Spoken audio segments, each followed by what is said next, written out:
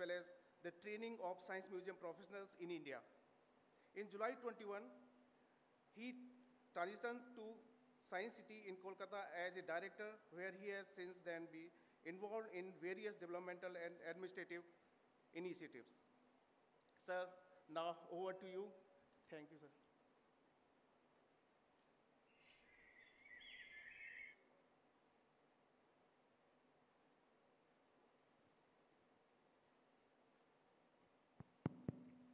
Yeah, good morning, everyone. Thanks for the introduction, Kailash. And thank you, my colleague Rajiv Nath, for felicitating us as the chair and the co-chair. Today's session, there are multiple speakers, and the time at hand is very less. So I'll request at the outset to all the speakers to stick to the time. There are, in fact, 8 speakers all put together, although the list shows only 7. And the first speaker will be Mr. Pramod Grover, the Director of National Science Center, Delhi, followed by 3 speakers together, Mr. Manas Bagchi, Director, Central Research and Training Laboratory, along with him, Mr. Arnab Chatterjee, the Director of Birla Industrial and Technological Museum, and Sri Shatadal Ghosh, the Curator at Central Research and Training Laboratory. They will speak together. After that, Mr. Gunaka from Shillong Science Center, the Project Director of Shillong Science Center, will speak, followed by Sri Saket Singh Kaurav, the Project Coordinator of Regional Science Center, Bhopal. And after that, Mr. Shubha Shankar will speak. Shubha Shankar Ghosh, the Curator of Science City, will speak. Will be the speaker. I'll have a small intervention during that lecture. And the last speaker will be Dr. Piyush Joshi from Regional Science Center, Dehradun, Uttarakhand. So I'll request Mr. Pramod Grover to please take over from here for his lecture.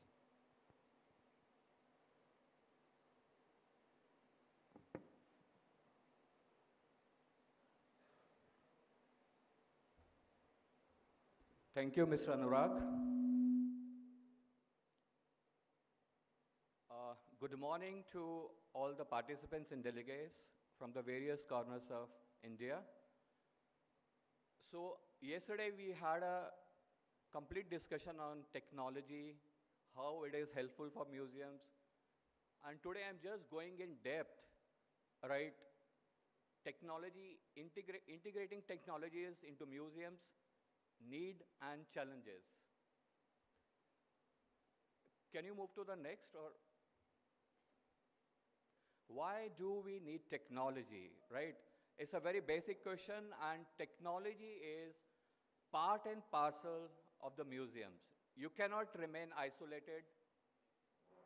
You cannot remain isolated from the technology, but it is your option that how you will use the technology, whether it is showcasing your content or your technology is dominating on the contents. Contents are more important for the museums. So the first is enhancing the visitor experience. Everybody is aware that science museums, we have the participatory exhibits, we have interactive exhibits, right? So in certain areas, we have thematic galleries. So it depends upon your choice how you are going to enhance the visitor experience. You have the accessibility and inclusion. We have a basic motto that museums should be inclusive. It should be inclusive for all the categories, right? So whether you have specially people, specially challenged people, right? Or normal people, it should be inclusive to the society. Preservation and documentation. This is an important aspect and being neglected in case of science museums, right? Because art museums have a basic motto that they are there to preserve and collect. But in science museums, we have limited collections.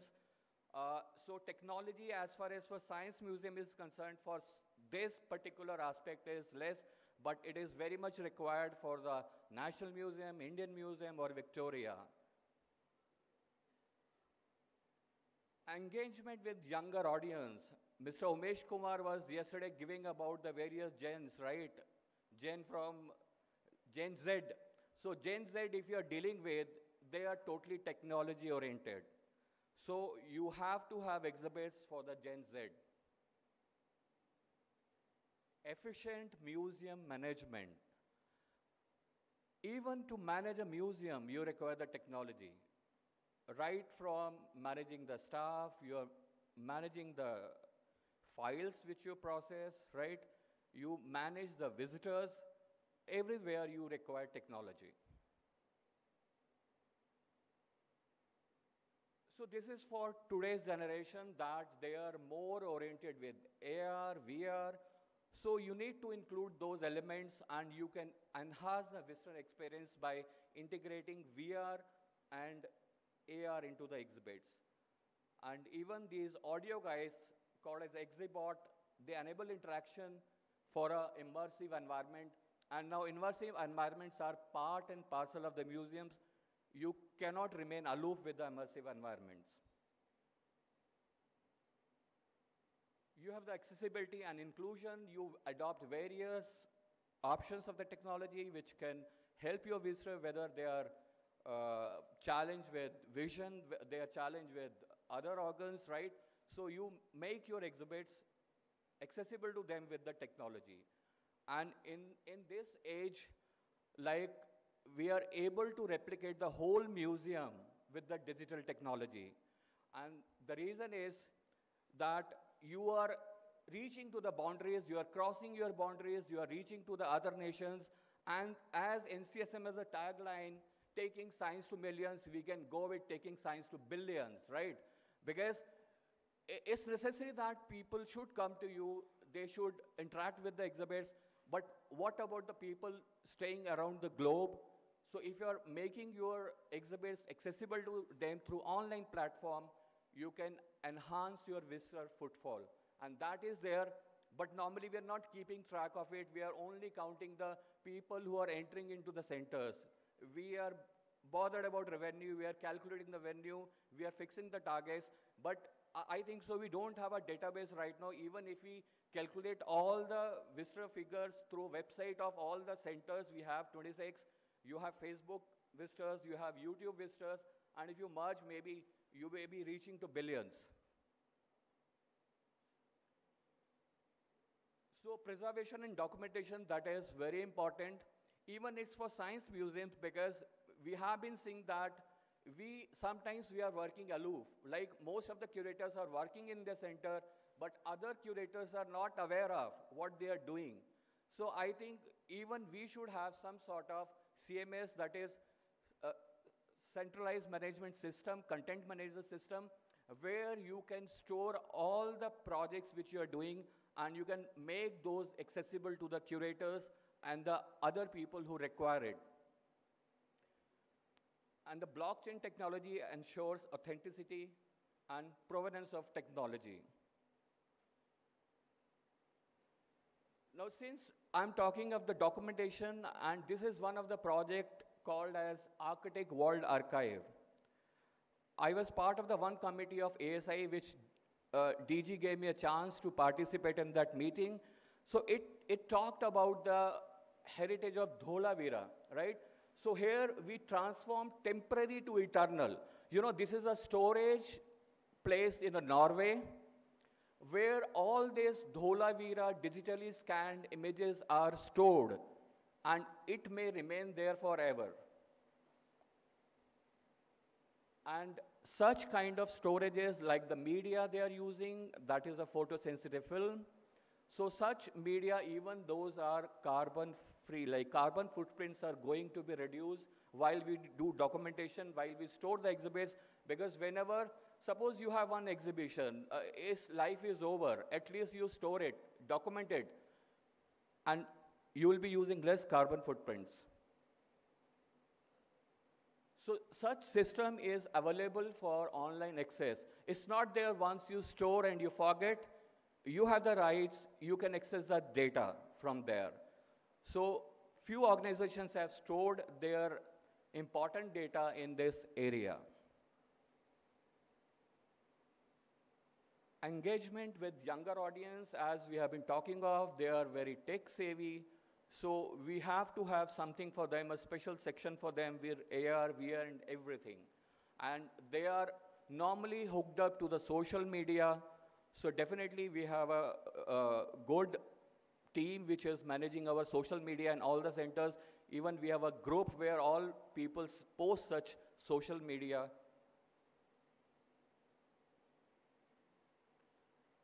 So then you have efficient management of the museum. So now, as Vijay Shankar was telling about AI yesterday, so now we need to integrate, we need to adopt AI also in the museum management, whether it is a staff or is a visitor.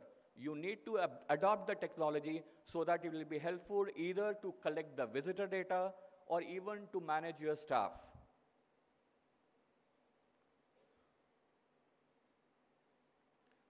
Now it's very simple that you adopt the technology, but challenges are always there because you need a big budget. That is a normal tendency, but sometimes in technology, you need only to implement it and big budget is not required. But in few cases where you have immersive installations, you require big projection system, you require media servers, and you require so many equipments. So what are the challenges we have?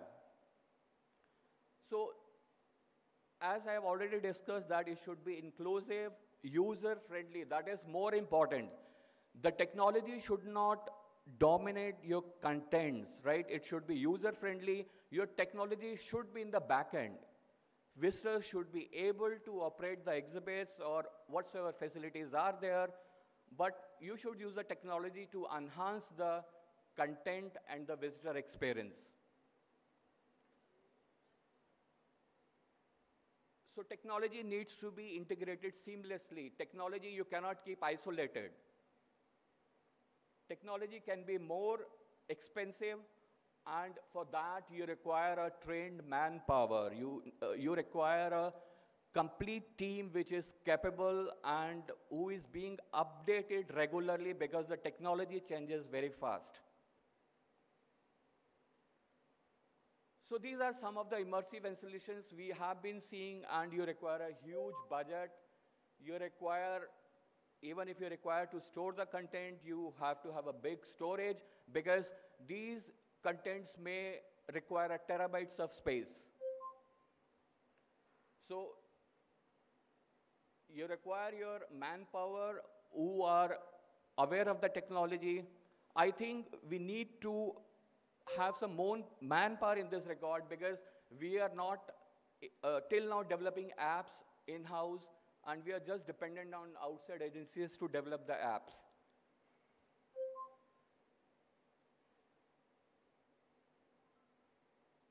You need to take care of the softwares, so you should be bothered about their their licenses are perpetual, whether yearly. So such processes increases the cost, and technology evolves regular updation. Almost digital technology is a thumb rule we are facing that every 5 to 7 years you need to change the technology, but availability of fund matters.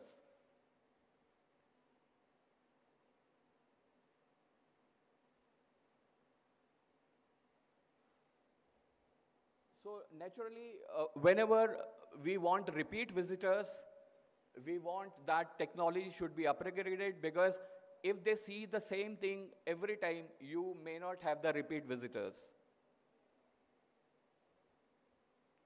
Technical expertise, like we have in NCSM, we have people who are curators in computer science, but we should have a wing which are totally technology savvy in the young generation. We have people who are good in managing the networks, right? Like even we are going to implement the e-office that is part of the technology. So you should have manpower resources to manage everything. Data management, like I was talking about content management system because that is very important. You need to preserve your exhibits, you need to preserve your gallery, and you need to give access to the curators and others. So developing a content management system is very important. It's not for even documentation. It is there for even the everyday problems we are facing. Like whenever we develop exhibits, now all are technology based. You have computers, you have projectors. It takes so much of time to switch on these exhibits. And it's a regular affair that you require 1 hour to switch on, you require 1 hour to switch off. So it's a big problem. So even what you can do is with the help of content management system, you can make these exhibits turn on and turn off automatically.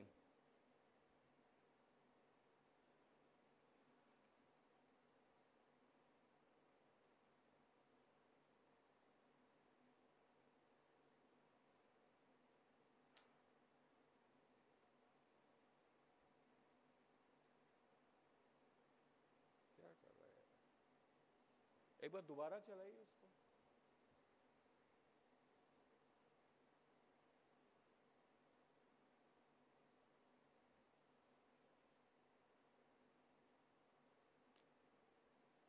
आगे पीछे दोनों से ही ये पीछे नहीं हो रहा है ना क्या?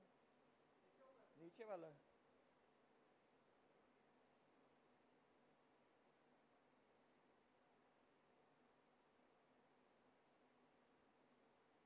Right, you should have people, or even we, though we have our own people, we have a lab where Manesh is heading, and even earlier I was heading that Central Research and Training Laboratory. Now it is a time to enhance the even manpower as well as the technology for the lab.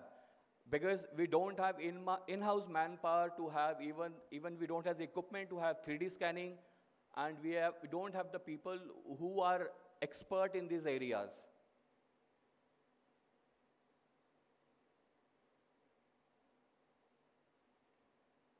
Right, websites are integrated part of the museums, and your website should be quite good and engaging and with the latest technology.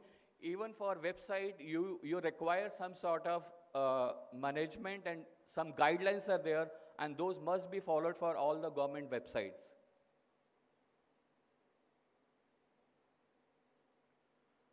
So as I was discussing, we have our Central Research and Training Laboratory, and they normally organize a lot of trainings, but we should focus on some of the areas like they should be given training on the latest technology. Even there are some online courses. We should encourage staff to get enrolled in those online platforms there where they can learn. It's a self-learning. It's not there that every time office will arrange a training, they will have manpower resources from another. Even we can also learn. So we should encourage staff to learn on the online platforms. And continuous learning and evaluation, that is very much required. We should assess our strengths and weaknesses, and accordingly we should update. Now, data security is another challenge, because through our online ticketing system and through other areas, we have been collecting the visitor information, but how we should secure it, because we should not have complaints from the visitors that through your museum such data breach has happened. You require security of interactive and smart exhibits, because when you give an online platform, you give hackers to give a chance to play with your exhibits, to modify your exhibits, so that time you should have that security. You should have compliance with the legal platform, staff training, implementing secure technologies, and we should have regular security audits in such areas. Now, this is another challenge, because when you have staff who is working there with you for quite a long time, so they have a resistance to change, right? They don't want to learn the new technology.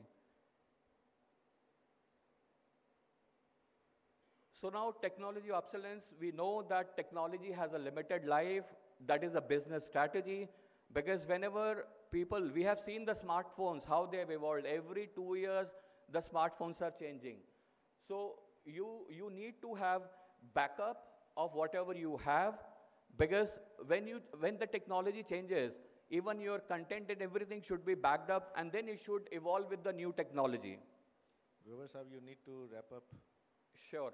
There was a lot to discuss, but only few cases I will discuss. Because since right now I'm in Delhi, but I have spent my 25 years in Science City and I've seen closely how it was difficult because Science City being a self-sustained organization that time, recently has started getting salaries. So it was a challenge for us to update and remain relevant to the society. So this time machine, this is a simulator. It was installed in 1997. So many challenges we faced because the system which gave that company just winded up and then we maintained in-house. There was a technology for exhibiting the video that is old technology, not available now, CRV player. Luckily in CRTL we had one and we could store the backup and we could sustain this time machine up to 2016. Space Theater, this was a technology, latest technology, that time in 1997. Right, this is the simulator which was there. It was there in 1997 and in 2019 we could change it to other technology. But definitely it required a lot of time, at least 20 years or maybe more than 20 years, but you require a fund. So that time DG was there in Science City as director. So that time we got a lot of fund from the ministry. It was about 41 crores and with that we could update these technologies. This was a dome which was established in 1997 and since we have to remain relevant, it was upgraded to a 3D dome which was the latest technology available when we started tendering the process, tendering process. That was in the year 2017 and we could update it in 2019. But again, after 6 years, now this is again looking for a change. It is again looking for a fund which may be of the tune of about 8 to 10 crores, right? So in the 19, we have spent about 16, 17 crore on this technology. And after 6 years a gap, we again need a fund. And right now, since we were lucky that with the initiative of DG NCSM that ministry has given the Science City the salary portion which they were not getting. So now this fund is available, now we need to upgrade it. This facility was set up in 2001 in Science City and it remained with us up to 2016. Then again with the availability of fund, this was changed to a dark ride experience in 2016. And digital panorama, this is also one of the immersive experience Science City is having. And for this, even I remember Dr. Jilani had a quite good contribution because myself, Dr. Jilani and Mr. Murli, this project was taken up under the guidance of Director Science City. That time Mr. A.D. Chaudhary was Director Science City. So now even this panorama is facing the problem and we need to change the technology because that time we used the best available projectors and those were xenon arc lamps with a 20,000 ANSI lumens. But now we need to have RGB laser, which is the latest technology. So in Delhi, just recently we had a gallery inaugurated on digital world. Now what problems I am facing is that these technologies, because since the word itself is digital world, you cannot remain isolated from the technology. You have to use the technology. But you require a manpower every time. Whenever you have a VR experience, you require a manpower. And I remember during COVID period, the hygiene and sanitization was so important. We just stopped these facilities like the 3D and all. So this is very important that whenever you're using such technologies, hygiene should be taken care of. You require the manpower and you require a constant updation. So this is the conclusion that we are here with the technology. We cannot remain isolated with the technology, but the use of technology is in your hands.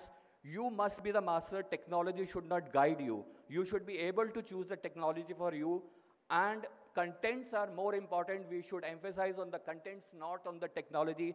The intricacies of the technology should be hidden from the visitors. It should be user-friendly. Your exhibit should be more immersive by using the technology, but they should not create a barrier for people who cannot use the technology. Thank you.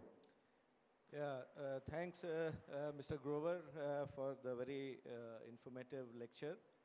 As rightly pointed out, technology at times becomes a white elephant. So before you demand for technology-based exhibitions in your own center, you should be ready to, feed the white elephant, as he mentioned in case of Science City. Science City is fortunate to have enough funds. but not all centers do have funds. Yeah, with this, I would like to continue with the tradition that was started by Mr. Parikh yesterday. But the only thing is that I would request you to just mention in your local language, in your mother tongue, a takeaway that you would like to take from this conference.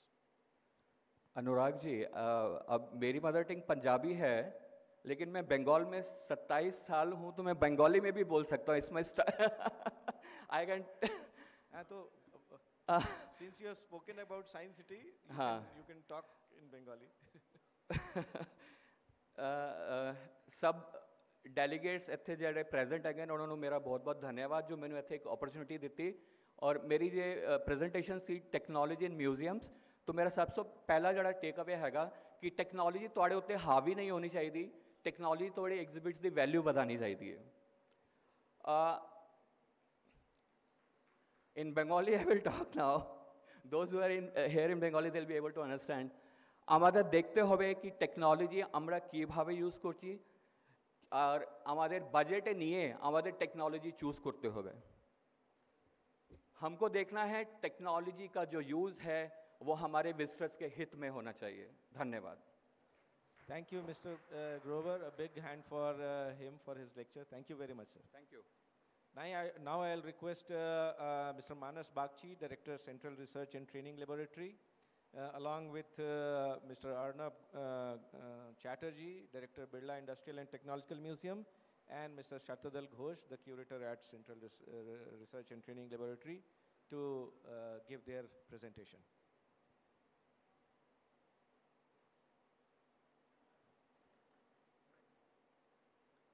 And since we are combining the two lectures, this will be a little lengthy lecture for the audience, and I hope that the team keeps them engaging because they are the people who are actually working on the digital technology at NCSM.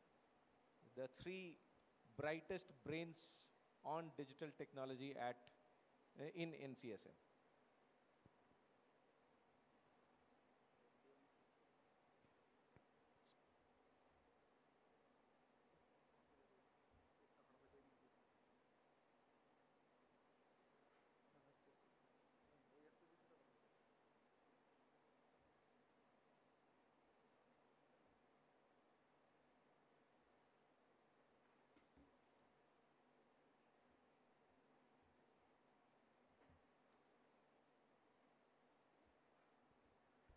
Good morning, everybody. We propose to present our case as a team of three and promise to finish within the time given to two of us. So let's try. Yesterday, we were delighted to know that we curators are now infructuous because from now on, open source AI tools with the help of crowdsourcing will design all galleries in 15 minutes, and those galleries will shrink and expand with our dancing hand gestures. But then, thanks to Alan Turing, good senses ultimately prevailed when Vijay and Grover finally showed some ray of hope when they offered that if, as the curators, we learn to use AI, then maybe, just maybe, we can perhaps still be around for a few more years before we become once upon a time there used to be a curator.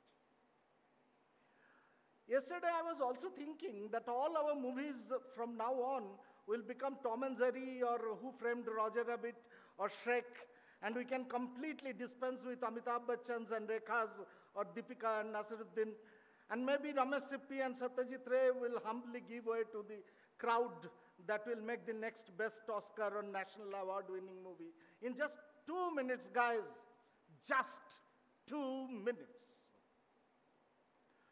Well, but we wish to create a science museum class exhibition to know how Galileo was able to discover the movements of the Galilean moons or draw the moon craters with a telescope so heavy without a mounting system and with so narrow FOV.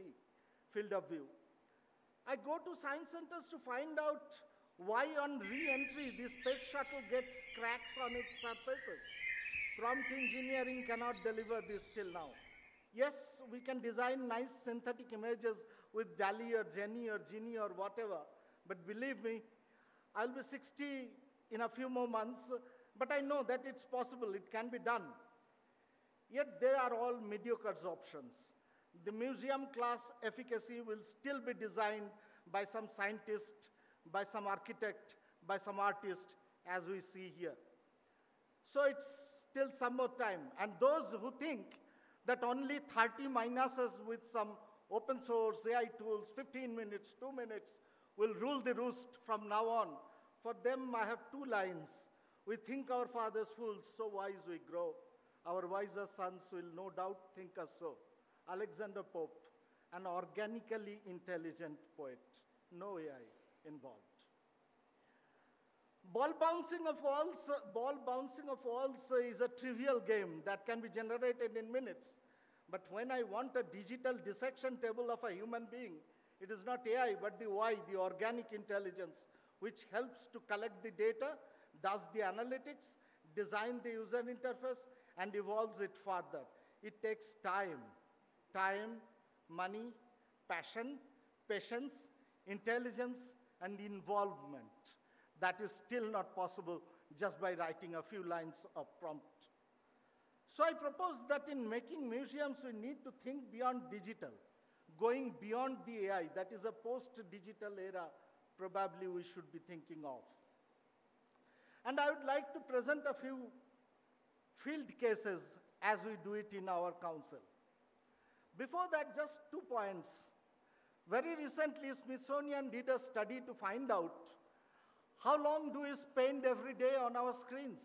We have personal screens, we have social screens, we have entertainment screens, we have professional screens, and it says that you spend almost 7 hours per day on your screen.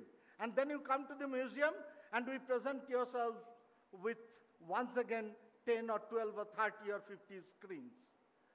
And then my second question was, I was trying to find out studies. Have anyone followed up?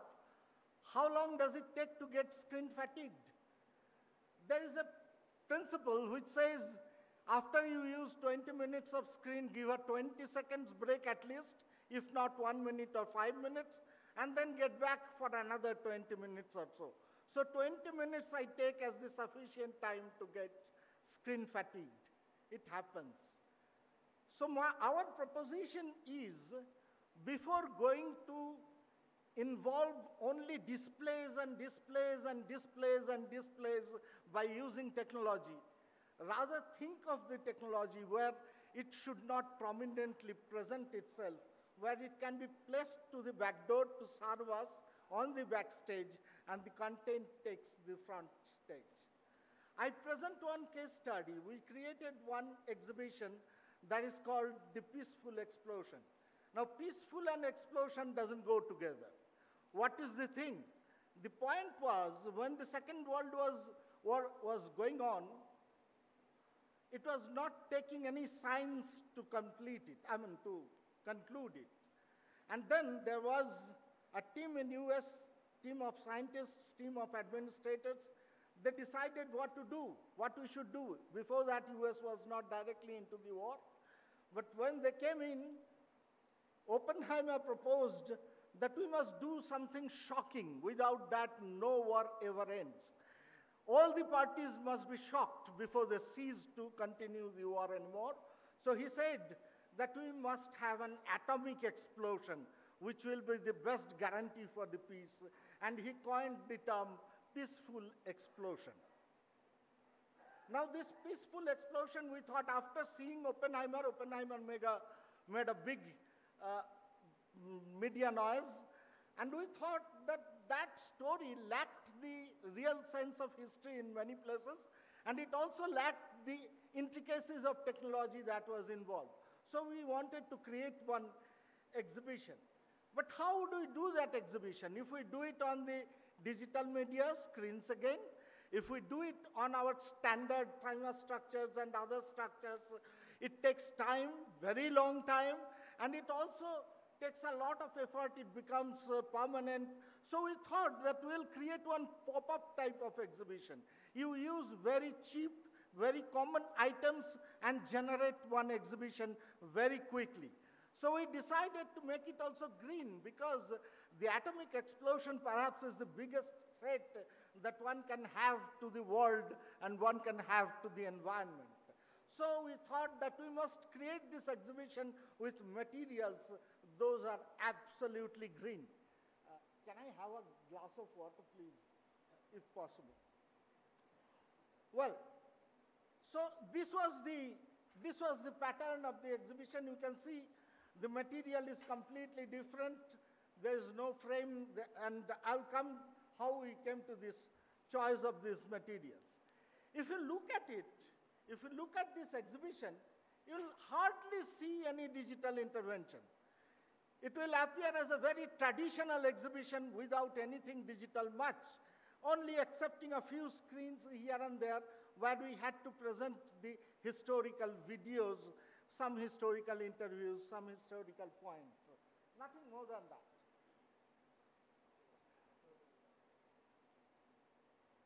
So what happens is, do you think that this exhibition is not digital? It is. The digital technology is here, and it is everywhere on the background of this exhibition. I will explain how. We first decided about the material. We thought that we will use cardboards. But when we went to create the exhibition with the help of cardboard, this is a timeline that we created of the cardboards. We initially thought that we will use the carton boxes that we get from all the places. But then we found out it did not have enough stability. So we had to find out honeycomb boards. And these honeycomb boards, they too were not that strong. So we had to make some more arrangements in it. We created one complete assembly digitally. I'll show you how it was, how the digital assembly plan was done. Each component was designed separately, and it was placed in such a way so that the whole thing can be assembled together and given one self-standing attachment. It becomes the exhibition stand altogether. And the honeycomb board is a pitchboard kind of surface on which we are not using the vinyl because we decided not to use polyvinyls and all that. So what happened is we had to print on it. How would you print? We decided that we will go with the digital creation of the complete artifacts that will be printed with the help of UV printers, UV flatbed printers. So we printed the whole artwork on a complete 8x4 or 8x8 sheet all at a time. But to do that, it was digital. It was the technology working all the time. It was the machines working all the time. But when finally the structure came out, the digital technology was not to be seen at all. It was completely relegated to the background. We started with this one. It is called Genbaku Dome. This Genbaku Dome actually is still preserved in Japan, in Hiroshima. It was the commercial building of Hiroshima. And that was bombed. And after the bomb, it was completely shattered and dilapidated. But they have preserved it. They have preserved it as the symbol of destruction and also as the symbol of hope. Why it's a destruction, that's very apparent to see. It was completely destabilized. And we decided, we thought that can we show them, can we show the people how it was before it was completely, to a large extent destroyed. So what we did is, I'll go back just a few slides where we began, and you can see how it was. That was it. The original structure as it is now was shown there, and we drew an outline. If you see through this outline, you will exactly see how it was before the destruction happened.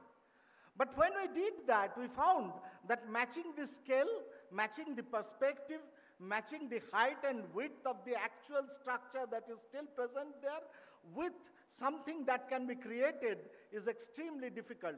We had to take the help of technology, that is AI initially, and then other digital manipulations that were required to create this structure. Well, but when you see through it, you don't see the computer, you don't see it at all. Then the storytelling. All these things, all these artifacts were created. They were illustrations, not a single thing taken from any other source, because these images do not exactly exist in this form, and how context and content guided us about the particular presentation of the artifact. Here, Robert Oppenheimer and Leslie Groves, they are together. They became the closest of friends, one scientist and one army personnel. But Groves says in one place that Oppenheimer is a person who has the strongest piercing eyes. I have not seen any more stronger eye which can see through my eye to my heart almost. Every time I look at him, I get scared. I feel he can read my mind altogether. So we thought that this impression, this overarching personality of Robert Oppenheimer should be presented. So we made his eyes blue. We made him appear like this, a little ghostly, as if he is looking at you and he is reading your mind as well. Once again, the digital technology helps us to selectively change portions of the artifact that we are creating digitally on board. Secondly, this very famous people who were the architect of the first Chicago pile, the first working nuclear reactor. Now, this image does not exist. We know that all these people worked together, but no one took the photograph because they did not know that this thing is going to be big in future in another 30, 40 years of time. So we created all of them and then generated this group photo with the help of AI, but nowhere it is written that AI, give a hand gesture, and lo and behold, it comes. And then the last one, that image actually shows Leo Szilard, an Italian nuclear scientist, who in 1934, much before the actual Manhattan Project started, thought of one particular scenario. He was walking on the roads of London and looked at the crowd there and thought, when one person pushes another, that person can push two of the front row, and then the chain reaction starts. It becomes a huge explosion, perhaps. And he patented the idea of chain reaction from this road in 1934, when no one thought about the atomic explosion at all. Now, where do I get the road of 1934? Exactly in a condition where Leo Szilard is crossing the zebra and looking at the crowd. Does it really exist? We don't know. It doesn't exist. It doesn't exist in photographic representation. But in Szilard's diary, it is there.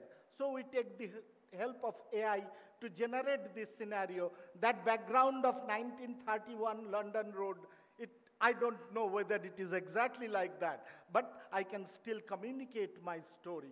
So the creation of this story, even though it is not authenticated by its exact physical presence, it is authenticated by the historical document that Szilard created in his diary. Then comes situations where sometimes you have to create the history.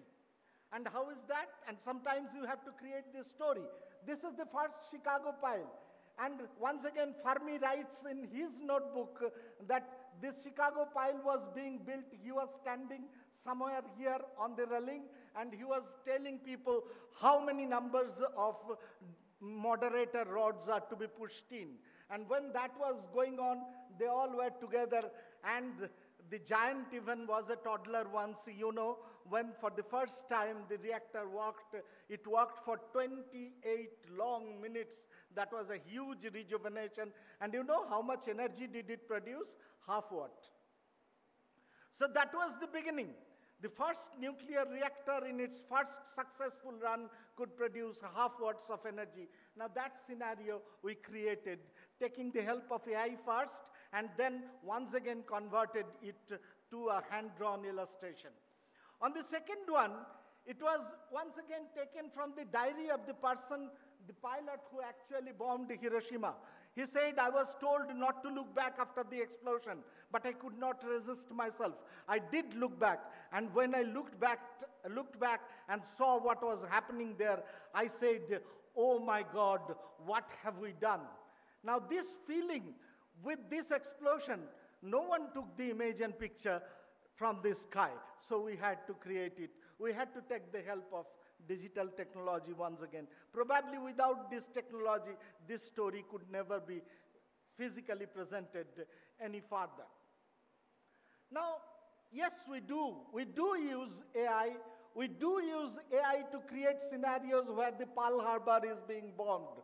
But we do not overdo to create a scenario where we wanted to communicate a particular idea, that when we had the technology to individually manipulate the nucleus of each atom, we could get this power in our hands. It was as if like the hand of God that we could control the energy and power of the atom.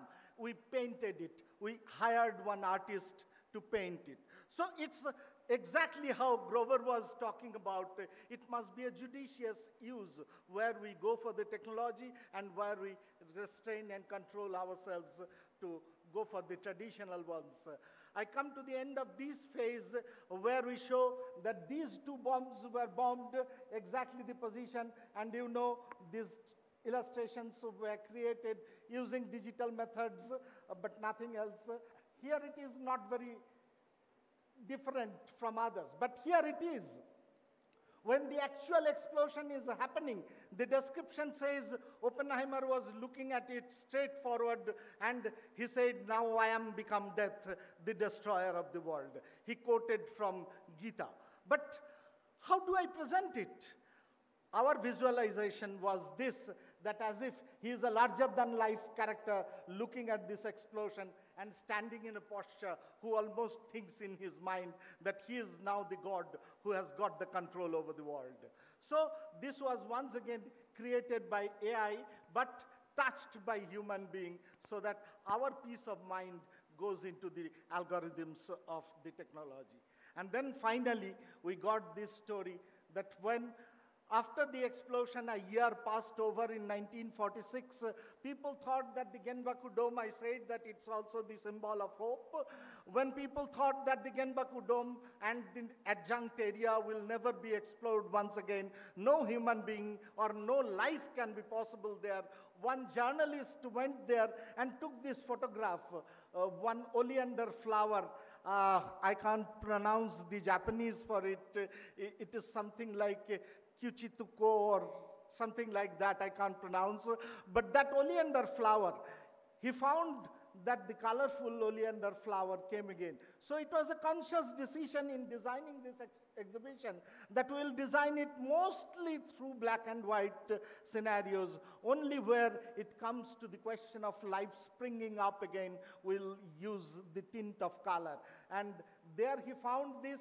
He published it on the newspaper, and people started once again going into that area.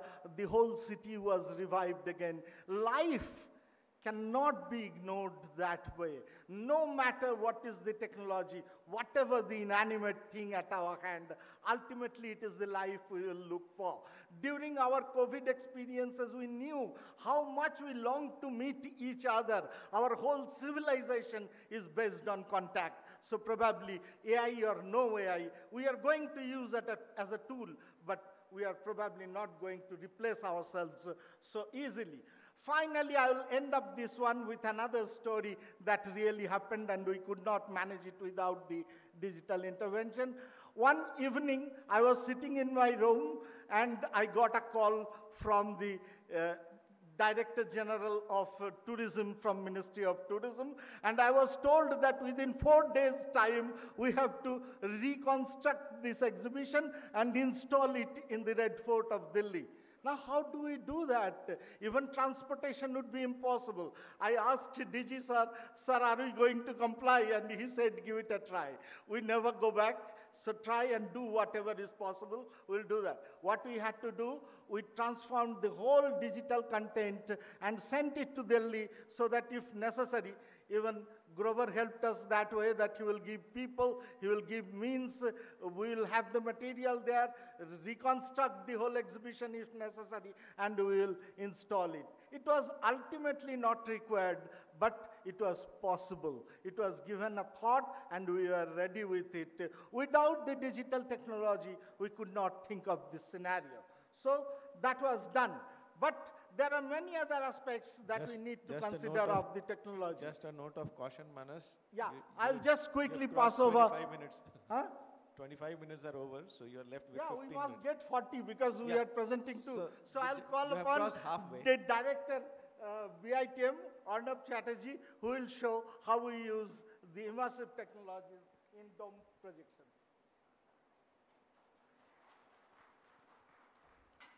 Thank you, Manustha. Very good morning to one and all.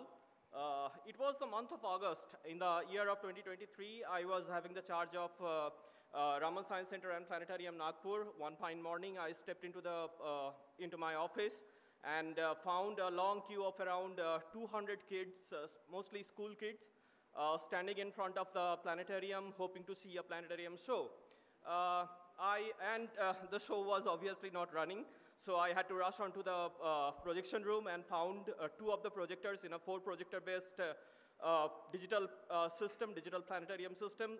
Two of them are just dead. I started calling the OEMs, the representatives here in India, and found that both the projectors, and in fact all the projectors have become obsolete. Not even their spare parts are available in the market. That way the system was a hybrid system. It had both an optomechanical system, optomechanical projector, and a digital projector as well. Because of aging, the optomechanical system stopped working long back, and the digital projector being defunct, as on a moment, I didn't have any other option but to stop the shows right away. It was the month of, as I said, it was the month of August, and sooner or later, we're going to have 15th of August. So huge footfall we are expecting, and a huge loss of revenue, because most of the visitors they visited at that time is for the planetarium shows. So left with no other option but to design something on our own, I started tinkering with the idea of how we can design a planetarium right from the scratch. You may see from the map, you can see it very well, that we have around 10 centers working under the aegis of our council, and where we have planetaria. And unfortunately, whenever I visited some of the centers, where many of the places we found that either the technology was provided by a foreign OEM through their Indian representative, and in most of the cases for a technology change or an upgradation, we had to drastically depend on the foreign OEM. And it led to huge expenditure, downtime, and sometimes dependencies that we shouldn't have. So we moved forward and started started toiling with the idea with the projectors, projecting on a full dome screen and all other things. Now the problem is that, as I said, where lies the big deal? Thing is that a projector inherently is designed to project on a flat screen. But in a dome, the challenge is that the screen is carved in both the ways, both the directions, the X and the Y. So that is the first thing. Second thing is that we have, a single projector cannot cover a complete dome. There are technologies, of course, with FISA lens and other things, but when the dome gets much bigger than the respective intensity of the projector itself, it becomes really very difficult to cover it with a single projector. So we had to go for multiple projectors, and whenever you are trying to cover a single dome with multiple projectors, there are spaces of overlaps, and you have to use some kind of merging or warping or blending software that can seamlessly blend all those projectors to create a single dome type of projection. We started working with that. That is the first thing. So how big is your dome used to play a big role. In our case, the dome that I was working with at Nagpur, it was a 11-meter dome. And of course, a single projector could hardly cover the entire dome, and I didn't have one such. So what I had to do, I initially thought of 4 projectors, 3 on the peripheries and 1 on the zenith. And so we started working with 4 of them. Next thing is that the server and the computer, when you are going to connect all the 4 projectors to a single server, you should be very much capable, the server should be very much capable of producing the graphics I mean, in a jitterlessly. I mean, there shouldn't be any jerk in the video played back. There shouldn't be any jerk in the content. So be it a single content played on the on the dome, or a live simulation like a software from Stellarium and other things, the content has to be played back in a seamless way, in a jerk-free way. So that is the second thing. So the second crucial part was selecting the computer and other things, the server and other things. Then just before I pointed out, it was the mapping and warping software. Then what we are going to play back there is the content. That is once again taking a clue from what all my 4 speakers have mentioned. The technology should be at the backstage. The content should be at the forefront, so that people can get to enjoy the content, not the technology, because we all know what technology plays a role in our life today. So that is the content, which is a very crucial part.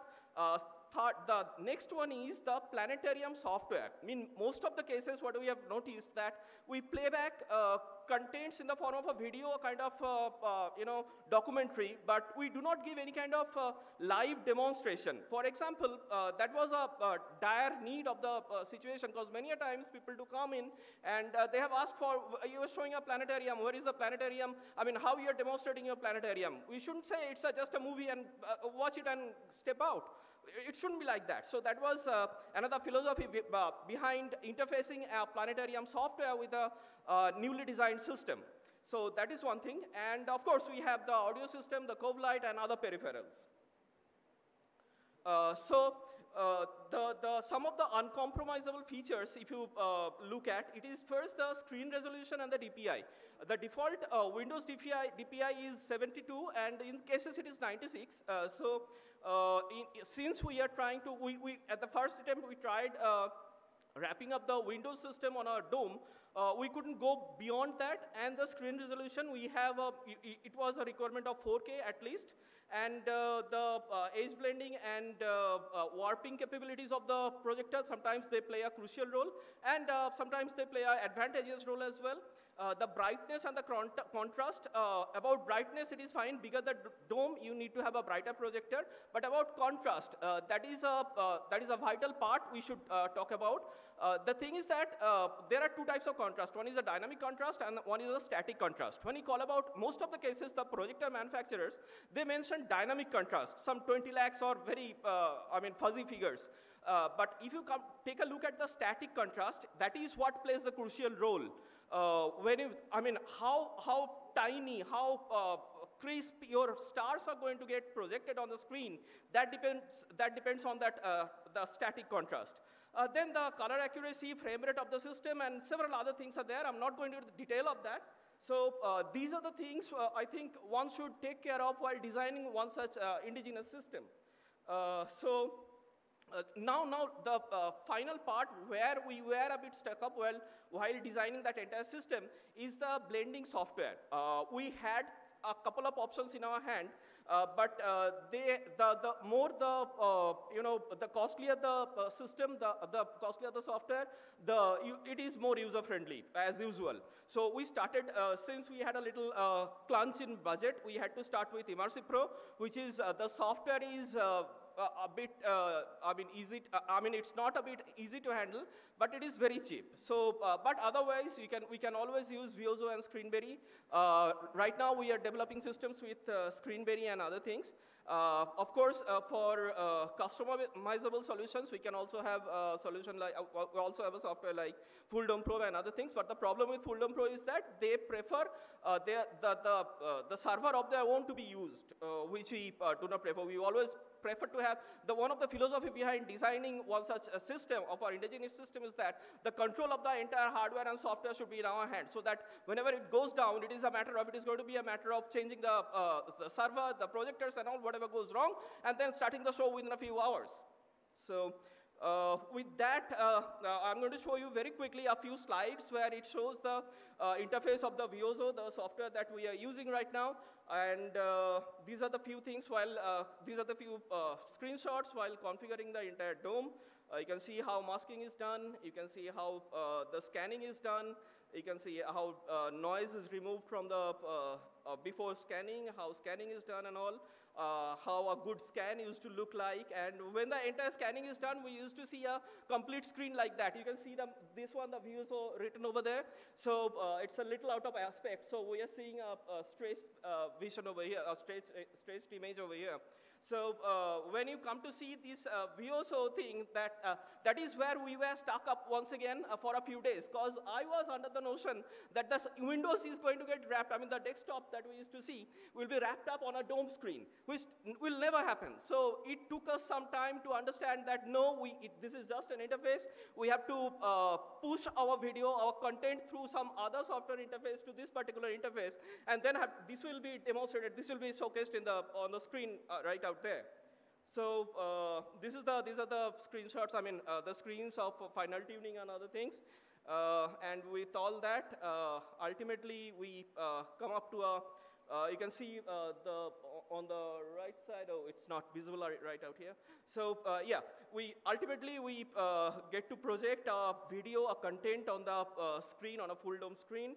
And we could even showcase softwares like Stellarium and all. As you can see over here, you can see how all the different projectors are projecting the 4 screens, and they get merged. You can see on the edges those of the blending, color blended pictures. I have taken these pictures specifically to show you that it is basically 4 different projectors. They are projecting on the dome individually, and then the entire thing gets merged together to form a single image. So what are the ongoing developments? I'm really happy to inform you that one of the biggest challenge for us was the black label compensation.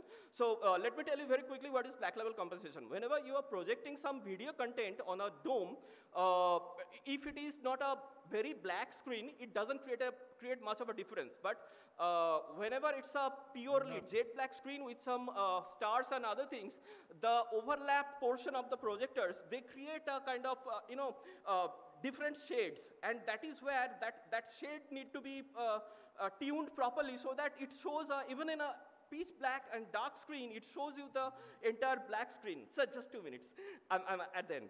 So that is the black label. One more speaker to go. So we started working on that, on the black label compensation and all. There are several approaches, both with the software and hardware, and we are on the brink of, we have explored all the possibilities, and that is one thing. Then the possibility of utilizing separate hardware and software mask, stereoscopic projection on the dome, possibility of interfacing and integrating optomechanical system with the digital system, and several third-party softwares that we can use for the planetarium shows as well. So I hope in a very short time we'll be able to, we are in fact on the edge of exploring all these things, and very soon we'll be able to come up with an idea to, come up with a solution to shoot out all these issues. Thank you very much. Over to Manusda. Thank you very much, Arnab. I have just been informed by the coordinator of the program that one speaker in the next session is not turning up. So I beg for another 15 minutes from you. Okay. So I'll just take 1 minute to call upon stage Mr. Shatadal Ghosh, who is the head of electronics at our place, and he is taking charge of various sort of digital interventions. But those are mainly guided in 3 different sorts of objectives. One is the display research, where we develop generic technology to fit in common problems of the museums. Sometimes we see that we need to tell timeline stories. We see that we need to tell some stories where we go in depth into one topic and come out of it. So it's a kind of zoom in and zoom out sort of metaphor that can be used. So similarly, we try to develop generic technologies where stories can fit in. Then we do the content research in such a way where the content is created in a manner that can fit into different type of specialized technology that we can either develop or we already have. And then there is a third option where we try to find out what is the next big tech that we can convert into an import substitution. We can develop the product. These three are the main lines of work that we follow in CITL, but to detail it, Shatadal. Thank you, sir. So, as we know, sir told that we work on display technology development.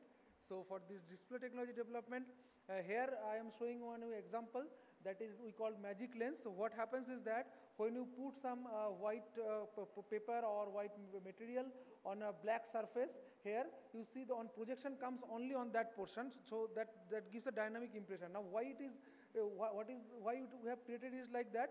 Because again, it is to reduce the digital impact of the screen. So whenever it is required, we just only then project the content, and whenever it is, it can be physical, we kept it free. So instead of full digital screen, we can convert it into the miniaturized form where it is required, we keep the digital form. So this is an example visualization that, okay, if we can have so suppose a scenario, a geographic location, we can place a white paper on top of it and we can see the details of that. And that will increase the physical portion of the exhibit and reduce the digital portion of the exhibit, and thereby the whole discussion or all these 2 days we are doing, that this optimization could happen. And then again, this is a zoom table. We have created it for a long time, where the rotating the handle, you can go deeper into the time, deeper into the space, size, various things. And through content research, you can actually deploy your content, how to fit in this way. And we also try different variation. For example, initially it was a flat screen, but when we think for some kind of content like projecting planet or something like that, this kind of curved screen can also help.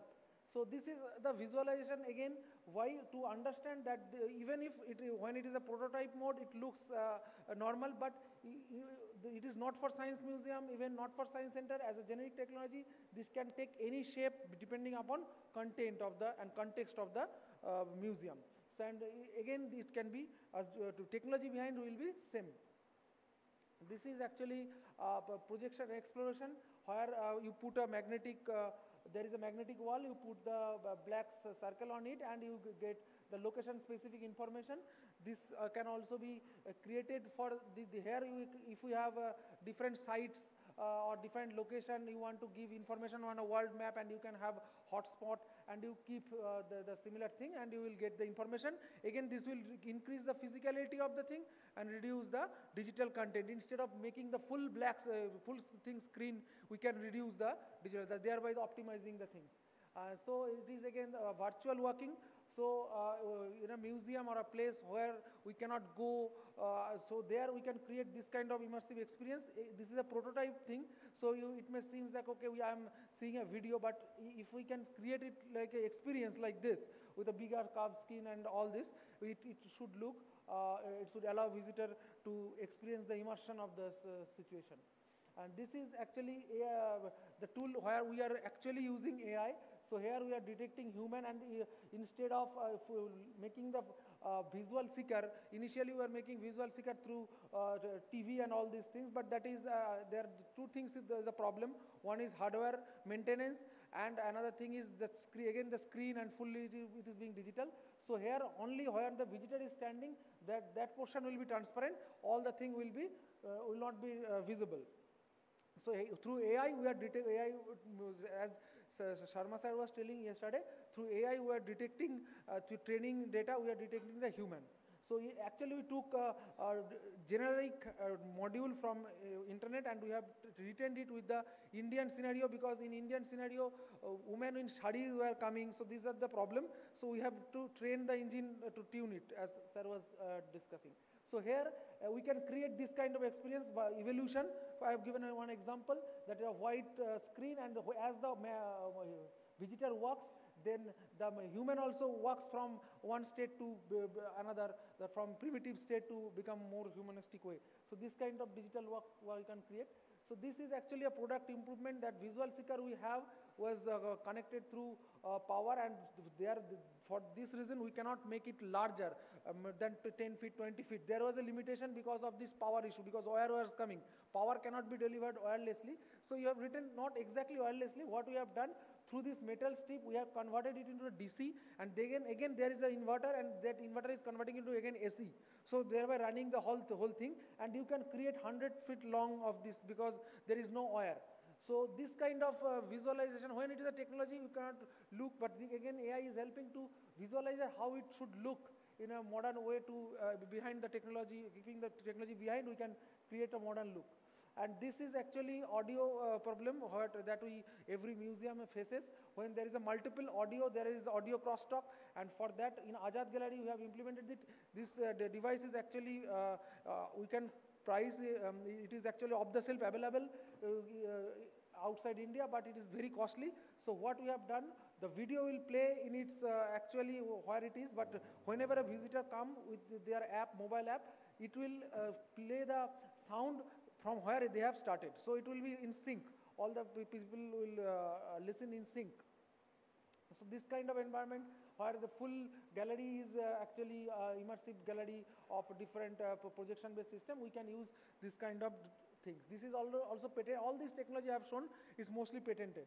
So this is a physical game, but it's a tic-tac-toe, but I have kept it to show that how even even this game can be used for through proper content research. We can use this game for showing some, telling some story.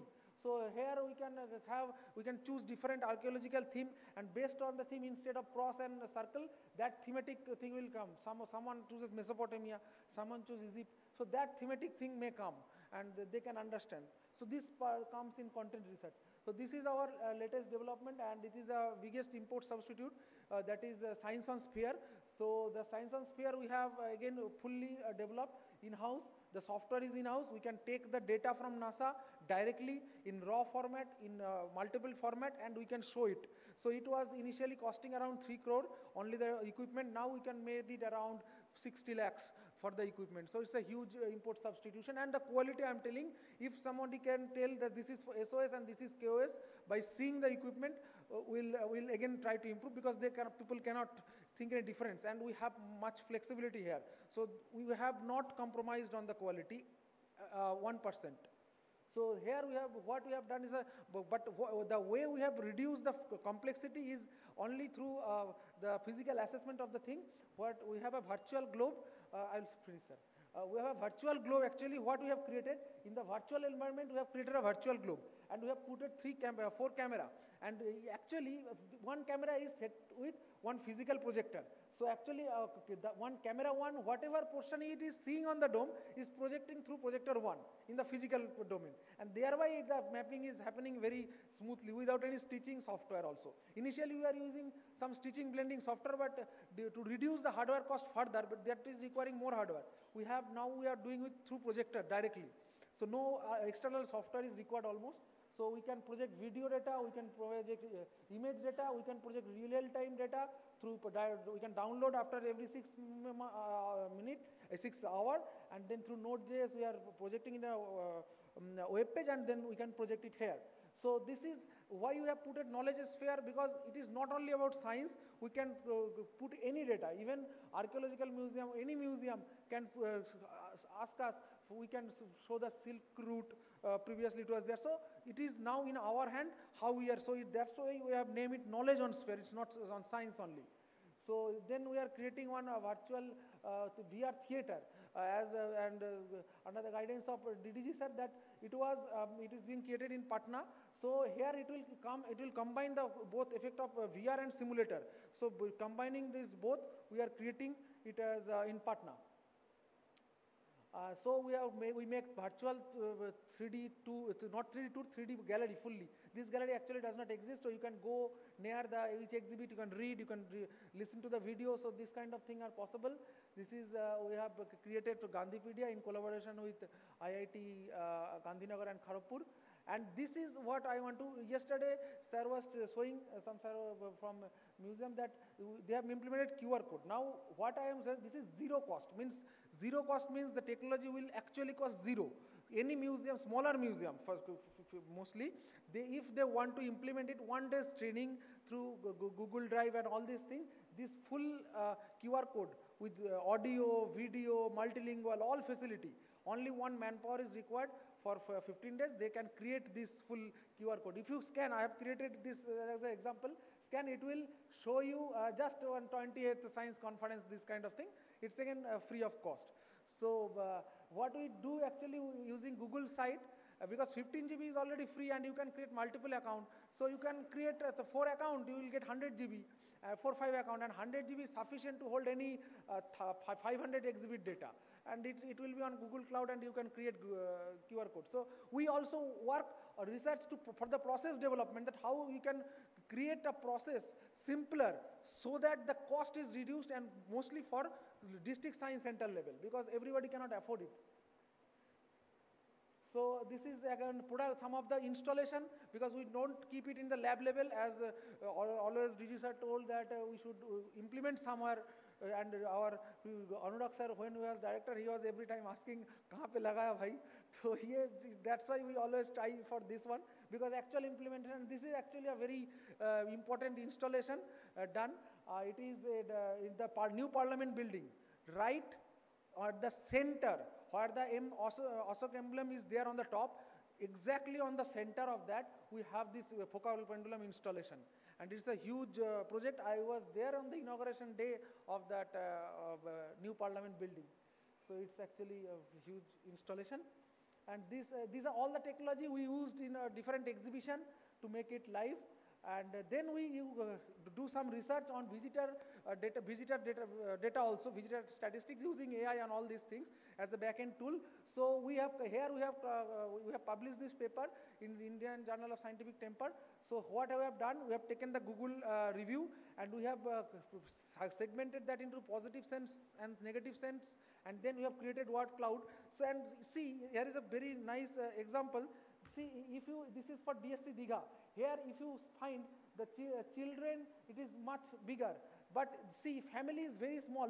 That corner is family is so small. That means while giving the review, people have uttered family. It is less relevant to the family. People think this is more relevant to the children. But in case of Science City Kolkata, the family is much bigger. If you see, because it is much relevant. People used to keep family time there. So this is how we can. This is a real story we know. So this is how we can segment what is happening, where it is happening.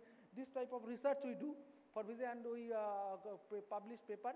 This work we are doing for Science City. Sir was asking for longer time. Sir was telling that we want to do this. This is actually visitor analytics from the CCTV data on real-time basis. It will show, so that in Science City there on the December there is huge crowd, so that the security officer can deploy its manpower and other things as per the requirement. So we are using this. We are publishing many papers on that. We are applying patents for this, because as you know, IPR is very much important for this kind of work. And then again, Manas sir will come and conclude. Yeah, please. I'll conclude immediately. All three of you, please come on the stage. All three of you. No, I'll just take 2 minutes to conclude. Okay. If the same thing may come, please.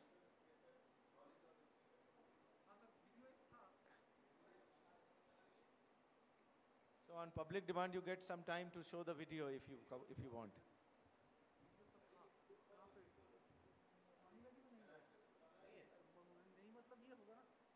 I'll just conclude with two things. Maybe we'll find the video, and in some session we can show the video. Yes, I'll just conclude with 2 points. What are we aiming at? Currently, we have in mind one big project that we are going to take up. This is the image of the only full-scale skeleton of a dinosaur that is there in India. There was only one recovered from the Narmada Valley by the archaeologists of the Indian Statistical Institute. It is still there in the museum of the ISI, but it is not accessible for the people. So that is why it is there. And its one single femur bone is 7 feet. It is that big. So we have the technology, we have the know-how, we are planning to photogrammatize the whole thing, and using photogrammetry, we are going to model all the parts, and then we wish to create a complete animatronics model of this only fully recovered dinosaur in India. Interestingly, its name is Barapasaurus tagori, on Rabindranath Tagore. So these type of projects that we are aiming at digitally, we will take up this project so that we can create digital twins of real artifacts as well, where you keep the artifact in the controlled environment and take its digital twin to the people for its dissemination. So that's how technology can be relegated to use, it can be leveraged, and in the front end, it will always be there. I will follow the tradition. বাংলায় বলতে গেলে আমরা এটাই বলতে পারি যে প্রযুক্তি ফুটনোটে থাক, হেডলাইনে না উঠে আসে, তাহলে আমরা আমাদের নিজেদের জায়গা হারাবো হেডলাইন থেকে। সকলকে ধন্যবাদ। Thank you very much. See you on the other side of the program. Thanks to the team, Mr. Manas Bagchi, Mr. Arnab Ghosh, and Mr. Shatadal for giving such an insight of the use of digital technology in respect to the museums. Well, I used to have a poster in my room for a long time which said, "You know yourself by what you can do, others know you by what you have already done." And people know about NCSM by what it has already done. Thank you very much, all the three of you. It's good to see that people are talking. The people who started digital revolution in the field of museums are now talking of using less of digital technology in the museums because of some of its drawbacks. But it doesn't mean that you stop doing research on digital technology.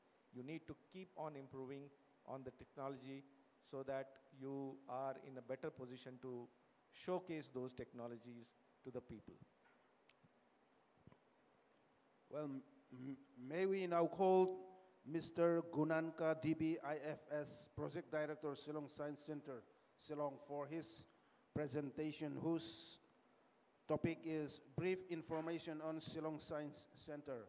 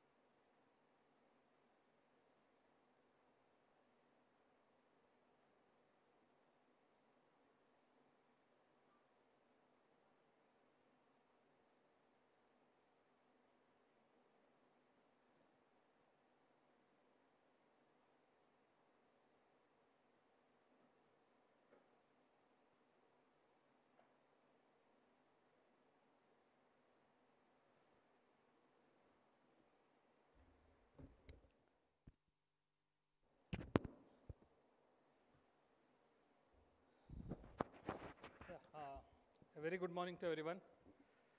First of all, I would like to thank NCSM for organizing this. This is first one for me. I would like to thank more and appreciate for bringing diverse ideas. Maybe it's DG sir's idea, or I don't know. Yesterday's having non-governmental entity also in such government conference is something rare, but it's very much required.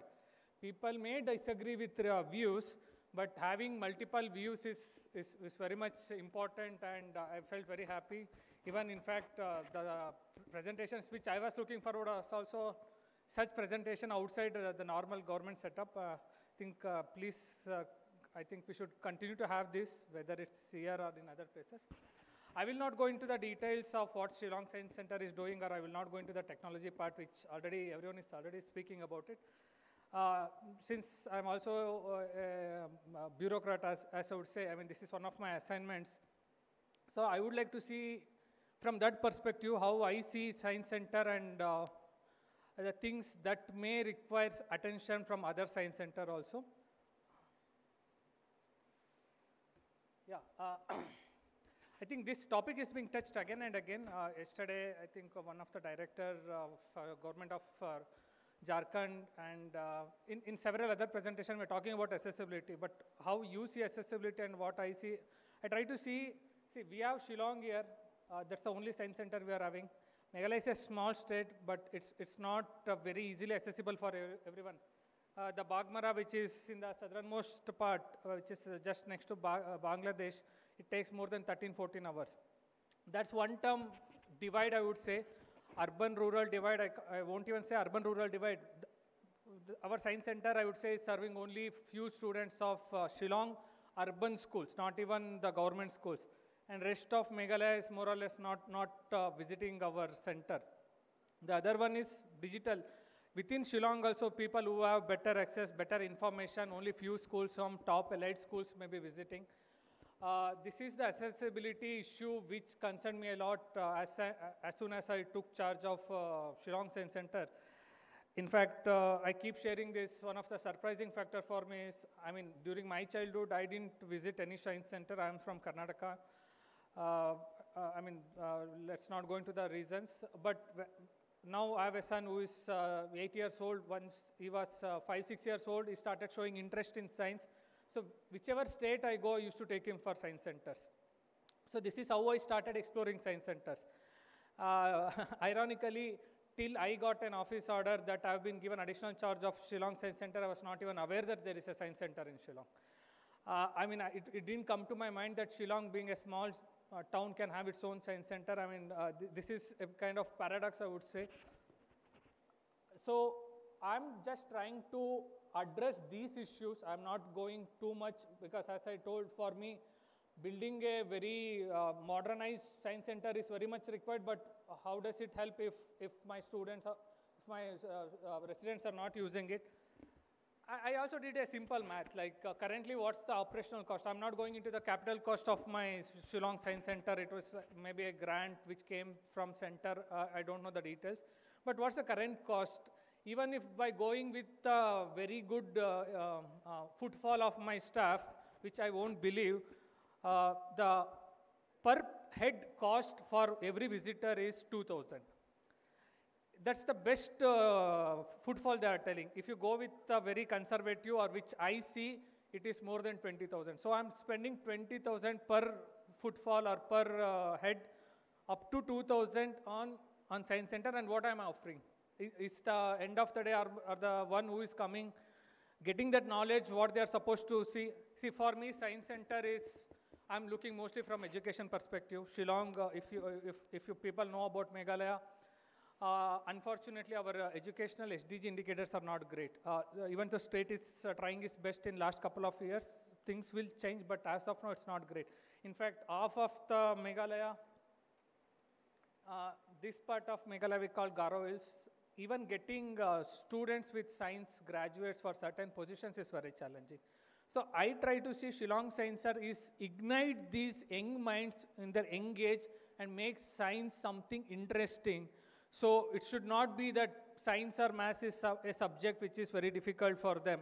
So for me, one of the main objective of my Shillong Science Center is to generate. But how do I do it? So as I saw, I worked out the math.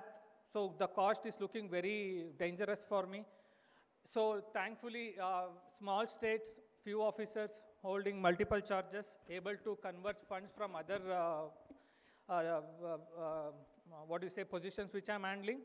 With the bare half of the additional, I would say 50% of additional operational cost which I'm already spending, I'm able to 4 to 5 times increase the footfall. But how I'm trying to do? We call it a new program called Pulse. Today's key acronyms are something of today's era of programs. If you don't have attractive names, it will not be considered. So don't go with that. This is nothing much.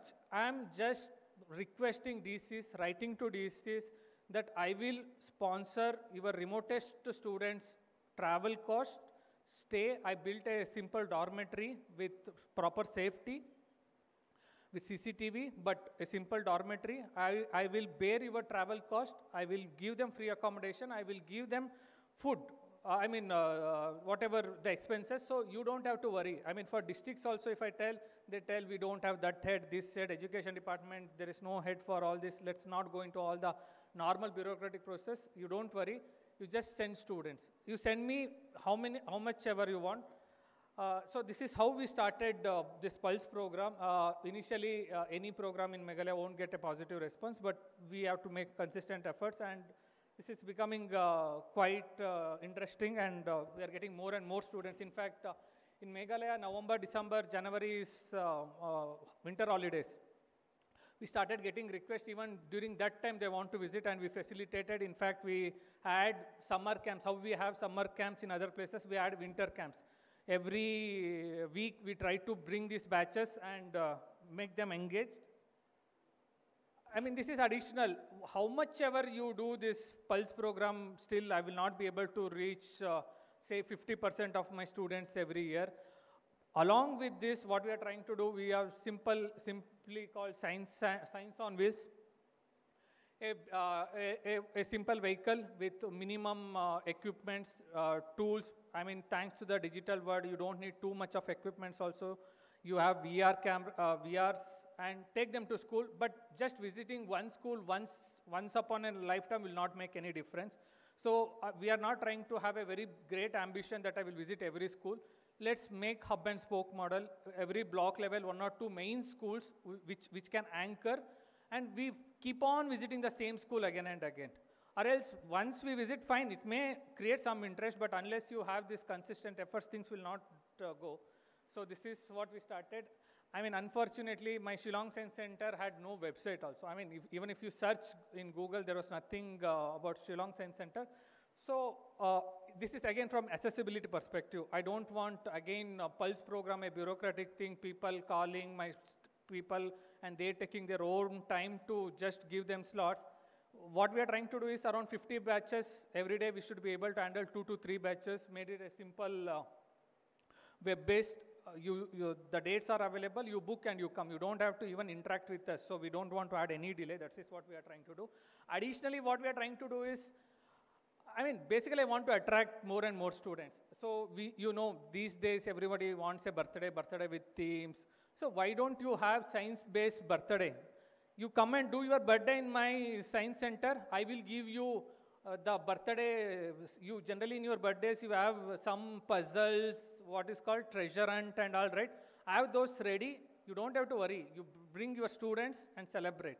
So these are some of the things. I won't say these are big things for bigger states. For a small state like Northeast Meghalaya, these small things is making the difference which I wanted. One is on accessibility. The other part is interactive experience. This is again here, Meghalaya. It's not just Meghalaya. As I told, as part of being a father, I've taken my sons to several state museums. I feel that interactive experience is missing in any science museum, wherever at least so far I visited. Okay, you have a model, you have some brief explanation, but what next? Catching that interest of a student who is visiting, we are missing, I feel. I mean, at the same time, I visited some of the museums outside. Even a simple forest walk, they make it more interactive with simple puzzles, questions, trying to keep you engaged. That is missing. So just increasing footfall is okay, basic step, but what next?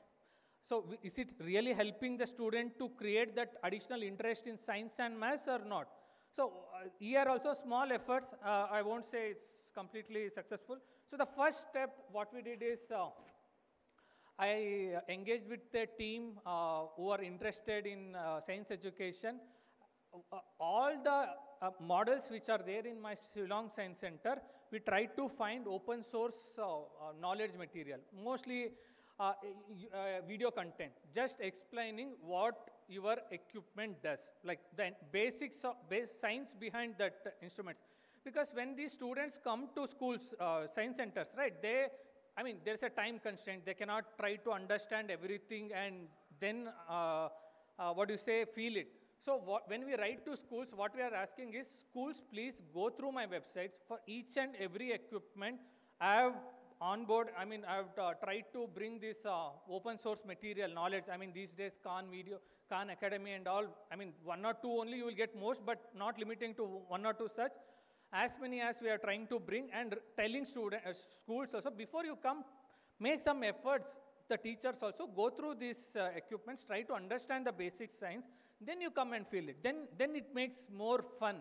Understand theory and then do practical. Okay, in some cases people will not do it, but once they come, they want to know more about it. So for every of my exhibit, I just created this QR code and you just scan it. Maybe you can scan this actual QR code. It takes back to that YouTube page and it will explain what is this about.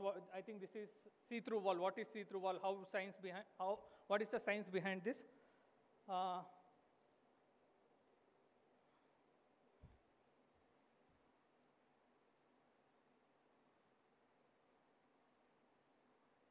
Additionally, I mean, I just want to see, mostly, I mean, again from a bureaucratic experience, we launch so many programs, we do several. Most of the time, our evaluation ends with financial utilization or physical utilization. If financial and physical utilization is done, okay, our program is successful. But we fail to measure impact. This is, again, all my personal experience. If someone is already doing it, don't take it other way. So, one, from interactive perspective, one from monitoring what I'm trying to do is correct or not. So we have just kept some 50 tabs in my museums. We have generated a pool of questionnaires, more than 10,000 questionnaires based on specific themes which my science center is offering. And randomly these 30 questions comes to these students. This is before. I mean, one more thing is I won't take students directly to exhibits. Now my curator, deputy curator, everyone has worked. They have to explain my students what the science museum, in brief, science behind this. They explain, then these students attend 30 questions. It's just objective questions. Then they visit the science museum, planetarium, everything. Then before they leave, again, not same set of questions, same themes, different set of questions, random questions, it's attended. Then I will see whether visiting science center is making any difference. This is just one step I'm trying to do here. Additionally, I mean, I'm very open for collaborations. I mean, that's what I'm feeling good about this also. We're trying to engage with NGOs, bring the STEM labs in some schools. I mean, bringing STEM labs in every school is very difficult, costly exercise, but at least in the same hub and spoke model, we are trying to expand. This additionally one thing, I mean, as part of my other role, I'm trying to introduce chess in schools. I believe chess improves cognitive ability of students. Any game, anything that is game type, always students participate. So cognitive, if they involve in chess, definitely their mental calculations, their logical skill improves. So since that we are doing in my other, this one, in Science Center, we have this chess arena. Let students come, let them also introduce them to chess, so later they can go and continue. At the same time, one more efforts, I mean, not everything goes well. Another efforts, I feel one way to keep negative tension in the atmosphere is to engage more and more people towards positive things. Not limited to students, I wanted to engage the residents of Shillong also in science-related debates, questionnaires. So from center only we created science club, tried to push having multiple talks, sessions, but still this is not going great. Unless I do everything and call few of them turn up. See, these are all not students, they are residents. If someone is, maybe in big cities like Bangalore, I'm from Bangalore, so taking examples, these talks, people will lie in demand. If today I want to have something on AI, I mean, there will be more demand, but in Shillong, I have to find 20 people to make them attend. So this is where I have failed. I think this is in few, the accessibility and interactive experience which we are trying to do. Any suggestion, any improvements, how we can do, always welcome. I think, thank you. This is Living Road Bridge of Meghalaya. I'm happy, and maybe I will use this opportunity to make a request since DG sir is also there. Sir, if there is a provision, Meghalaya is very rich in this Living Road Bridges. We are going to get UNESCO heritage, cultural heritage also, and we have very good waterfalls, world's longest caves and all. If a museum, interactive museum, if not a science museum, I mean, interactive experience-based museum, if you can propose, if you are going to consider, then I would like to propose through government channel only. So I'm just making a pitch for it. Yeah. Thank you. Thanks, everyone. Thanks a lot, Mr. Gunaka, a bureaucrat converted into a science communicator. Your initiatives like Pulse and all other things that you've shown is probably going to make a great impact in the state of Meghalaya. Definitely, it's a beautiful state. I have the opportunity to visit it once, and with your initiative, I think it's going to take new heights. Thank you very much, sir, for giving your presentation. May I now call upon Mr. Saket Singh Kaurav, the project coordinator of Regional Science Center Bhopal, for his presentation.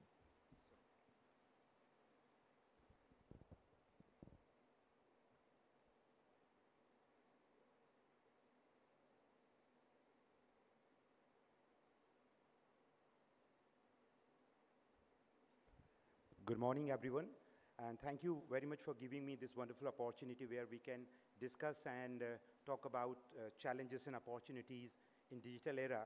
And definitely it is very serious concern, the way we are heading towards 21st century, and everybody is talking like artificial intelligence, but artificial intelligence is not everything.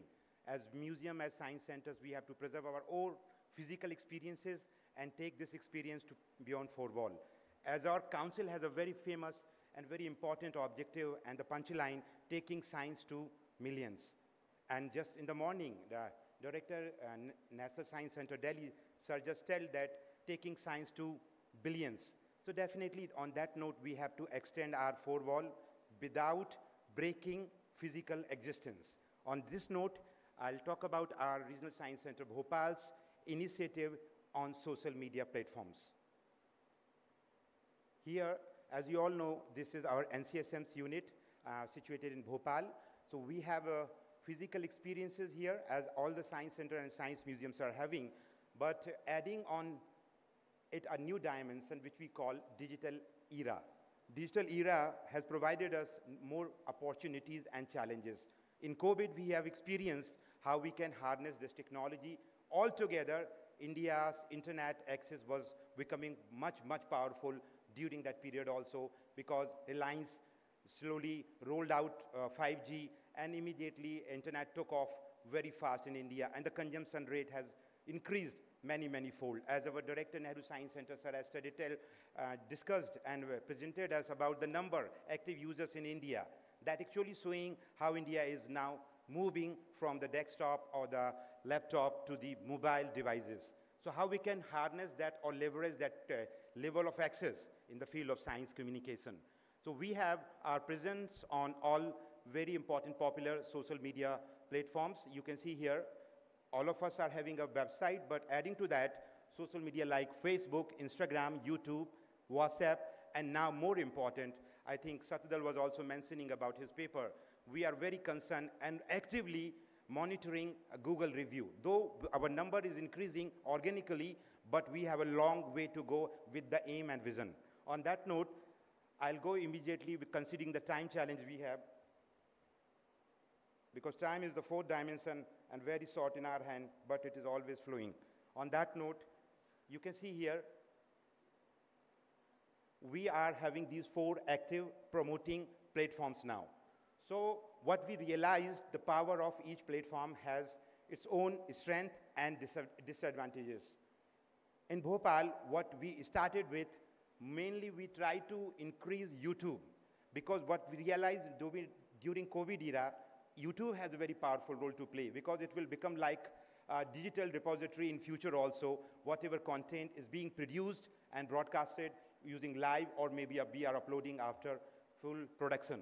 So here, the website, which is very much accessible, and thanks to our NCSM only, our BI team has provided to our West Zone, so our site is now being hosted by our own server, maintained by us through our zonal head office, Mumbai, and we are taking care of it, the digital update and content.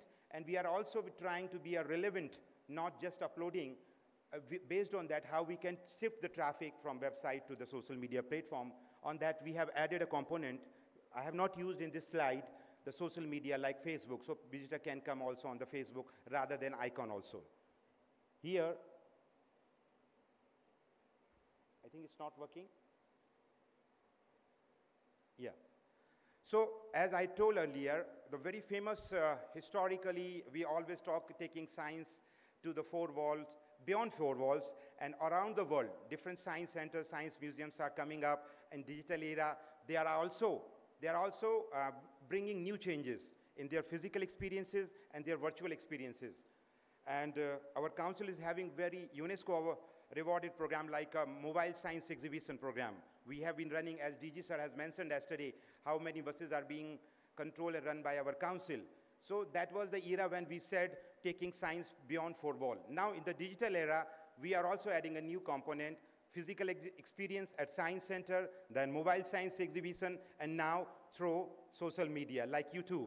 We are broadcasting, we are taking our content for anybody not within the boundaries of our nation. If any Hindi is speaking, I'm talking about Bhopal, that's why I'm using the Hindi speaking, because in the MP is having a official language as well as school and college language of a medium of discussion and reading is also Hindi, or the general mass of government schools. So considering that challenge, we are trying to emphasize the regional, very important connect. As we say, multi-diversity is very important for unity, and that is how we are harnessing. So we tried one experiment with this popular science lecture during National Space Day, which we have celebrated at Bhopal in collaboration with ISRO. And during this, we have organized multiple programs. So this was one of the events on 23rd of August when Professor Vahia sir came to us. We invited through collaboration with Manav Sangrahalaya, and this lecture was not only streamed live on our YouTube channel, we also streamed to different 3 mobile science exhibition buses which we are operating in the Madhya Pradesh. And real time, we also allowed to interact with the speaker. And we were taking questions from the respective sides. So this is called, actually we are trying this lecture to be there in virtual mode, but they can interact with the speaker in the real time. So this was done very successfully. You can see here, that this is our auditorium, and we were also having a live streaming parallelly on top, so that a large number of gathering can be adjusted for the talk. But these 3 photographs are different schools of Madhya Pradesh government schools. As we want to communicate to all, mobile science exhibition program of Regional Science Center Bhopal is being run in collaboration with Department of School Education, Government of Madhya Pradesh, and also Department of Tribal Affairs. So our 3 buses are funded for the operational purpose by these respective government organizations of the state. So this talk was very, very well received, and we requested, sir, please talk in Hindi so that they can connect, they can ask, and they can also should have the feeling if we can ask from the speaker if the language is not a barrier. So as we are saying, communication of science matters in the language, as I think sir is also continuing the same culture like yesterday. We have to conclude our session in our own language or on area wherever we are working.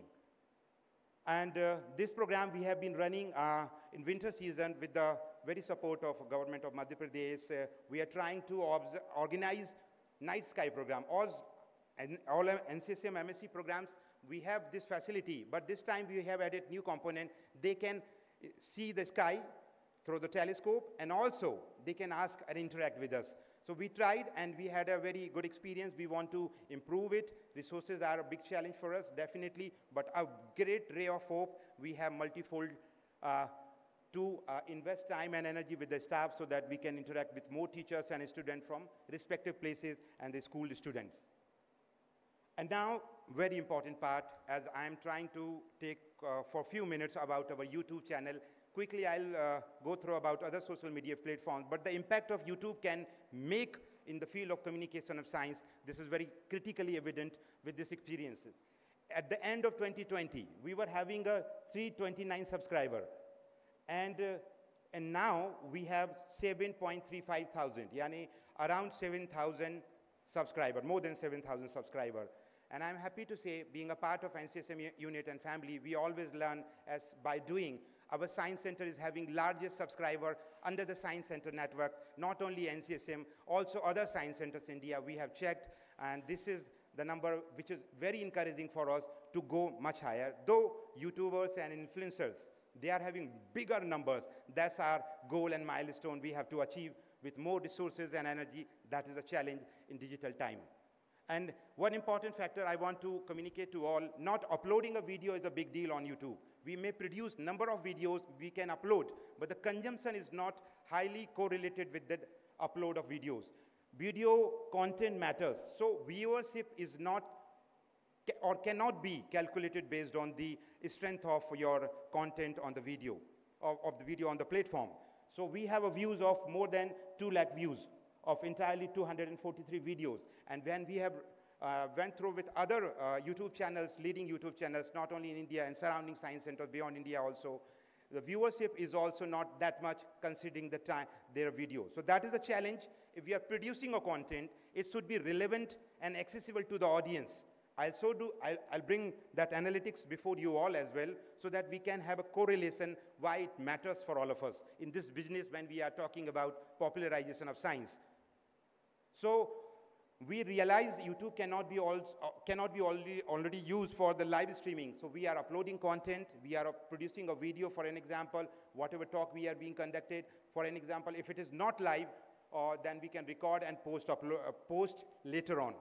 And also we are doing live streaming of all the talks, and that live chat, person or any individual can interact. So we have created a group, multiple groups, and we are spreading that talks linked to all the groups of schools and colleges, and some of them may interact. And we experience government schools from respective places, their teachers are pulling it, and we are trying to convey and interacting with the speaker. So this platform is having a huge ray of hope for improvement for us and scope to invest more time and energy with the resource. And as internet is important, internet is also becoming very reliable. And now we recently started podcast. And the podcast, what we realized when we did a little bit survey and we discussed with the government school student, though we have visitors from private schools and everything, but working with the state government, what mandate we as the language is very important and their background. So we should not be very high-end in terms of putting a podcast. So what we are trying to decode or demystify the very concept of the speaker. If the speaker is agreed, then we are talking about his journey from his schooling life and what challenges he or she was having during his grown-up ages, so that the student can relate and emulate that we can also do the same thing in this field of science and technology. So this number is increasing, though we are very, very early in this stage. Only 10 podcasts so far we have achieved, but number is growing. We are always having a good speaker, and let's see how we goes in this direction. That is a big challenge for us. This I wanted to show you, as we all know now, this is our own data. Regional Science Center Bhopal's mobile phone is highly used for our YouTube channels consumption. That shows whatever content, even shorts, we are producing in a vertical manner. We need to be careful about the projection of video, recording, and graphics. So that it should not be a content of projection, it should be a content of meaningful use for the audience and users. So we are working on it. And when we did survey, our data says our content is also not limited to India. I'm very surprised, it is also being consumed in America, United States. So that means when we are having huge Hindi speaking videos, the language of those videos are mostly Hindi. So content is being produced and consumed globally. That shows Indians are also accessing the content beyond for our India. And sometimes international speakers are being invited through virtual platforms, so like Nobel laureate John C. Mather and other people. I think that may also be the reason from the NASA, people are also consuming content when we are having any live session. Pakistan, United Kingdom, Bangladesh, United Arab, Philippines, number is slowly, drastically reducing, but it is not zero.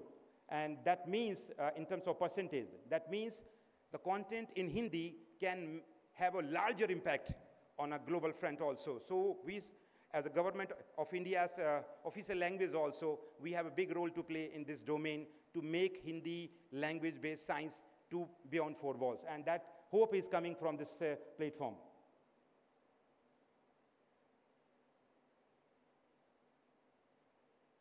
Just a quick second.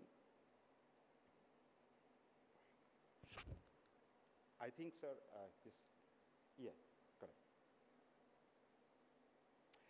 Here, as I wanted to tell you one thing, that we were having so much pressure from the visitors. 25th Jan is the event when this planet parade is happening. You have to organize something. We have been doing lots of sky observation sessions on multiple rounds, but date was not very specific. This was very big hype, and thanks to internet, around the world, even BBC, and around the world, people were just telling they became talk of the town. 25th January is very critical for observation of these planets. This is not the rarest of rare event. Then immediately we tried the same date also, though we were having a plan to organize on multiple occasions, but we organized to demystify the date also.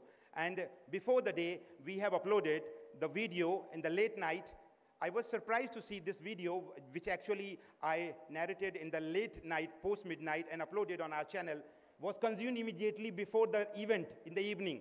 And why this is not rarest of rare, and we used stellarium, and we have tried to showcase how these planetary alignments are coming up. It's not hope like a big hype.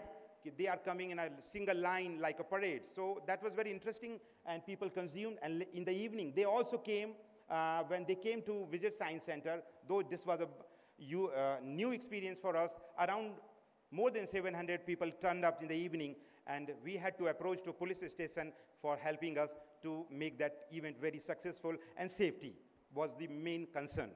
And thanks to the power of internet, sometimes Science Center receive visitors, which is not actually triggered due to other mode of communication, due to hype, due to YouTubers or influencers. Sometimes they are also add value to this communication. And the selective channels, every year-wise, we are increasing. You can see the data, 20, 21, 22.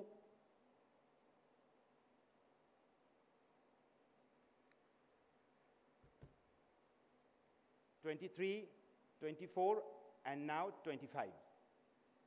And one more important experience which I wanted to communicate before you all. This is the gathering where we have big role to play in coming up years and future to shape science communication community, especially from the Science Center and Science Museum perspective. Our one event, we organized the Great Conjunction of Jupiter and Saturn. And you can see the viewership, 72,000 views. Around the world, people were interacting with us in the live. That shows, and we were talking in Hindi already, so you can see the power of communication, how it can go beyond borders. And that video immediately became, it was trending on YouTube. And Doordarshan took up for their YouTube channel, and they also used our feed. So this shows we have a long way to go, but we can do it with minimum resources also, with minimum team. So that's the great thing, support we are getting from our head office, zonal offices, and our team. So we have to work very hard to harness YouTube. And Facebook, quickly, in 2020, our number was just not that much encouraging. We have to work very hard. It's growing, but what we have observed at Regional Science Center Bhopal, our forte is becoming YouTube channel to take further ahead in our council. And here you can see how Facebook is becoming very important part in coexistence with the Department of School Education of Government of Madhya Pradesh. They are also sharing our feed and post on their YouTube, on their Facebook pages. So they have a wider reach of government schools in India, in Madhya Pradesh. So that's the reason we have a big hope that our page will also have more viewership and followers in coming years. And Instagram is new for us, and now after YouTube, what we are realizing at Science Center Bhopal, this may be the new baby which we have bigger power, because when we are live, we are doing live Instagram live, youth, as Genji sir was telling yesterday the number, Director Nehru Science Center sir, that the number is very encouraging. Youth is, especially college youth is on Instagrams, and they are becoming very aware of it, and they are our follower. Number is very, very, very early to say, but number is encouraging and very, very challenge to us to make it multifold for larger followers. And you can see here, Twitter, we are facing a challenge, though it's a very important broadcast channel, microblogging site. But the era is saying YouTube and Instagram is the powerful media for Science Center's community. So we have to harness that. And very quickly, because of those initiatives, I think we were picked up by the three best rated organizations from US, they selected us top 3 museums in Bhopal. And I think Tribal doesn't need an introduction. It's a very famous very famous museum, art and culture museum. And Shaurya Smarak, then Science Center came in with that comparison. So we have a huge challenges ahead to make sustainable, not within the 4 wall, also to take our content digitally through our channels. And now we are also having a serious responsibility for maintaining Google review. And each and every comments or review we are answering. And I'm very thankful that Director Science City also do the same thing. He explained earlier, sometimes he also replied in the late night. So the culture we are also following. Our Director Nehru Science Center, Kumar sir, has said that we need to harness full potential of digital platform so that whatever reach we have, it may multifold. So that's the direction we are hoping to grow in this field. And definitely, number is not big, but it says 4.4. That means people are accepting us. And I'll tell you one thing. Recently, we had a power cut. So we received so many telephones when Science Center will reopen in the evening. They were ready to open. Number is, again, a challenge of visitors. We are growing, but in comparison to our councils at the Science Center, we have a big role to play for improving our visitors from different dimensions. And each and every review we are answering, and sometimes we are analyzing some complaint for our non-functional exhibit or any challenges we are taking seriously and immediately attending. So it is also two-way engagement with our digital audience and the content-driven society. So that's a big role and challenge and opportunity at the same time. Though WhatsApp is everybody's now baby, and we are all using official and personal capacity, so definitely it is one more dimension and channel we are actually utilizing it. And in the last, considering the time challenge, before the co-chair can say anything, I'll conclude it here. By fostering a culture of curiosity and critical thinking, the center contributes to the building of scientifically informed society equipped to navigate the complexity of the modern era. Equipped to the complexity that I want to bring it, the digital divide, we thought earlier it will create a bigger barrier in the society. But now it is reducing connect of our council with the society. That is a big happiness and hope where our council and our science center like Bhopal can play a big meaningful role. On this note, thank you DG sir and everybody and organizers and co-chairs and for giving me opportunity. Thank you very much one and all. Thank you from the Regional Science Center Bhopal. धन्यवाद. और अंत में मैं हिंदी में कहूँगा कि विज्ञान को लोगों तक ले जाना है तो हमें उस भाषा का इस्तेमाल से ज़्यादा उस कंटेंट की लोकप्रियता को ध्यान में रखते हुए उन चैनल्स का इस्तेमाल जरूर करें जो आपके लिए स्ट्रेंथ का काम कर सकती हैं. वो हमारे काउंसिल का जो पैशन है, मोटिवेशन है, that we can carry on. Thank you. Thank you. Thank you, Saket, for giving the details of what you have done for using the social media platform, which has become very, very important in today's world. Very recently, we, in fact, got hold of Sonam Wangchuk, who was visiting Kolkata, and he spoke some very good words about Science City, and we used his words for, publicizing Science City on Instagram, and it got very, very good, response from the visitors. So we learned one thing, that it is important to create content on social media, but it is also important to take help of some of the influencers to popularize your social media. You can collaborate with such influencers to popularize your social media. Thanks again for doing some great work in this field. Now I would like to call upon Mr. Shubha-Shankar Ghosh, who is the curator at Science City. As you all know, that Science City has come up with a new gallery on climate change, which is a very interesting, amalgamation of physical, interactive, and digital platform. So we'll before we start the talk, in fact, on 11th January, our minister Shri Gajendra Singh Shekhawat came to inaugurate this exhibition. And looking at the content, he immediately told us not only to replicate this gallery at different places, but also come up with a virtual gallery on this theme. So we have created a virtual gallery, and which is virtual gallery on climate change. And we are proud to announce that the first version 1 of this virtual walkthrough interactive climate change gallery is going to be inaugurated today. And I'll request Mr. A.D. Chaudhary, DG NCSM, to do the honors.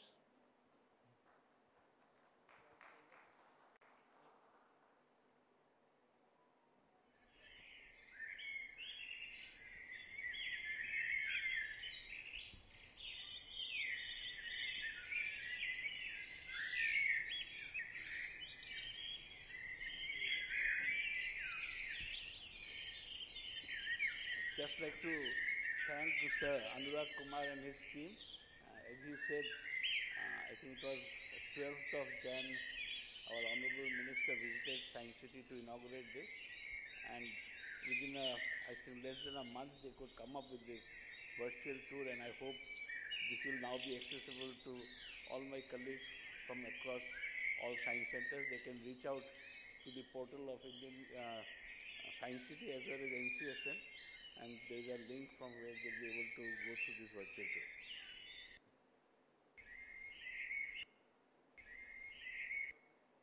Welcome to the Climate Change Gallery on the Edge. Watch as cool blues shift to fiery reds, revealing a steady rise in global temperatures. So we have added Each strip of color tells a story, spanning from the pre-industrial era to today's unprecedented warmth. This visual journey is a powerful reminder of our planet's transformation and the urgency of action. Can we enter into it? Yeah. So this is the, at the center you see the large digital screen which gives the introduction to the gallery. It's a 12 feet by 12 feet by 24 feet, I'll say, kept in right angle, two 12 feet by 12 feet screens. On the left, you with see, a 1 degree Celsius this rise is one since which I would pre-industrial like to show. times, These are the humanity has reshaped interactive touch points pushing are added. countless species. So you touch any of them, and then the display of the content comes on the screen. So you can keep surfing in a similar way. I'll request to, So very quickly, if you can go to the different sections. So you can view the entire gallery through this virtual walkthrough. Many people say that if you have virtual walkthrough, why people will come to the gallery? I would rather like to take your opinion. How many of you, after seeing this, would be interested in going to the gallery? Yeah, I see many hands being raised who will be more interested to visit this gallery after seeing the virtual walkthrough. So I feel that virtual walkthrough is going to, encourage people to visit such gallery rather than discouraging them. So in order to get, in fact, this gallery is spread in 2 floors and there are many exhibits. So I would rather suggest you to go to the website of Science City to see this in detail. And now I'll hand over the mic to Shubha Shankar Ghosh to take you further for his presentation. Yeah, thank you very much, sir. So I'll just have a little walkthrough, just give you a little guide of the walkthrough so that you all can follow. In order to do that, you can also select in your phone, you go to the website of Science City Kolkata. And in that, if you go to the galleries, you will find the digital gallery. So whatever you have seen here, you can see that. Shatadal, you can just play once more that walkthrough. Just once more.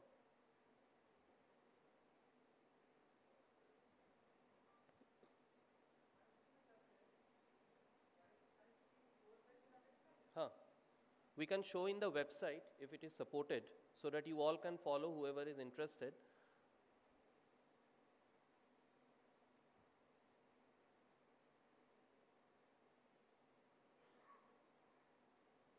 Under galleries.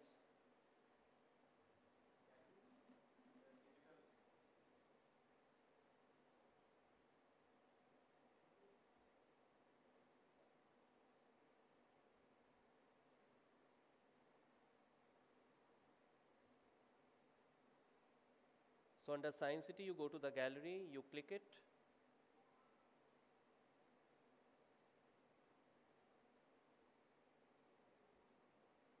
Yeah, I think there is some network issue. Yeah, it's working? Yeah. So if you go to the gallery, why we have created this digital walkthrough is, yesterday we had a great suggestion from one of our friends who said that, why don't we club all the digital activities in one place so that they can refer to, they can go through, they can get some ideas.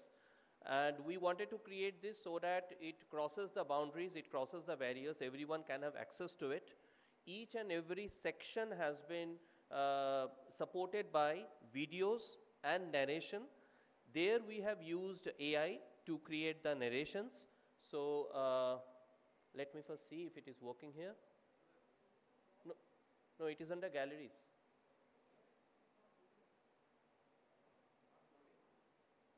It's not loading? Yeah. Yeah, it's working, I believe. Okay. Yeah, so let us go to the presentation part.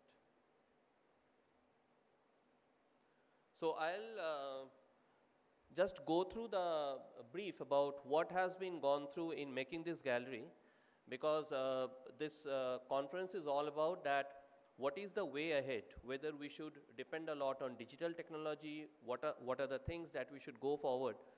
And very honestly, I would like to say that while making this gallery, I got immense support from my director, because we had a lot of brainstorming sessions as to how to present the story in an engaging manner, because climate change is something about which a common people is aware of it, but the common people should have something wow in it, which will pull again and again to this gallery.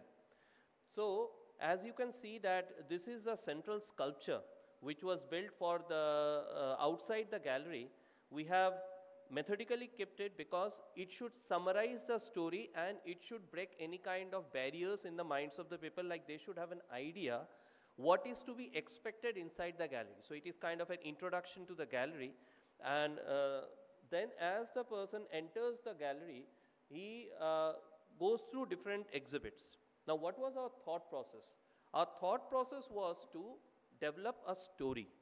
And in order to develop a story, what are the ways that we can develop a story was the thought that we have gone through. So as we can see, and it has been discussed at large in our audience yesterday also, that today's audience, especially millennials and Gen Z, desire opportunities to engage, question and explore, but they want immersion. That is very, very important. We have to give immersive experience as much as possible, because they are very much compatible with digital interfaces. They have got YouTube, they have got all the social media and in their mobile. So why they should come to this gallery to know more? That was one thing. Second thing is that we desperately wanted to break barriers and increase inclusivity. Like everyone should feel like, yes, they are most welcome in this gallery. And to do that, we have kept some steps, like we have made the levels very small so that they don't have to go through a lot of text. All the text have been made in 3 languages, like English, Hindi and the local vernacular language, so that even if you are not aware of the technical terms, you can enjoy the exhibits out here. Third is we wanted to make the designs visitor friendly, so that the design should call the visitors to the exhibit, not that the visitors are pushed towards the exhibit. It should attract the visitors. But for doing that, we consciously use digital as a complementary tool. That was the most important thing. It should not override the story. It should be just a part of the story. So I have just selected 7 and 8 exhibits just to tell my story, like how we have done. So in the first one, the exhibit was the bottom one, which a visitor observes the moment he enters into the gallery. Before that, so in this story, what is the story that we wanted to say is there are a host of species which are going on the path of extinction, and according to IUCN data, we have deliberately used all the data from credible websites because we are a credible institution. So from IUCN data, we have found that these animals and plants which are shown there are primarily on the verge of extinction, where the major cause is human interference or climate change. So on that basis, we have selected the data. If we have gone for some other kind of traditional display, we could have used this kind of long panels. But we know that visitors won't be interested to go through them.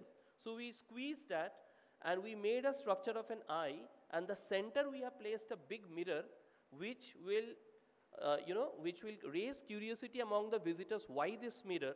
And the answer is, you are the cause, and you are also going to be extinct in days to come.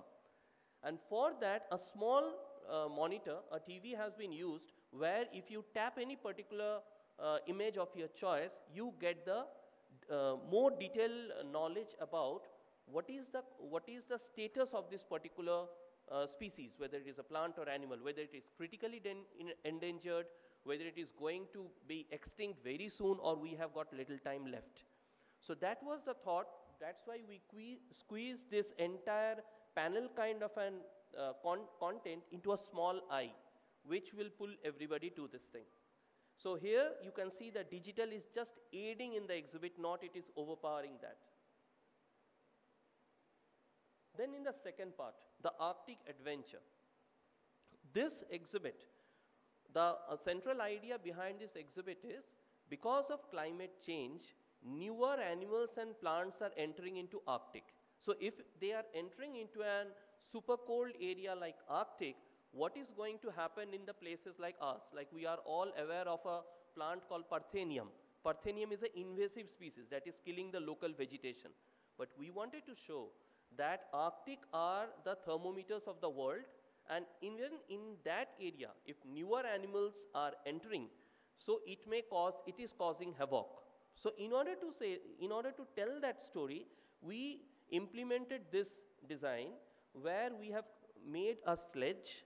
We have just used 2 projectors to create an immersive sledge ride in the Arctic.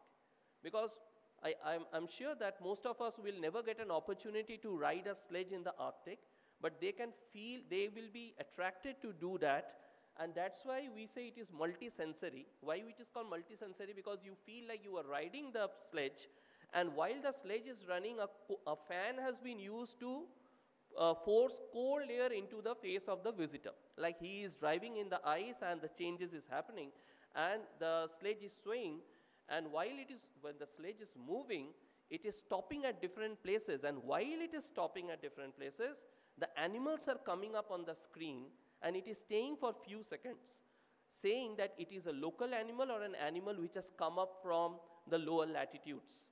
So that way, in a very short ride of around 1.5 minutes, he can learn something about invasives. So again, the digital component has helped in pulling the audience to this particular exhibit. This is another interesting story. Now, for climate change, we all know about climate change, but there is a degree of mistrust, like something might be happening at the Arctic. Why should I be worried?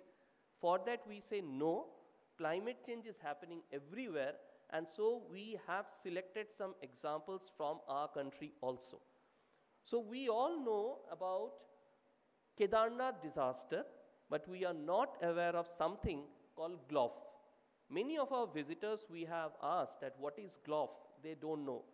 But it is a little technical topic. The GLOF, as you see, is glacial lake outburst flooding.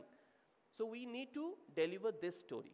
In order to deliver this story, we tried to pull up the example of Kedarnath where everybody could relate to, because the disaster of Kedarnath is known to everybody. The number of people who died, the number of houses which washed away in just one night, everybody knew. So we recreated that Kedarnath thing. As you can see on the top, you can see in our virtual walkthrough, we have put up this video where the temple of Kedarnath has been kept. And then the entire landscape has been created, and that entire exhibit is operated by a digital screen. Now the beauty is, in each cycle, more than 100 liters of water is gushed in from the top, and the same water need to be recycled back. So it needs time. While the water is being recycled, that time is used to tell the story of the Glof with Kedarnath as the centerpiece. So we are using this technology in order to, rework the animation that we wanted to do. So for repeatability of this animation, that mechanical animation, we have used this digital platform. Here, as you can see, we have created a structure of a woman from that zone. We have found that these kind of objects are real crowd pullers. People come, people take selfies with them, they post it on social media, and then they tell the story of Kedarnath to everybody. And parents are now telling the story to their kids. This is another story. It has been found that, there was just report 2 days back where it is said that the sea level will rise by 5 millimeter. When we asked our kids, do you know that sea level will rise by 5 millimeter? They said 5 millimeter is nothing, because the wave goes up and goes down every day when we go to any coast. But we wanted to show it is a big thing, and 5 millimeter is just an average. It will be variable at different areas. So in order to tell that story, we have taken the data from NASA Sea Projection Tool, because people wanted to know that if you are showing something, where from you get this? So we have taken the sources like NASA Sea Projection, and through a mechanical animation, we have selected a place near Kolkata, which is called Garden Reach. So Garden Reach is known to the commons. It is a shipbuilder. We know, all of us are aware of his Garden Reach Shipbuilders Association. So that Garden Reach, in the area 2050 and 2100, how much water will rise, according to NASA, has been done. So you can see the visitors are enjoying and taking snaps of the kid getting drowned in the water. So our observation is, whenever we have shown it to our visitors, they started, getting frightened. They said that, is it true? And then we say, we are not saying, it is NASA which is saying, so it is true. So we need to fear. So that is the concept that here, again see, the digital interface is just a small screen, but it is helping a lot in making this story.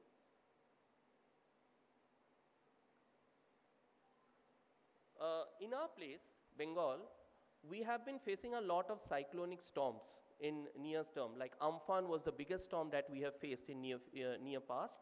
But it is said that because of climate change, the frequency of these cyclones may increase, or the fierceness of the cyclone will increase. But how to make the visitor feel about it? There we have used augmented reality. Here I would say that when a visitor stands there and he sees himself getting immersed under water, slowly but steadily, in two storm situations, like we have shown here, two storms like Nisarg and Yash. One is at the western end of our country and another is the eastern side. So every visitor can feel, and they feel like, oh my God, this is what is going to happen if another storm is coming in. That is our motto. Make the people understand that climate change is real and we need to work now. There we have used digital in a bigger manner. Now, when we have told the story, as my director has just said, that this section is divided into two components. One is the ground floor, where we have talked about these engaging stories about the challenges that the climate change is throwing upon us. But in the first floor, we talked about the science and the solutions. One of the solutions for any climate change is mitigation. We know that mitigation and adaptation are the two, weapons or 2 swords that must be implemented now. So mitigation has got multiple steps. If we put up panels, nobody reads. If we put up multimedia, it becomes, the screen fatigue will come in, because in the first floor, in the ground floor, they have seen a lot of animations. So we introduce this, a digital wall, where wherever the visitor is tapping, the animation is triggering. So he becomes the part, he engages himself, he becomes a character of this wall, and the moment he taps, he is unfolding a story. That way, the visitor feels like, okay, this is me and I should do this. And that is what is shown here.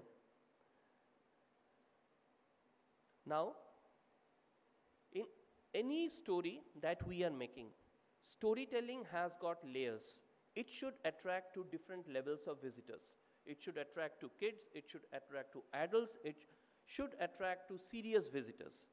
For that, what we did is, we wanted to show the human impact of climate change using isotope study that is done, like C12 and C13 isotope study. That was simple technique that is being used multiple places, like we rotate the wheel and we'll see the animation. But in order to authenticate in a better manner, we have introduced 2 layers, 2 physical layers on the top, and they are representing the troposphere and the stratosphere. So you see that as you are moving the wheel, the troposphere changes color. So the color changing will trigger curiosity among our visitors, like why this change, and that will inspire him to know more about it. So that way, here, the physical thing is aiding the digital stuff. That is the way we change the story here. And finally, one of the most liked exhibit is virtual plantation. Everybody talks about plantation, but repeatability is a problem, that how to inspire visitors to do it again and again and again. So for that, what we have done is, we have used projection and we have given the visitor a choice of 3 options, like you plant this plant A or plant B or plant C, and the visitor chooses according to whatever he wanted to. And then he understands that as the plant is increasing, all the vitals of the plants is coming, like how much the plant can sequester carbon dioxide. So make a conscious choice. So these are some of the ways in which the digital intervention have been used just as a tool in this gallery, not as a master. Finally, we have got really good coverages from media. Our PR team, where Satyajit is working, they have really worked, they have contacted media, and there are more than 103 media houses which covered this story. We have got a good participation from the school, and these are the keywords that is coming up in this for this particular gallery. And inspired by this, these are some of the feedbacks and comments that you all can go through. That is what the visitors are talking about this gallery. That means that more and more participation is going on, and they feel attracted to come to this gallery. So based on the positive inputs that we have received from that, now Science City Kolkata is planning one big gallery on climate change at Ranchi. This is the overall view of Ranchi science has been kept so that it becomes easily maintainable for everybody. So this is all from our end. Thank you so much. Thank you. Thank you, Shubha Shankar. I would request you to please tell what takeaway you want to take in your native language. As I am Bengali, so I'll talk in Bengali. Curator হিসাবে আমার মনে হয় গল্প বলাটা সবথেকে জরুরি। গল্পের জন্য সবকিছু, অন্যের জন্য গল্প নয়। তাই আমরা গল্প বলতে ভালোবাসি, আমরা যেন গল্প বলতে থাকি। Thank you. Thanks a lot. In Hindi इसको कहते हैं कि मुझे लगता है हम लोग कहानी बोलते हैं और हमें कहानी बोलते जाना चाहिए। कहानी के लिए सब कुछ हो सकता है, दूसरे के लिए कहानी ना हो, यही मेरा कहना है। Thank you. Thanks a lot, Shubha Shankar Ghosh from Science City. And now I would request Dr. Piyush Joshi, the last speaker of this session, to please come and give his presentation.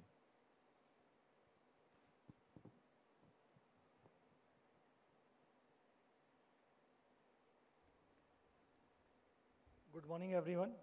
Good morning to the chair and the co-chair. And I would like to thank NCSM to provide this opportunity where I, Dr. Piyush Joshi, on behalf of UCOST and RSC, the Regional Science Center at Dehradun, is going to present before you about the challenges and what we are listening our last 2 days. And if with the permission of chair, if I can speak in Hindi, because it will give me a chance to explain much better. So I will be bilingual both way. So अगर मैं बात करूं कि मैं उत्तराखंड से हूं तो आप लोग बहुत लोग उत्तराखंड से वाकिफ़ होंगे. अभी इससे पहले वाली प्रेजेंटेशन में ही आपको बताया गया था कि केदारनाथ डिजास्टर जो हुआ था वो कितना बड़ा त्रासदी थी उत्तराखंड के लिए नहीं पूरी देश के लिए. तो उसको देखते हुए जैसे हम लोग ये देख रहे हैं कि इतनी सारी चीज़ें हमारी उसमें चल रही है, तो हम लोगों ने कोशिश की है कि उत्तराखंड का जो हमारा साइंस म्यूजियम है जो कि NCSM ने बहुत ही प्यारा बहुत अच्छा बना रखा है, वहाँ के विजिटर्स इसको बहुत अप्रिशिएट करते हैं. वहीं के नहीं इंटरनेशनली हमारे नेपाल से हमारे विजिटर्स वहाँ फ्रीक्वेंटली विजिट करते हैं, तो उनके लिए भी ये बहुत अच्छी बात है, वहाँ के बच्चों के लिए भी बहुत अच्छी बात है. तो मैं आप लोगों को जस्ट क्योंकि बहुत बात हो चुकी है कि हम लोग डिजिटल उसमें क्या चैलेंजेस हैं, क्या उसकी चैलेंजेस हैं, क्या अपॉर्चुनिटीज़ हैं उसके ऊपर, तो मैं क्विकली क्योंकि टाइम ज़्यादा हो गया तो मैं जस्ट आगे बढ़ना चाहूँगा. सो जैसे कि डिजिटल मीडिया की बात हम कर रहे हैं, रोल ऑफ साइंस म्यूजियम में डिजिटल उसका क्या महत्व है. उसमें म्यूजियम्स का एक अपना कॉन्सेप्ट है. साइंस म्यूजियम अपने आप में एक अलग चीज़ है. इसमें हम जैसे कि पहले भी बोला गया है, डिजिटल मीडिया ओवर पावर नहीं करना चाहिए. डिजिटल मीडिया को यूज़ करते हुए साइंस म्यूजियम्स को बढ़ाने की हमें ज़रूरत है, ना कि डिजिटल मीडिया को हमें साइंस म्यूजियम में लाने की ज़रूरत है. क्योंकि उससे ऐसा होगा कि डिजिटल मीडिया को हम जो है डिजिटल प्लेटफॉर्म को हम घर बैठे भी यूज़ कर सकते हैं. जैसे कि हमने कल परम कंप्यूटर्स उसमें देखा, 15 मिनट में हम सब कुछ बना के कर सकते हैं, कुछ भी एग्जिबिट्स बना सकते हैं. आने वाली जनरेशन्स में हमें जितने भी बच्चे हैं वो सब ये डिजिटल मीडिया स्क्रीन टाइम्स और जो भी बात हुई सुबह वो सब चीज़ें बच्चे करेंगे. लेकिन हमें म्यूजियम्स में ऐसी चीज़ें रखनी है जो कि हमें म्यूजियम जो हमें साइंस म्यूजियम है उसको हमें बचा के रखे, हमारे हिस्ट्री को हमारे हैंड्स ऑन एक्सपीरियंस है उसको जीवित रखे, ताकि हम इसको और अच्छी तरह से यूज़ कर सकें. अब overview of digital media, types of digital media की जैसे हमने बात करी कि बहुत सारे सोशल प्लेटफॉर्म्स हैं जहां पर हम लोग आजकल की डिजिटल मीडिया यूज़ करते हैं अपने साइंस सेंटर्स को बढ़ावा देने के लिए. इसमें हमें जो है इवोल्यूशन और ट्रेंड्स को ध्यान में रखना है. कैसे कैसे डिजिटल मीडिया हम लोग यूज़ कर रहे हैं, कहाँ हम उसको लेके जाने वाले हैं, क्या चीज़ें हमें प्रेजेंट करनी है. बेसिक ऑब्जेक्टिव साइंस सेंटर्स का हमें उसको माइंड में रखते हुए हमें डिजिटल मीडिया का यूज़ करना है. और इंटीग्रेटिंग साइंस एजुकेशन, जो हमारी पुरानी ट्रेडिशनल टीचिंग मेथड्स हैं उनको भी हमें जीवित रखना है, और कैसे हम डिजिटल मीडिया का यूज़ करते हुए साइंस सेंटर्स में इसको आगे यूज़ करेंगे. अब बात करूं तो यूकॉस्ट RSC की, RSC में हम लोगों ने डिजिटल मीडियाज़ की कुछ इनिशिएटिव लिए हैं. हमारे जो DG हैं डॉक्टर दुर्गेश पंत सर, हमारे जो CM हैं धामी सर, वहाँ से हम लोगों को काफ़ी प्रेरणा मिलती है. हमारे गवर्नर सर हमें काफ़ी बढ़ावा देते हैं इन सब चीज़ों में. तो ये AI लैब हमने पिछले साल इनॉग्रेट करी थी. ये इंटेल टेक्नोलॉजी प्राइवेट लिमिटेड के सौजन्य से हमारे पास ये है. और इसमें हम लोगों ने जो बच्चे हैं उनको डिजिटल AI की बात हम बताते हैं कि AI क्या है, बेसिक अंडरस्टैंडिंग AI क्या है. उसमें हमारे पास डिजिटल इन्होंने जो हमें अपनी कंटेंट दे रखे हैं उनके हम कोर्सेज करवाते हैं ताकि बच्चों को AI के बारे में पता चल सके. और उसमें हम शॉर्ट टर्म कोर्सेज भी हम इसमें समर कैंप्स में इनवाइट करते हैं बच्चों को, तो वो आके करें. हमारे पास कुछ स्टेट्स हैं जैसे कि बच्चे AI में हमने अभी तक कितने बच्चों को हम लोगों ने डिफरेंट मंथ्स में हम लोगों ने उनको इन्वॉल्व किया है, और वो इसको काफ़ी अच्छे उसमें लेते हैं. वो आते हैं और हमसे अभी भी काफ़ी आ रहे हैं कि आउट द समर कैंप्स के अलावा भी हमें कोर्सेज उसमें लेने हैं. तो स्कूल्स भी हमें अप्रोच कर रहे हैं कि कैसे हम इनके साथ टाई अप कर सकते हैं. वर्चुअल रियलिटी केओस की बात करते हैं तो ये भी हमें लगभग 1 साल होने वाला है. तो लास्ट ईयर हमने इसको इंट्रोड्यूस किया था. ये जो हम बात कर रहे हैं डिजिटल मीडिया की, गेमिंग के बच्चों में कैसे हम उसको यूज़ कर सकते हैं, कैसे बढ़ावा दिया जा सकता है, तो ये एक तरह का इनिशिएटिव है जो हमने लिया है. इसमें बच्चे काफ़ी इंटरेस्टिंगली पार्टिसिपेट करते हैं, उनको बड़ा मज़ा आता है. बस इसमें एक टाइम कंस्ट्रेंट है क्योंकि हमारे भीड़ इतनी ज़्यादा है, so everybody can not be access to this one. तो हम कोशिश करते हैं तो बच्चों का जो छोटा ग्रुप है then we can take to digital this one chaos. STEM lab की नेटवर्क की बात हो रही है तो हमने पूरे प्रदेश में स्टेम लैब्स का एक नेटवर्क बिछाने की इसमें ठानी है. और इसमें से अभी तक हम लोगों ने 78 ब्लॉक्स, हमारे 95 ब्लॉक्स है, उसमें से 78 ब्लॉक्स में हम लोग स्टेम लैब्स पहुंचा चुके हैं. और ये हमने इसको नाम दिया स्टेम जिज्ञासा कक्ष, जिसमें हम लोग क्या करते हैं कि हम लोग जो government of education, higher education, school education के साथ हमने टाई अप किया है। इसमें हम लोगों ने क्या किया कि हमने स्कूल्स आइडेंटिफाई किए हैं जहाँ पर स्टेम लैब्स की लगाने की ज़रूरत है। वहाँ पर हम लोग मेंटरशिप हम दे रहे हैं, मेंटरशिप भी हम प्रोवाइड करा रहे हैं कि ऐसा ना हो कि हमने लैब्स खोल दी और लैब्स आपकी खुली है और वहाँ पर कुछ काम नहीं हो रहा है। खाली लैब शोकेस के लिए नहीं होने चाहिए, उसमें बच्चों को इन्वॉल्वमेंट जरूरी है, इसलिए हमने मेंटरशिप इसमें इंट्रोड्यूस करी है कि मेंटरशिप के साथ ये हम लोग करेंगे। और इसमें डिजिटल मीडिया का हम जो यूज़ कर रहे हैं, आप देखेंगे हम रियल टाइम मॉनिटरिंग करते हैं कि आज बच्चे, आज मेंटर कहाँ हैं, का क्या क्या हुआ है, कितने बच्चों ने ट्रेनिंग प्राप्त की है। इसका एक आइडिया मैं आपको देना चाहता हूँ। ये देखिए, हमने जो अभी तक टोटल इतने डिस्ट्रिक्ट्स है, 10 डिस्ट्रिक्ट्स हैं, यहाँ हम अभी तक पहुँच चुके हैं। इतने स्कूल्स हमने अभी तक कवर किए हैं, स्टूडेंट्स हमने ट्रेनिंग इतनी दी है और रियल टाइम डाटा मॉनिटरिंग हम उनकी करते रहते हैं कि आज कौन से स्कूल में क्या कंटेंट दिया है। इनका फीडबैक भी हम इनके प्रिंसिपल से और बच्चों से लेते रहते हैं ताकि इसको और इम्प्रूव किया जा सकते हैं। फाइंडिंग द गैप्स की कहाँ पर हमारे गैप्स हैं वो भी हम इसमें आइडेंटिफाई करते हैं और इसको इम्प्रूवमेंट करते हैं। तो डिजिटल मीडिया का यहाँ हमने यूज़ किया है। हमने एक डिजिटल स्पेस भी क्रिएट किया है आपका RSC में। ये अपने आप में एक अलग इनिशिएटिव है जिसमें हम लोगों ने कोशिश की है कि हम वहाँ पर लाइब्रेरीज, एक लाइब्रेरी फॉर्म में हमने किया है जिसमें हम लोग बुक्स, हम लोगों ने 5000 बुक्स है, जर्नल्स हम लोगों ने वहाँ पर इंट्रोड्यूस किए हैं। वर्ल्ड टेक्नोलॉजी बुक्स है जो हमारी डिफरेंट टॉपिक्स पे हैं, ये हमने अलग अलग साइंटिस्ट से रिव्यूज़ लेके उसके बाद फिर हम लोगों ने उनको इंट्रोड्यूस किया है। और इसमें हम लोगों ने क्या किया, जो वहाँ के इनोवेशन हब के मेंबर्स हैं उनके लिए फ्री रखा हुआ है। बाकियों के लिए वी आर जस्ट पुट की इनिशिएटिव कि आप जो एंट्री फीस है वो एटलीस्ट पे करेंगे RSC की, सो दैट कि हम इसमें एक एजुकेशन हब, जैसा हम कल बोल रहे थे कि रिसर्च एंड डेवलपमेंट में हम कैसे यूज़ कर सकते हैं, हमने इनिशिएट किया कि हम लैब तो नहीं बना सकते लेकिन हम जर्नल्स को वहाँ पर प्रोवाइड कर सकते हैं। Although one nation one subscription अब आ गया है, तो हम कोशिश कर रहे हैं कि उससे भी इसको कनेक्ट करें ताकि ज़्यादा से ज़्यादा यूनिवर्सिटीज़ और बच्चों को इसका फ़ायदा मिल सके। अभी थोड़े दिन पहले बात हुई थी कि कम्युनिटी रेडियो की बात हुई थी, तो हमने लोकल लैंग्वेज में भी हमने कोशिश किया है कि कम्युनिटी रेडियो का पॉडकास्ट हम करें। जो हमारे एक्सपर्ट्स आते हैं विद इन उत्तराखंड, हम उनको इनवाइट करते हैं, उनसे पॉडकास्ट शूट करते हैं और उसको हम लोग जो है फिर इसमें डिस्ट्रीब्यूट करें, क्योंकि अभी ये हमें लाइसेंस अवेलेबल हो गया है और सून हम इसको जो है एयर करने वाले हैं। तो जैसे ही ये होता है तो इसमें हमारे क्या होगा कि जो हमारे दूरस्थ एरिया हैं, जो बॉर्डर एरियाज़ है, वहाँ तक हम इसकी रीच पहुँचा सकें और वहाँ पर हम लोग कोशिश करेंगे कि वहाँ तक साइंस अवेयरनेस, साइंस में क्या प्रोग्राम हम कर रहे हैं, क्या आने वाले समय में साइंस के इवेंट होने वाले हैं, वो सब चीज़ें हम आप सब लोगों को बता सकें। लैब्स ऑन व्हील एक अलग इनिशिएटिव है जो हम लोगों ने लिया है। लैब्स ऑन व्हील में हमने होल 13 डिस्ट्रिक्ट्स के लिए हमने सैंक्शन हुआ है लैब्स ऑन व्हील का प्रोग्राम। इसमें जिन एरियाज़ में हमारे बच्चों पे लैब्स अवेलेबल नहीं है, स्कूल्स के बहुत ऐसे हिली एरिया, हिली टेरेंट है, बहुत जगह लैब फैसिलिटीज़ नहीं होती है, हमने कोशिश किया है कि गवर्नमेंट की इनिशिएटिव से कि हम ये लैब्स जो है वहाँ तक पहुँचाएँ। अभी जैसे बात हो रही थी कि लैब ऑन व्हील में ऐसा नहीं होना चाहिए कि एक बार लैब गई और वहाँ होके आ गई, उसका कोई इम्पैक्ट नहीं होता। हम लोगों ने स्कूल एजुकेशन के साथ इसको कोशिश करी है, जो उनका कोर्स कैरिकुलम है उसके साथ इसको टाई अप किया जाए और बच्चों को इसमें अराउंड 150 हैंड्स ऑन अलग अलग उसमें एक्सपेरिमेंट्स हैं, उनके साथ बच्चों को उनकी क्लासेस के साथ इसको मर्ज किया जाए। तो एटलीस्ट एक स्कूल में 8 से 10 क्लासेस इनकी होगी अलग अलग टॉपिक्स पे, अलग अलग सब्जेक्ट्स पे। तो ये ईयर वाइज वैसे चलेंगे।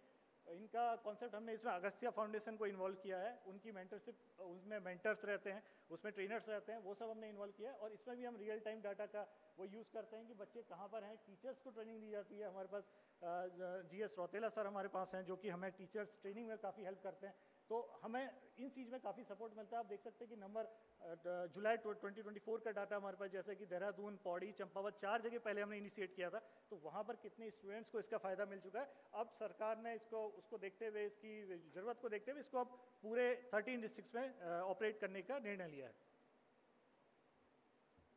अपॉर्चुनिटीज़ की बात हुई थी अभी, ग्लोबल ऑडियंस, अगर हम डिजिटल मीडिया पे जाते हैं तो ग्लोबल ऑडियंस हमारे पास होगी। एक्सेसिबिलिटीज़ की बात करें तो इंटरनेट कनेक्टिविटी एक कंस्ट्रेंट रहता है, जहाँ पर हिल्स में बहुत जगह इंटरनेट कनेक्टिविटी नहीं होती है, लेकिन वहाँ भी हम कोशिश कर रहे हैं कि किसी तरह से जो है उसकी एक्सेसिबिलिटी हम वहाँ दे सकें। Effect of digital communication, global settings की हम बात कर रहे हैं, रिसोर्स एलोकेशन की बात कर रहे हैं, इनहेंस यूजर इंटरफेस की बात कर रहे हैं। इसमें हम क्लियर, हमारे मेजर्स होने चाहिए कि हम कैसे उसको यूज़ करेंगे, कहाँ पर हमारे गोल्स हैं, डिजिटल मार्केटिंग कहाँ तक हमें यूज़ करनी है। उसके बाद इसमें जो मेन कंस्ट्रेंट जो आता है बजट का आता है, जो कि पहले भी बताया स्पीकर ने कि बजट्स हैं, टूल्स है, ह्यूमन रिसोर्स हमें इसके लिए चाहिए। हमें ये नहीं कि किसी को भी हमने डिजिटल मीडिया में बैठा दिया, उसके लिए हमें ट्रेंड मैन पावर चाहिए, उसके लिए भी हमें अलग से बजट और पोस्ट का एलोकेशन करना पड़ेगा। गैदरिंग और एनालिसिस जो भी हम एयर कर रहे हैं या हम सोशल मीडिया में डाल रहे हैं, उसका क्या फीडबैक है, वो भी बहुत ज़रूरी है अपने आप में। हमने जो फीडबैक लिया है उसके आधार पर हम उसको इम्प्रूवमेंट कर सकते हैं। तो डिजिटल मीडिया के ये कुछ स्ट्रेटेजीज हम यूज़ करेंगे। इंगेजमेंट और इंटरेक्टिव की बात कर रहे हैं तो कंटेंट्स जो बहुत इंपॉर्टेंट है, हम क्या कंटेंट लेके जा रहे हैं, सोशल मीडिया प्लेटफॉर्म कौन सा यूज़ कर रहे हैं, मल्टीमीडिया प्रेजेंटेशंस में हम उसको कैसे यूज़ कर रहे हैं। नॉर्मली जैसे यूट्यूब से इसमें हमने अपनी वीडियोस अपलोड करते हैं, इंस्टाग्राम्स में रील, अभी इन्फ्लुएंसर की बात की, ये भी बहुत अच्छी चीज़ है कि इन्फ्लुएंसर भी हमें बहुत ज़रूरी है। हमने अपने रील्स में बहुत जगह देखा है, जो हमारे विजिट करने आते हैं बच्चे, बहुत लोग रील्स शूट करने के लिए कहते हैं, उसका भी हमें काफ़ी इम्पैक्ट मिलता है, उनके भी बहुत अच्छे फैंस फॉलोइंग्स हैं, वो भी हमें इंगेज करने में हेल्प करते हैं। अब ऑडियंस इंगेजमेंट का डिजिटल लिटरेसी की बात कर रहे हैं। हर कोई उस लेवल तक एजुकेटेड नहीं होता है कि आप उसको कैसे यूज़ करना है, तो इसको बेस्ट वे कि सिंपल वीडियो फॉर्म्स में और इंटरेक्टिव फॉर्म में हम आपको ऑडियंस को अपने इसको दें। ओवरलोड नहीं होना चाहिए डाटा का, ये नहीं कि हम डेली कुछ वीडियो डाल रहे हैं डेली, ये तो उससे कि इतना ओवरलोड हो जाएगा कि हम उसको आगे कैसे यूज़ कर सकें। बच्चों में ओवरलोडिंग नहीं होनी चाहिए, खासकर ऑडियंस में हमें देखते हुए। और यूज़र इंटरेक्शन हमें करना है, कुछ ऐसे प्लेटफॉर्म हमें यूज़ करना है जिसमें हम फीडबैक आराम से उनसे ले सकें और उसमें इंप्रूवमेंट कर सकें।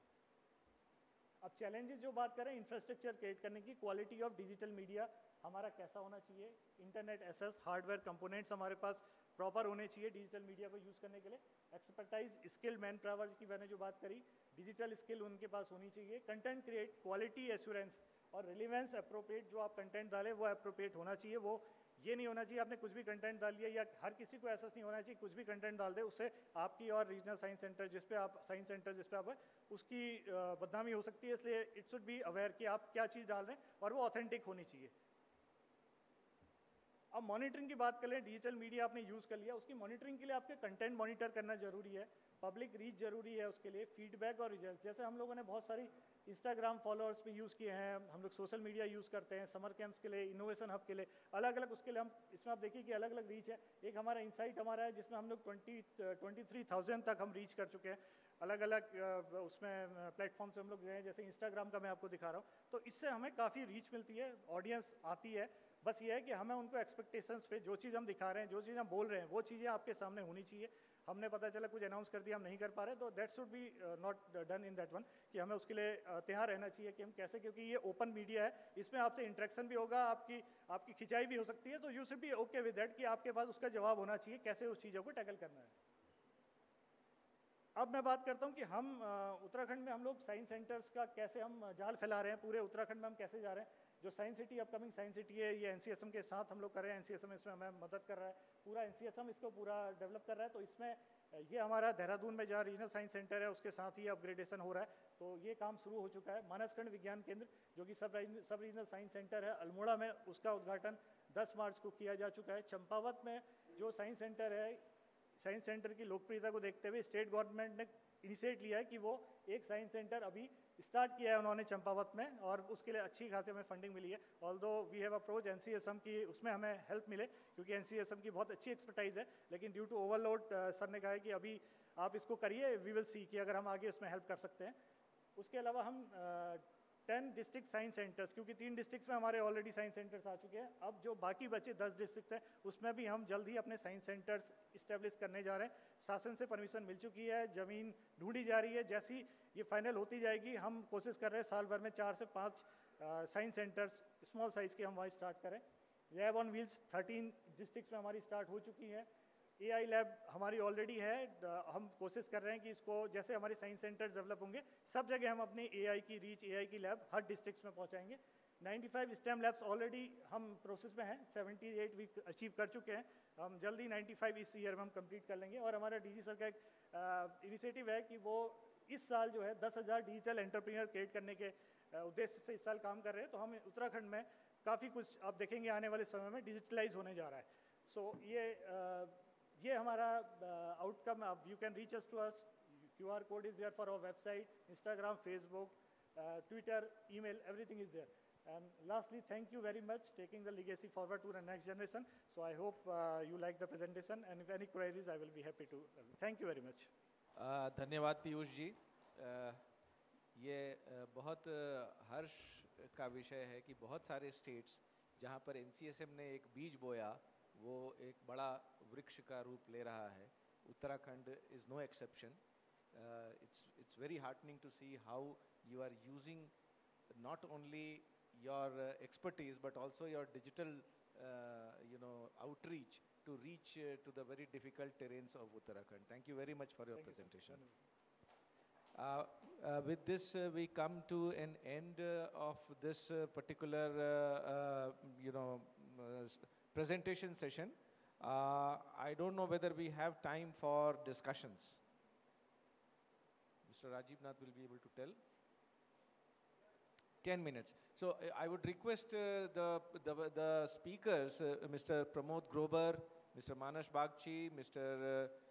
Arnab Chatterjee, Mr. Shatadal Ghosh, Mr. Gunaka, Mr. Saket Singh Kaurav, Mr. Shubhashankar Ghosh, and Mr. Piyush Joshi to please come on the stage.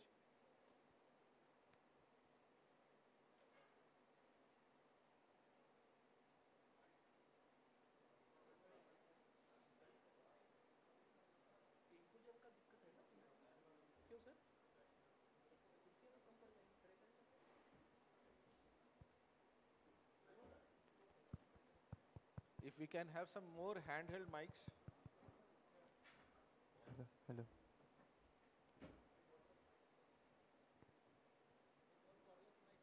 तो खड़े-खड़े ये सेशन कर लेते हैं, कोई दिक्कत नहीं है. So you have seen some great presentations, some very informative presentations.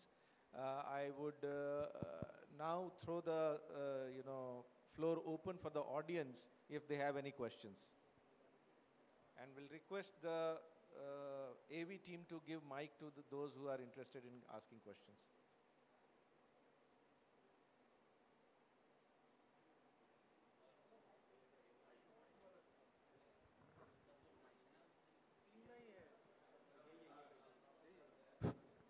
Yes, please. Mr. Parikh from Gujarat Science City. Thank you, sir. My first question to Pramod, sir.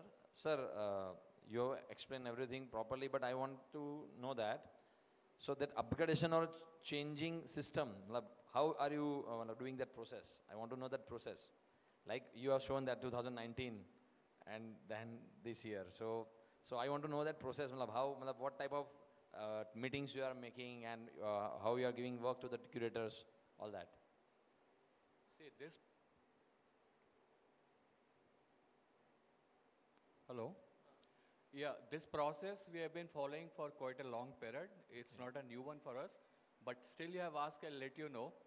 Because whenever we have some galleries which are there for quite a long period, we think of upgradation, we have brainstorming session among the curators, right? So we have so many sessions that may be in the center, which requires an upgradation, and if required, we may call the other curators from other centers, right? So we have workshops which are conducted by CRTL. That is one point. Now the thing is, you need to focus what you want to do. So like if you had something which requires upgradation, you need to now work out and think what you want to do exactly, right? Which technology you want to adopt, and then accordingly you fix the budget. Once your budget, you have a DPR, right? So that DPR is forwarded by the headquarter to the ministry. So headquarter plays an important role. All the DPRs are there with the headquarters of NCSM. So once it goes to the ministry, then we have to wait for the approval because fund is very important. Without fund, you cannot do anything. And now sometimes it happens that if you have your own revenue, then you are not bothered about the fund. You can process, like in case of Science City, we always used to do, because we are having the revenue.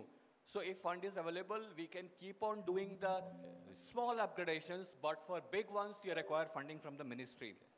So funding is very important. And once funding is done, now you need to execute that proposal. You need to have a team who will be doing it.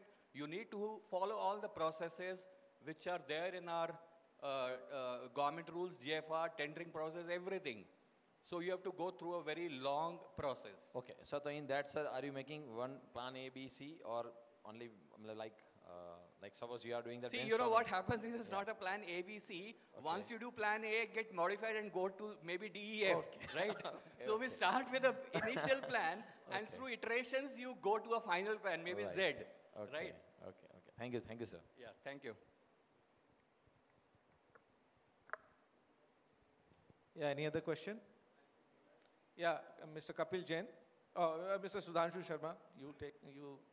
it's not exactly a question related to you, but my question is how many of you have, because a lot of you have the science STEM labs in your support system, especially I've heard 3 of you speak about it. How many of you know about World Robot Olympiad? Okay. World Robot Olympiad. That gives me food for my presentation. Thank you. How many of you know about World Robot Olympiad? In fact, I think NCSM people must be knowing because we have been partners all through. About rest, I'm not sure. Okay. Yeah, Kapil. Actually, my question is from all the members on the dais that since NCSM particularly, we have different science centers in different regions, in district level, regional level, and the national level. And when we talk about the challenges of science centers in digital era, do you see that would these challenges are different for different segment of the science centers? And if it is so, how we can deal these challenges in different regions? Well, who would like to take? Let your director answer. Well, I'm not like him. He is a very democratic and mild person. I'm a very autocratic one. So for me, actually, there is no difference. And I never ever care for the budget and all that. If I have to make a gallery, if we have to make a gallery, for me, this story is of utmost importance. Whether it is in DSC or RSC or Science City or anywhere, that doesn't really make much difference for me personally. So I first try to fix what we need to make. And for that, whatever it takes, I try to do. And particularly, one who is in trouble is Director General, because he knows I'll go to him and ask for any abnormal amount of money, and I keep on pressing.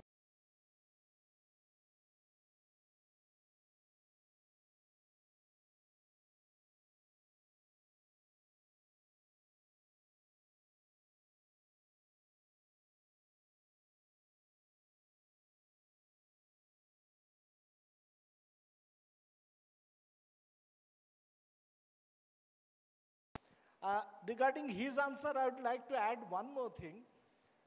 Yes, the brainstorming and taking people on board, it is extremely important. But before that, I personally prefer one more thing. I don't go for a discussion on the open ground immediately at the beginning itself. Because I believe there is a difference between Karl Popper's philosophy and Bacon's philosophy, whereas Bacon says just you take the data and then try to find a pattern out of it. Popper says you never get a pattern unless you have a pattern in your mind. So I try to first create my own story and then only I discuss. I don't believe in crowdsourcing of this story from one and all and every other place. So I go with one of my own ideas. That may be refuted altogether. I'm open to it, but I definitely go with my own story. Thank you. Yeah, to add to what you asked Kapil, in fact, NCSM had taken an initiative that all its curators will come up with ideas, with the gallery ideas. And those who come up with the best gallery ideas will get funds. So there, the disparity of regional science center and district science center and national science center blurs. Because if the district science center gives a good proposal, the district science center gets funds. The basic challenge in the tier system is to give funds to the smaller centers. But if the ideas are good, you will get fund. Kapil, if you remember that when I was in CATL, we initiated that setting up of knowledge of sphere in your center. So it is, DG is very generous in that way in giving the fund. There is no paucity of funds. The proposal must come from your side. Whether you're a small center or a big center, you must initiate the process. DG is always there to give you the fund. Yeah, any other question from anyone? So, Mr. Kumar, the DDG. Manas told that this 20 minutes is good to set screen fatigue. Now, how do you explain about when you see a movie and people sit there for 1 hour and repeat? Similarly, in our digital theaters, they sit for Sir, in this case, the study that I referred to, yeah, they have given a very nice example. They said when you see a movie, they iron out all the impressions of the technology. So you see the story only. In fact, when you see the movie first, you even never know where the camera has been placed, whether it's a dolly, whether it's a trolley, whether it's a zoom or whatever. They are all smoothed out. But when we go for presenting scientific stories, their inner concentration is so high that you need certain amount of involvement to go with it. So that is why Smithsonian found out in its story that scientific stories are difficult to position.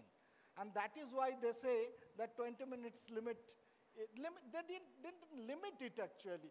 They said 20 minutes is a time when it can create the fatigue. So we need to take some effort to push it some more so that the content can be represented accordingly. I think good editing, some movies you see and after 10 minutes you feel, I can't see it anymore. That has to be rejected. And some you see for 3 hours. So that's the difference perhaps.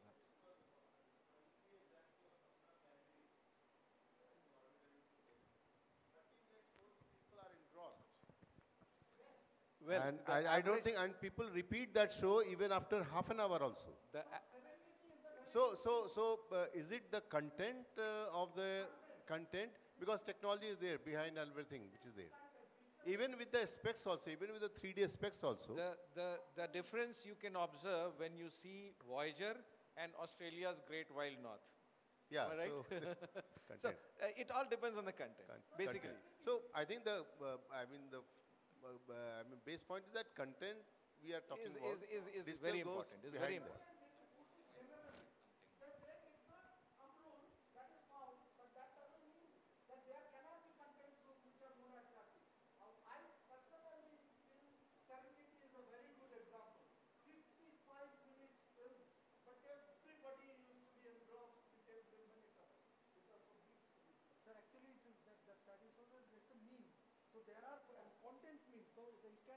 I would like to add something, Sharadal. It's a fact I have seen when you give a comfort level which is of quite high, like you have a AC, a reclining chairs, and people even in that 20 minutes they have a nap, fine nap, I have seen, right? So even the 20 minutes also they don't see. You're talking of 30 minutes, maybe they are sitting and in the theater, but बीच में 5 minutes सो जाता है वो.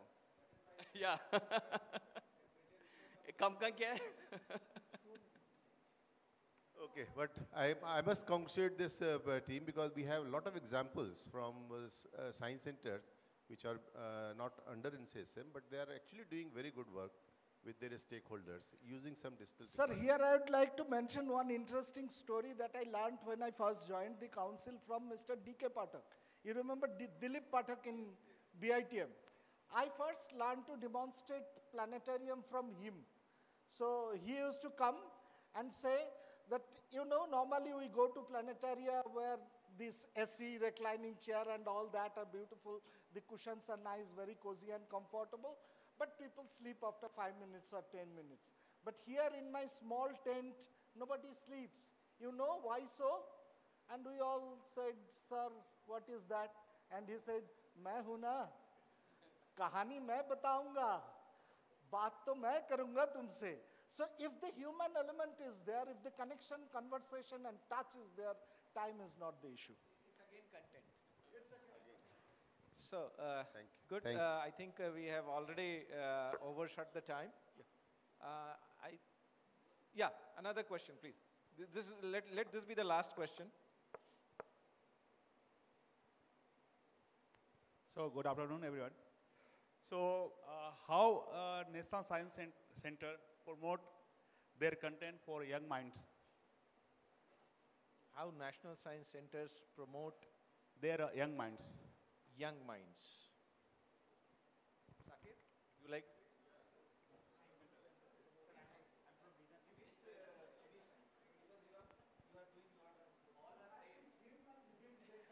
I think, once again, thank you for your wonderful question. It depends on how we communicate and engage. Human element is very critical.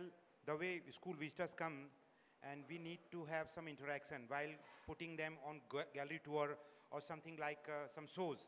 So what we observed if we are not guiding teachers or students, they will go their own, and teachers are hurrying them.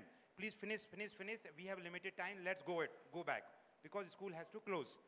So avoiding that, now we are intervening and we are trying to engage them.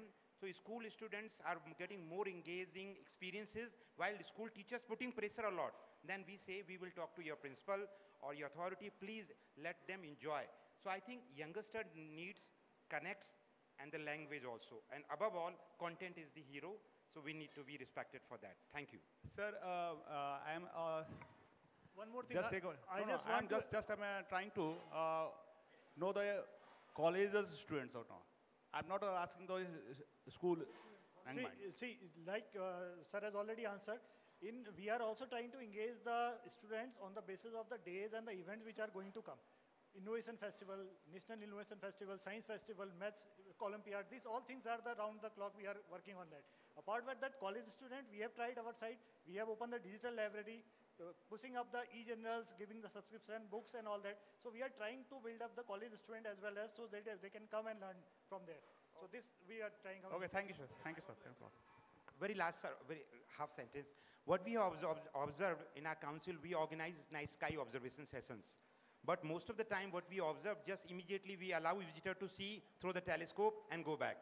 Until or unless we are having a dialogue or discourse about the sky or that day, that changes their perspective. Even the college groups in our science center, they have larger interest in conversation than seeing. Then later on we allow telescope for them. So that's how we can engage or improve the engagement. So basically keep doing activities. Well, Mr. Vijay Shankar wants to ask one question. Or you want to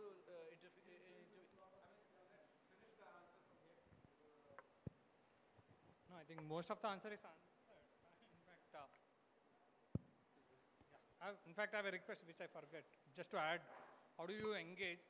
I personally feel planetarium, I mean, of all the other things which is already discussed, planetarium is one critical thing which to attract more and more our repeated users, repeated visitors. But it's again to request to NCSM. Currently, I feel the content is saturated. We have the same content. Maybe these may be technological issues. I don't know the details. If NCSM can make efforts, new contents, because planetarium is a experience-based this one where we can keep calling the students if new contents gets raised. So not an answer, a request to NCSM. Kindly. I'll add because content. If you're talking of content, CRTL just started now, and we have a full dome content which will be ready maybe by next month. And even Delhi has a in-house full dome theater maybe which will be ready for inauguration, right? So that Vijay Shankar initiated in Delhi, and now maybe I'll be closing it. So maybe it's a complete in-house package, even dome, projection system and film. A very general feeling about this attracting the young minds. What I have felt working in various organizations, various institutions at various levels.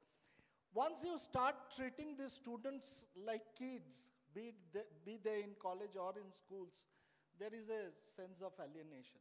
Normally हमारे अंदर एक feeling है कि ये बच्चों के लिए है, थोड़ा simple किया जाए, थोड़ा dilute किया जाए. I never try that. I try to treat them as adults, and as much as an adult as I am. I felt that they feel honored and they feel connected immediately. So my suggestion is कि before thinking कि ये बच्चों के लिए है, खुद के लिए बना के देखिए. एक बार try कीजिए उनको exactly same way present करने के लिए. I think it's a good connect. I need to take this question as a last question because the time is very less. So please, Vijay Shankar, go ahead. My congratulations to all the speakers. This session was really very rich. And special thanks to Mr. Gunanka in the fact that he has been very successful in... Are you getting? Oh. So he has been very successful despite his limited resources. He could arrange for the funds in bringing the student from the remotest to the area of Meghalaya to the Shillong Science Center. I read, I forget, I see, I remember, I do, I understand. This is the premise we have been working on. Now, some of my colleagues today and yesterday also, they were emphasizing upon the social media.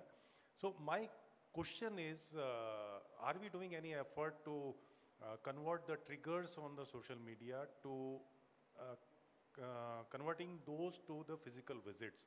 And number one, whether those efforts are required at all or not, and if required, what are the efforts we should take in this regard?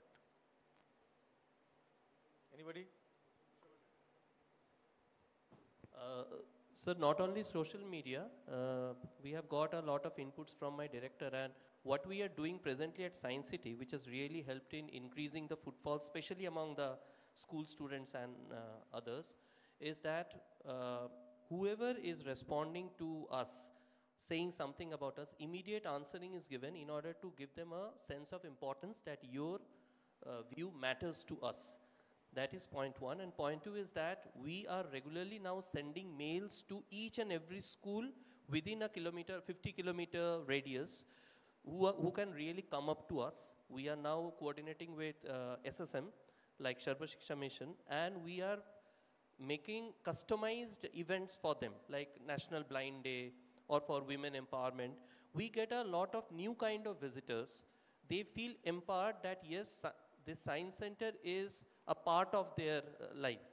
So I think that has really helped, and people wanted to know what more is coming up. That curiosity is really helping us. Yeah, to add to it, it's very important to respond to the social media responses that you get. Very important. And especially if you are getting bad reviews. In fact, I send screenshots of bad reviews to my colleagues almost every morning. And not only that, I respond to the bad reviews very frequently, because that is very important. If you are able to connect to the people who are watching your social media, then probably that establishes a contact. It may not, in fact, convert into the direct footfall, but definitely it gives the visitors a sense of ownership.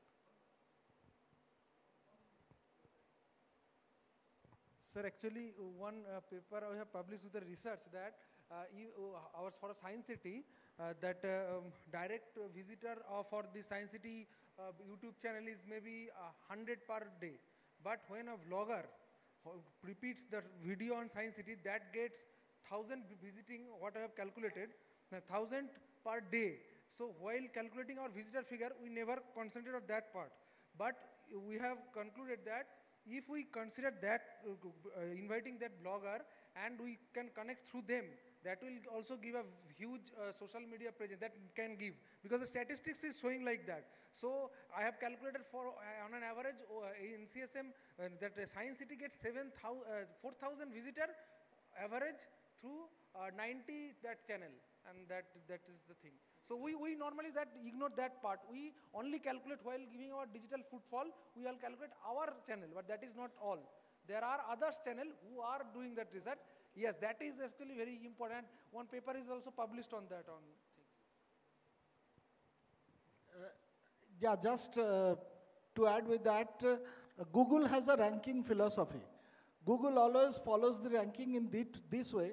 Suppose I have a website and I am referred by the website whose ranking is high, then my ranking goes higher. So it is the same thing. When others talk about us, our ranking goes higher and our acceptance is much higher than that. So I think we should make an effort rather than always trumpeting our own drum that we have done this, we have done that. If others can be inspired to talk about us, that gives a better result. Great. Thanks a lot to the great panelists who have given a very interactive session. With this, we break for, okay, so let there be a photograph of the group photograph of the session. And then after that, we break for a very quick tea session, and then we come back here. Thank you.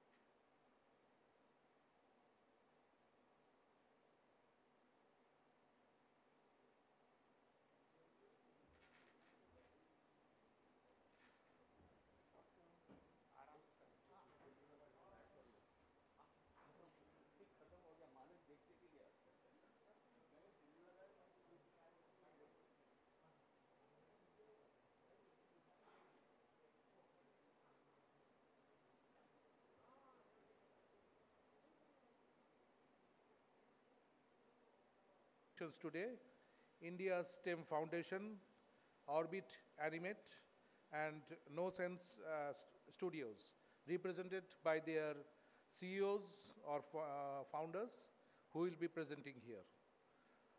First, I would like to invite the founder of India STEM Foundation, Mr. Sudhanshu Sharma. Just to give you a brief about Mr. Sharma and the India STEM Foundation.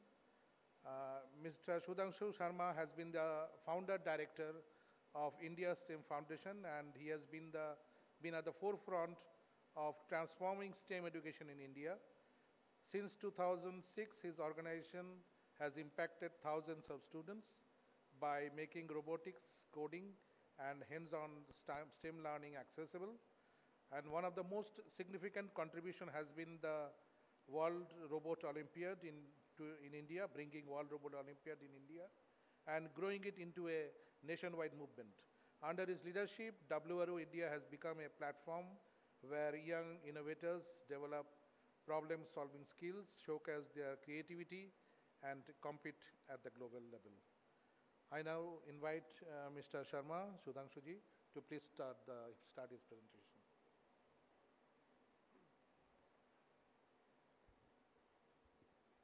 Thank you, sir. Thank you very much for your kind introduction.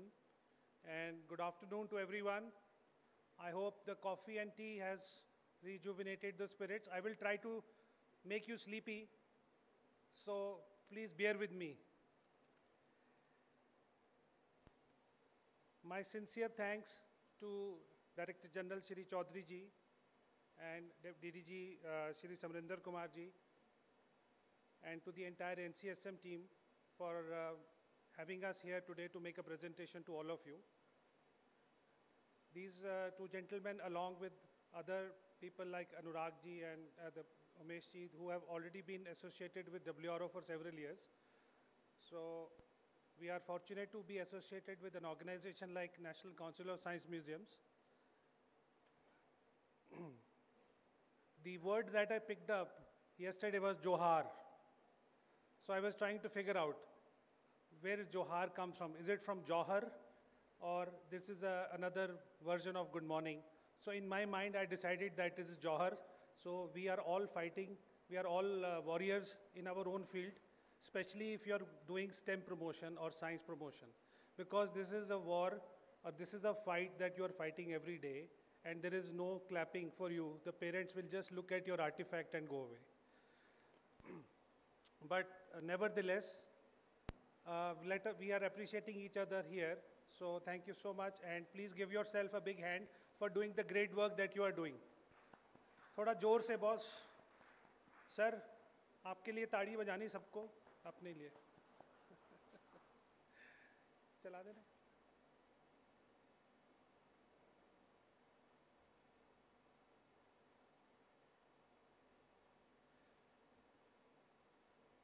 You know what I realized since yesterday, I have picked up a lot of new things. Has been every moment that I've spent here has been worthwhile.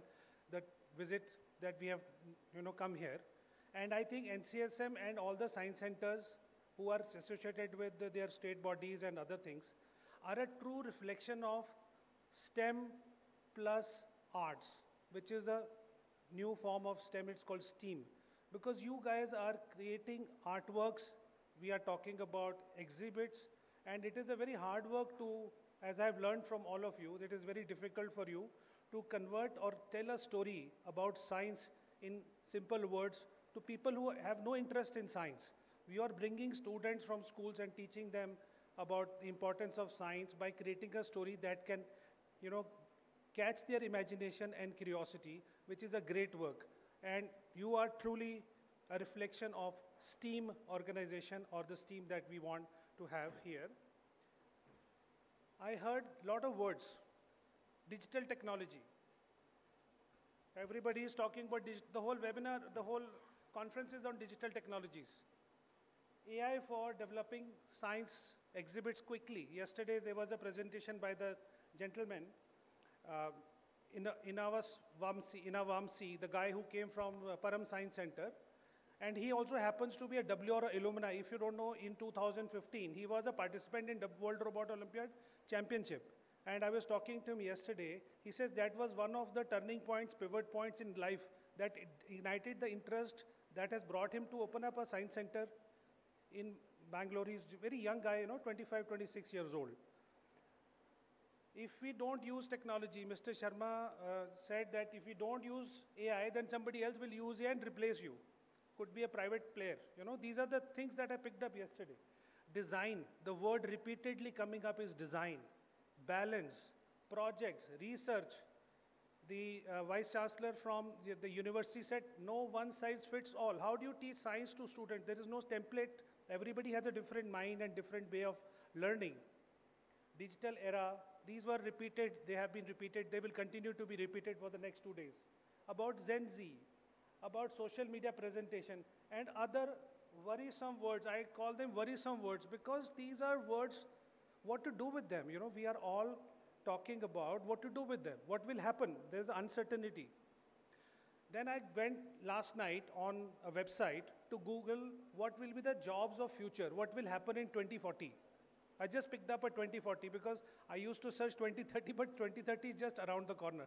So let's 15 years down the line. Because when I was in college, only 3 types of jobs are available. Either you become engineer, lawyer, or a doctor, right? And all the remaining people like me did BCom, and they wanted to become accountants. So this is the world. But now we are talking about brain augmentationists. These are some, random jobs. This is a website. You can all visit this futuristicspeaker.com. He has listed more than 100 such job roles that could happen in future. Are we even teaching them? Are we even teaching, did we teach the digital marketing 20 years ago when you were in school? I have not heard about it. So how are we going to build a future generation, the Gen Z, with all the internet, all the mobile phones, if they have no idea, what are they going to do with all the knowledge? They are useless. They have access to knowledge on their fingertips. Few years ago, I attended a talk by a scientist. He said the science has transformed the way we are looking at the world today. 3 major revolutions happened. First revolution, or not in the proper order, could be, is the Industrial Revolution, the Agricultural Revolution, and the Medical Revolution. These 3 things have been the pivot point of the whole humanity for the last 300 years. If you look back 300 years, these 3 things have really changed the way we live today. People have started living longer. There is no dearth of food. There is plenty of money for everybody to work. But these are what I heard in his presentation. These 3 situations have caused more challenges. There are more people on this earth than the earth actually planned for us to be here. I don't know whether they planned for 10 billion, 20 billion, I don't know, but there are more people, and we are pressed for situations that demand how will we build infrastructure tomorrow. There will be food for everybody. There has to be houses for everybody. There will be transportation issues, which we are going to grapple. We are still grappling now. Water, fresh water is going to be the biggest challenge. Land is shrinking. So who is going to solve these problems that are coming our way because of science? The problems of today are somewhere related to the inventions and the beauty of science. He concluded by saying that these problems can only be solved with science. Again, there is no other answer to it. So if science has created such situations, we need more creative, innovative people who can solve all these problems or come out with ideas that could have a future real-world application of those ideas. I also heard a very beautiful, in the gentleman over there, I think from Calcutta, the movie, the one that showed us the nuclear bomb thing. Sorry? Mr. Manas, yes, beautiful. The thing he mentioned was visibility of technology. That when we see a movie, technology is not visible. That is the most beautiful thing. Have you ever seen such invisible technology at work?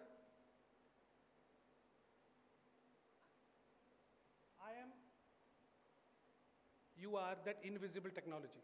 When we speak, nobody is thinking that his brain is processing those words, where those words are coming from, how he is able to transform his thoughts to speech, how we are able to hear. We never consider those beautiful technology working here. What we are interested is to listen to what the person has to say. So this is another idea. While I was listening, it came to my mind that we are all going to be inspired by nature around us. We are all nature. Human body probably is the genesis of how factories are working. We put food from one end and we can, synthesize it to various forms. Factories are being made out of, cars are being out of. So human body is the nature is our main inspiration. So these things are some of the ideas that I have learned while sitting here, thanks to all the wonderful audience, the speakers who have given these ideas to me. So how I entered here, I was always a curious child. I was always wanted to be an engineer in my life. So my grandfather had a factory. There were a lot of machines there. And in summer holidays, my full time was spent in the factory. And the biggest situation was that he used to get complaints every day that he comes and stands next to us and asks too many questions. ये कैसे हो रहा है, ये कैसे हो रहा है, ये कैसे चलता है, इसके अंदर क्या है, and all those things. So he told me, वहाँ मत जाया करो. You are troubling the workers. They are not able to produce because it's hurting me. Across our factory was another Sardarji's workshop. I belong to Punjab. I'm talking about Jalandhar. So he used to fix all the welding work. He had a gear cutting machine and all. So once they kicked me out from it, I used to go and sit in his workshop and watch him run the machines. But when I went for a professional degree, I wanted to be an engineer. My father thought the engineering college hostels are not safe because he was a dean in Punjab Agricultural University and he saw guys taking a lot of drugs.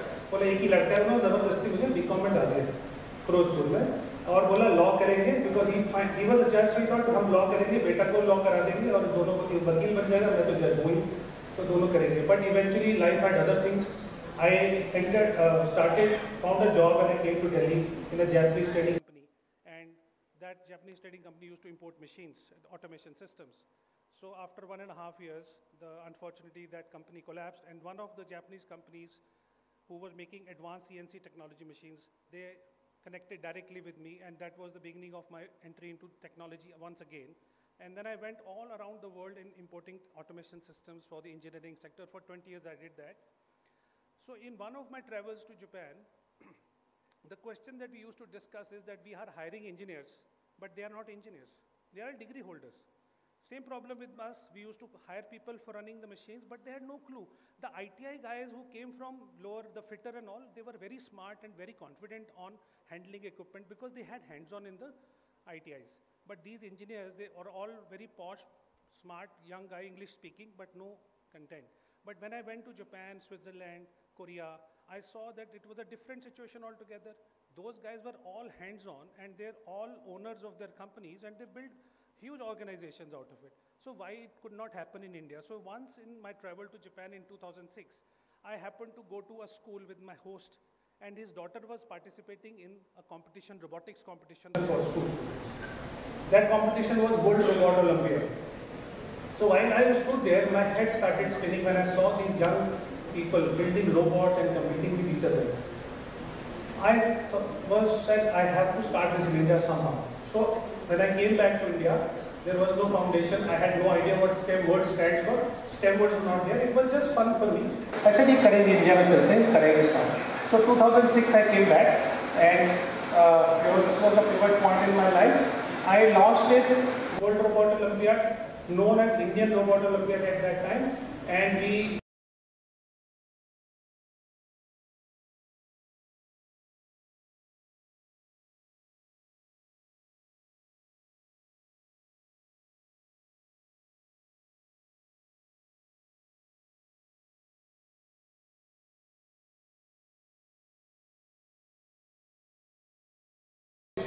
and then one thing led to another and this becomes so exciting.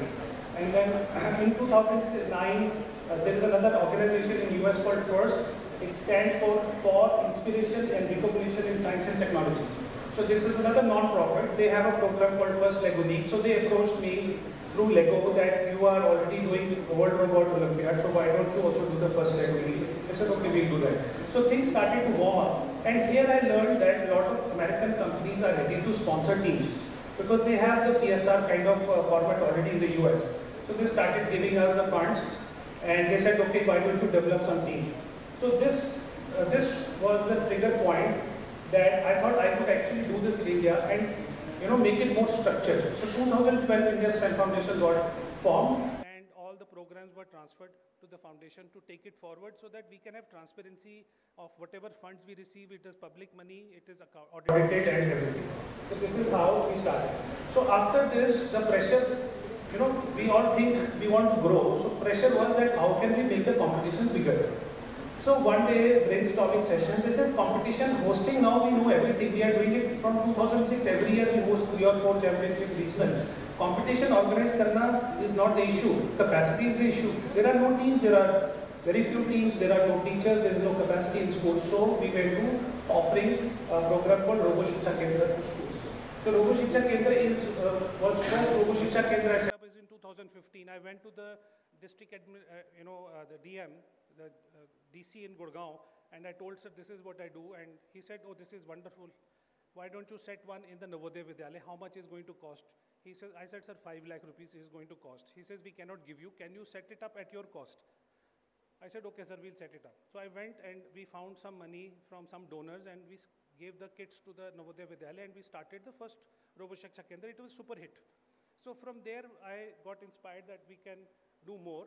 And 2014, we had already bid for the World Robot Olympiad International to be hosted in India. So I reached out to National Council of Science Museums, and they were kind enough to understand the value of our program, and they partnered to host the WRO International in 2016 in India. It was a wonderful thing.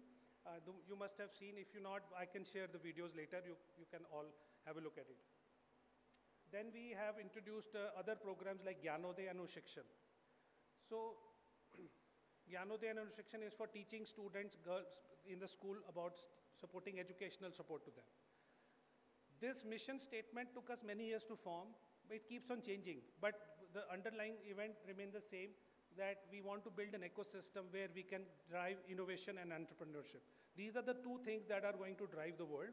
If you are an entrepreneur, if you want to find the way, you will find a way, and you will have less resources, but you will find somehow the ways to do it. So this is what we are trying to do. And as I already mentioned, we have the Robo Shiksha Kendra, Gyanodaya Anushikshana. In Sarachna, we are able to do the lab setup. We can do refurbishing and everything. World Robot Olympiad, we done. We have another program we launched 2 years ago. It's STEM Conclave, STEM Works Conclave. STEM Works means it works. It is happening, that there are good positive impacts for this. And we had this on the 31st January this year, and Anurag ji kindly consented to be one of the speakers there. And this Dr. Walter Stroop, he is the chair of Department of STEM Education at University of Massachusetts, USA, was the keynote speaker here. So we want to do this activity on a quarterly basis, where we want to engage with schools and corporate CSR heads. We had Mr. Ashwini Saxena, he's the CEO of GMR Foundation, and Monica Walia, CSR head of the Global Logic Company organization. And we had a discussion panel comprising of educationists from all walks of life. So these are some of our initiatives by which we are trying to create an ecosystem, because in spite of 19 years me doing this WRO and everybody of us doing WRO, still if I go and ask eminent group, half of them had no idea what WRO is. It means we are far from creating awareness, but it's not the situation. People keep changing. Children keep growing up, they move on to other areas, so interest fades in and fades out. So I already discussed about the Robo Shiksha Kendra, and we also do mini science centers in school. These programs are done through raising money from CSR partners. So we are a smaller organization, very small organization. We have a very limited team, about total 5 people we are running, and we hire engineers as per projects.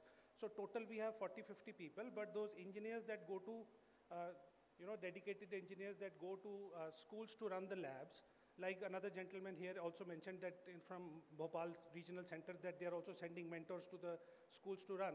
So similarly, we are also sending engineers. So these are the capacity building programs that we hire. And we also encourage participation into World Robot Olympiad coming out of these RoboShiksha Kendra. We are also reaching out to Atal Innovation Mission, that Atal Tinkering Labs and all. So this is a small video. कुछ नया सीखने की कोशिश की बच्चे ने, कुछ आगे बढ़ने की चाहत रखी और हम भी खुश हैं इस चीज़ से कि भी हमारे बच्चे आगे जाएं। हम नहीं पढ़ पाए, हम नहीं कुछ बन पाए, भी हमारे बच्चे आगे बढ़े। जैसे हमने अपने लड़की की नेहा की हेल्प की, ऐसे ही हर पेरेंट्स को अपने बच्चों की हेल्प करनी चाहिए। जिस चीज़ में उनकी रुचि है उन्हें उसी चीज़ में आगे लेकर जाना चाहिए। यहाँ पे इस स्कूल में पहले स्टेम लैब अवेलेबल नहीं थी, फिर इंडिया स्टेम फाउंडेशन और अमेज़ॉन की तरफ से हमारे स्कूल में स्टेम लैब अवेलेबल हुई। जो चीज़ हम जैसे साइंस और मैथ्स में पढ़ते हैं वो हम यहाँ प्रैक्टिकली करके देख सकते हैं। इनिशियली रूरल एरिया के बच्चे साइंस और मैथ सब्जेक्ट में इंटरेस्ट नहीं लेते थे, पर जैसे उनको स्टेम लैब के बारे में पता चला, स्टेम लैब में उन्होंने साइंस और मैथ्स के थ्योरेटिकल जो भी पढ़ते थे वो प्रैक्टिकली उसके अंदर किया, तो उनका साइंस और मैथ सब्जेक्ट में इंटरेस्ट बढ़ा। अब वो बच्चे अर्बन एरिया के बच्चों के कंपैटिबल हो गए हैं। जब से बच्चे कंपटीशन से वापस आए हैं तो उन्होंने जैसे आसपास अपने बच्चों को ये चीज़ बताई है कि हमने ये रैंक हासिल किया है, या उन्होंने क्लास में ये चीज़ शेयर की है, तो उससे जितने भी पेरेंट्स हैं सबको बहुत अच्छा मैसेज गया है और वो भी चाहते हैं कि ज़्यादा से ज़्यादा अपने बच्चों को स्टेम टिंकरिंग लैब से जोड़ के रखें।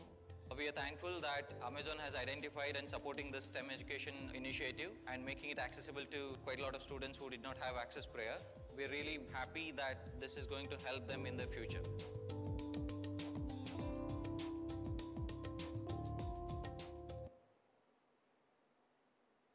So we are trying every day. So far we have set up around 250 such centers with the help of CSR funds that we have raised. He is one of the beneficiaries from this center. And what is the impact that our centers are creating? Hello, my name is Arnav Katle and I am pursuing Bachelor's of Engineering degree in Electronics and Telecommunication at Siangad Institutes. During my school years at Lakshman Rao Apte Prashala, I had the incredible opportunity to participate in the Robotics Education Center established by India STEM Foundation and Tata Technologies. I got inspired by robotics and now I have joined robotics team in my college and currently serving as electronics head there. The hands-on learning approach made the concept easier to understand and much more enjoyable. We learned a lot while playing, which boosted my confidence and motivation to pursue a career in engineering. Also, I got an opportunity to represent my school at World Robotic Olympiad at Delhi. This program has inspired many of my classmates to aim for higher education in the technical field as well. I believe that more and more students should take part in Robotics Education Center by India STEM Foundation and Tata Technologies to gain a similar transformative experience. We have a lot more testimonies where students have actually gone ahead and picked up technology courses. They got inspired and they got the confidence that they can take a technology course. They had no idea whether science can be so much fun and it could be so engrossing. So this is one testimony.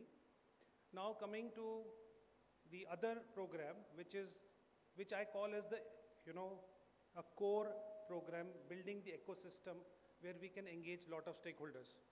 I have a lot of people in the audience who have been to, Sir has also been from Gujarat Science City. He was gracious enough to host the WRO 2024 in Ahmedabad and supported by National Council of Science Museums as well. So this program is an international program. There is a World Robot Olympiad Association which started in 2012 and 2014 they started, and India joined in 2004, they started, and we joined in 2006 to this body. And at that time, there were only 12 countries who were the participating members. So over the years, the participation has grown. Now there are more than 100 countries who are become the national partners with the World Robot Olympiad, and they are hosting the qualifying rounds and the national round in their country and popularizing STEM through World Robot Olympiad with school students. And the students who participate in the national, then they go to international to participate with the global teams. So this is the format of the program. And in India, of course, as you know, we are jointly organizing this program with the India STEM Foundation and National Council of Science Museums. And we also organize the international also in India. So national every year we do, but international is given only based on a bidding process, which takes 2 years' time to bid for it. So we are now again trying to bid for another international program. So what WRO does, what is the beauty of World Robot Olympiad? It is an enabler for future ready skills. If you keep teaching me, if you keep only teaching me things, and if you don't tell me the value of this knowledge, I will not seek to learn it. So if I have a challenge in front of me, and if I need to find answers for that challenge, then my brain will start to learn and build. So here what happens is, the students have to pick up one top problem statement from the theme of the year. For example, this year's theme is the future of robots. There is a flyer on all the tables, I guess. You can keep it and learn more about it. So this year the theme is the future of robots. It means that how robots will help us in future, or we can ideation. Basically, this is an igniting point in the student's mind so that they can pick up one problem around them in their society and try to find out a solution that can be solved with technology. These students are from different age groups, starting from age 8, which is elementary, junior and senior age group. According to the age, they all need to work with an adult mentor, and the mentor will help them on the design thinking process. So I heard the word design, project, processing. So everything students will go through this iteration problem. So problem statement, they do some research on it, what happens about it. They do a development of a prototype idea. Then they go back to the solution, mentor talks about it. They test the prototype. They find it does not work the way they thought it might work. So they identify new problems in their hypothesis. They go back and apply that hypothesis to keep on going through this learning cycle again and again. So this helps students to get engaged in a fun-filled environment in doing something otherwise they will not do. Otherwise it becomes a forced knowledge being imparted on them. So this is, and also as you know, robotics is a multidisciplinary field, and it helps students to engage with mechatronics, electronics, and computer science. So it's a holistic program, and it can be implemented anywhere you want. So this is a small video of 2016 that we hosted with in the Expo Mart with NCSM.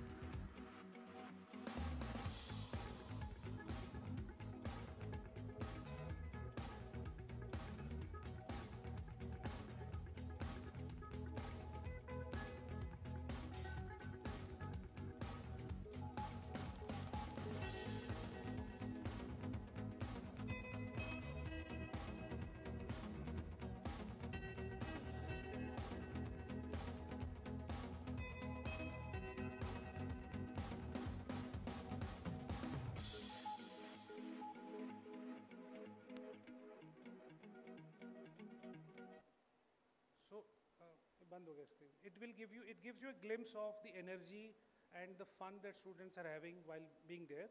And the categories and everything is mentioned on the flyer. There are 4 different competition categories. Your school can choose to participate in whatever category they want. And there is a challenge which is available on the website called wroindia.org, and they can learn from there.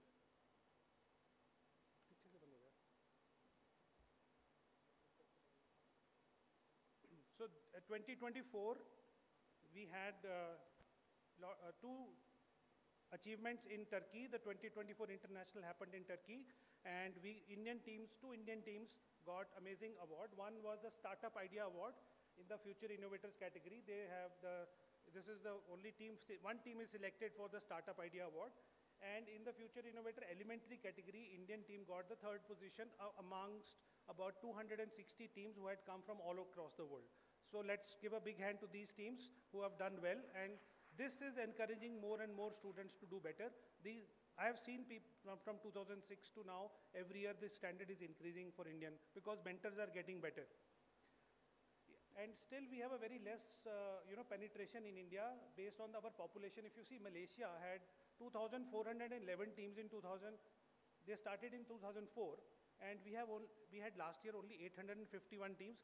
Out of that, about 450 teams were school teams coming for the first time, because we have made one team entry without registration if you remove every school. So that helped us a lot to have more schools come join. Our 3-year plan is to grow from 800 teams. Next year we want to go to, this year 2025, to 16, double from last year, and 4,000 and 12,000 teams by the year 2027. Because we are also aspiring to host these programs in India, where we are bidding for, along with the National Council of Science Museum, to host international program again in India. So it is more important that Indian program is also scaled up so that we are able to host an international program. So these are our targets. Some of them we have taken. We cannot do it alone, so we need everybody's help to do it. And out of that, we have some growth plans in awareness, teachers training, and capacity building. So we are trying to look for CSR funds for this awareness. What happens is, one of the challenges is that we don't get CSR support for hosting World Robot Olympiad. So there is a dedicated team in our India STEM Foundation that is working around the year to manage this program to technically, and also marketing and awareness and going to schools and all those things. So nobody is giving us the funds for running this CSR. Just take one more minute, sir. And we are depending on registration fees alone. So these are one of our challenges. Other challenges that, people are not aware of it. So we have done from last year is that every school can send one team without the payment of registration fee, and we introduced a virtual round altogether, so that in first round, schools can join virtually by submitting their ideas online. So it has that remote schools, people who are like Shillong, the Science Center was mentioning, they have accessibility issues. So those students can also get involved in our program. So that has shown a lot of good things for us. We are actually requiring bigger venues. Earlier we used to manage in schools, but now the teams are more and we can't fit in schools. Earlier we used to request the school to give free venue to save cost, but now it is not possible. Last year, the Gujarat Science Center had a huge hall. It was totally jam-packed. If the teams grow by 20 teams also, we cannot accommodate in the Gujarat facility, So we can't say the team should not grow, but we can ask them to make another big hall or find some alternate space. So the opportunities here that we are asking here is that we need some financial support. We have already requested the NCSM headquarters to please help us with the funding. My own request, can we also have WRO champions? It's an idea that all the affiliated bodies and science centers can have WRO champions who can help us. I saw a lot of access you have to schools, where you have WhatsApp groups, you have emailers, you have school database. So somehow if we could outreach to schools and colleges through your help, so spread the good word with them. We can work with you to conduct STEM teachers training for them to work on it. And we can engage with schools and colleges and you can also host some tinkering workshops or even mentor some teams and also help us hosting the regional in your facility if the facility allows. We have to see the technical feasibility of this. And also please help us to leverage relationship. Like this year, we have sent letters to many government bodies, and the Ministry of Education has in turn sent letters to all of the state education departments, and it is going to schools. So this is something that we need to work upon. Without all of you are in the same space, and I hope you value what this program stands for, and please help us to do that. And these are some of our partners who have supported us for CSR program. I've only dedicated one sheet, but we have a long list now. So thank you very much for your time. And thank you, sir. Just one more point I wanted to show, that recently I have written to Meghalaya government for, can you please show the screen? We we have written to Meghalaya government, we have written to all the governments where we are asking that we can sign MOU with them and we can provide free teachers training and also help to raise money through CSR for their STEM labs. So I heard the gentleman from who has finding a difficulty from Shillong about he raised the money. But we can, so we have written, if this can be pursued further, I have written to all of them.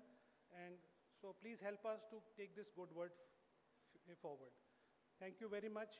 And thank you.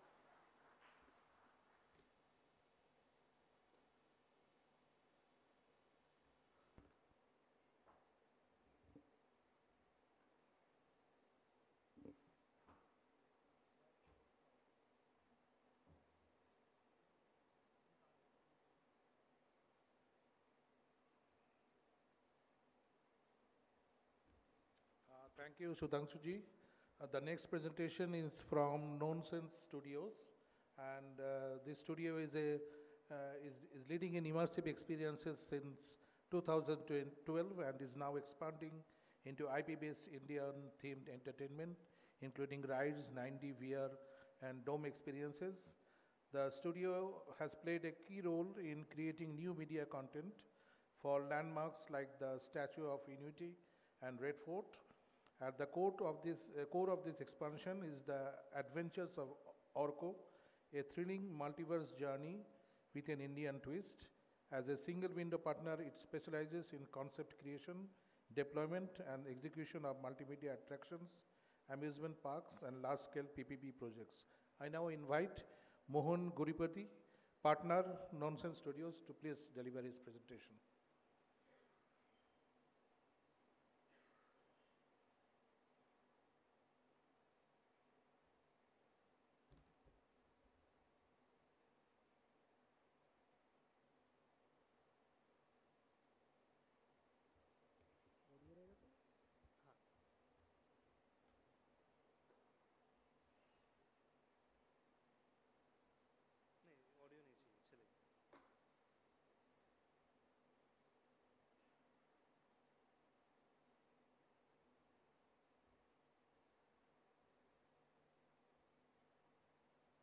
All right.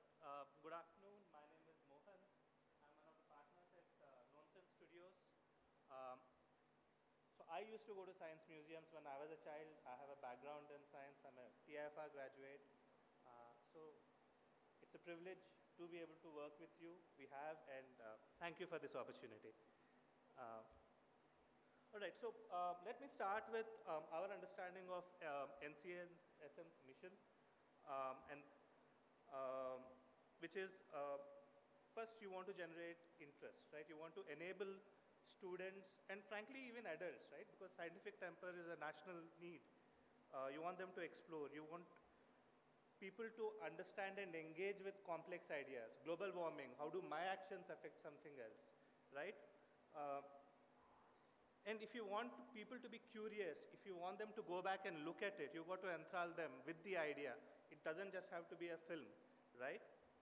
So the idea, one of the goals then for NCSM is to enable discovery. Everything that you're doing is to help people learn, appreciate, and understand new concepts, and hopefully then the schools and other organizations help them build on that. So now, if that is sort of the thesis, then because people understand things in different ways, yesterday there was a mention of multiple intelligences, right? You want to actually introduce the same idea and concept in multiple ways because that's how you reinforce, right? And that's where you want multimedia. That's where multilingual becomes very important. We have solutions where we have solutions in 8, 10, 15 languages because it matters. We spoke about digital tools and we'll share some of the work that we've done. But at the end of the day, you also need physical, tactile experiences because that's how you learn. And that's where interactive VR can be a very powerful tool. That's where custom hardware with 3D printing can be a very powerful tool. And we've done some of this work, so I'll walk you through some of it. So very, very briefly for Nonsense Studios is, as sir introduced us, we've been around now for a bit. Since 2012, we've done about 400 plus 3D projection mappings, including the Red Fort, Statue of Unity. I'll show you a brief glimpse of some of the work that we've done. But we are not just a content creator. As you will see, we actually now do circuit design, we do hardware design. So we're an end-to-end solution. We develop experiences, right? And learning, a good experience can lead to enduring learning. All right, so just to give you a sense of what we've done, this is something that we developed for the Smritivan Memorial, which was about the Bhuj earthquake back about in the early 2000s. And we created all the content, and we worked with integration partners. So you're actually standing on a platform which vibrates to give you a sense of what an earthquake feels like, right? So we've done the content development. The hardware was installed by a partner, but we did all the programming and synchronization. So that's a capability that we do have. Just to give you a sense, there was a session today talking about projectors and the challenges of mapping. This is sort of our day job, right? This is what we do. This was 18 to 20 projectors, multi-channel audio, huge room, and it's a physical simulator which moves, right? This is work that we've done for the Science City in Kolkata, where we did a full dome projection, again projection mapping. Now this is an ongoing project, and this is for the Vadnagar Archaeology Experiential Museum. And one of the goals of the museum curators was to say, look, it's not enough to just give them a display. Let's give them something hands-on. Let them understand what things felt like. This is something that keeps improving as the curators understand the scope of technology. The next installation will get better. But I want to walk you through two different things that we've created for them and that have been deployed. One is, instead of just displaying content on panels, each of these spots actually has a sensor embedded. So the expectation is that the viewer will hold it, move it, and then when they place it on a particular spot, information relevant to that gets displayed. It's a very simple technology. It's very robust. So you may have to replace the pots, but the technology will continue working, right? So that becomes very important from an operational point of view. This is some of the things that we considered during the solution design. This one is another solution where historically different pots are used for different purposes, right? Form follows function. We wanted, if you can see this sensor here, it's actually tracking your hand positions. Again, these are very robust sensors because you're not touching them, right? So the idea with this was to help show them a structure, ask them to move their hands. If you successfully make it, right? I'm forcing you to pay attention to what you're doing. I'm demanding that you engage with the idea, right? Eventually, if you get the right shape, then it will tell you, good, congrats, this is what you built. This is what got baked, and this is what it was used for. Now, these are all technology tools. The experience that you want to design, if you have an idea, we can work with you to make that real. This is something that we created for the Prime Minister's Museum in New Delhi. This is a virtual helicopter ride. This is basically a projection of what India can be in the future, right? So this is a physical simulator the Prime Minister inaugurated, where it's a 270 immersion. So you will feel like you are traveling. Now, this was a physical simulator. You can imagine putting a VR headset sitting in there, and you don't need the screen. So there are lots of permutations and combinations that we can design for you based on the constraints that you have. So we've done work for NSC Delhi, Kolkata, Rajkot, Bhuj, Ahmedabad, Jalandhar, Kabutala, and for instance, this is a touch interactive solution, and I'll show you the fish one in a bit. But the idea again is that tactile experiences are important. The challenge with tactile experiences is that, given the footfall and the sheer volume, things can get damaged. But if you design it well, you can make something that is fairly robust, easy to replace, and easy to maintain. Okay, this is the Kaputala project. Sir mentioned it yesterday.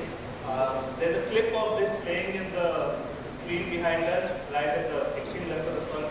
And you can actually, if you watch that clip, it will tell you how the room was built and how the whole thing becomes a projection mapping canvas where as you're moving in the room, the system system is interactive, so it's tracking your movement and the animation and the immersion changes, right? So this is something that we've done end-to-end, it is live.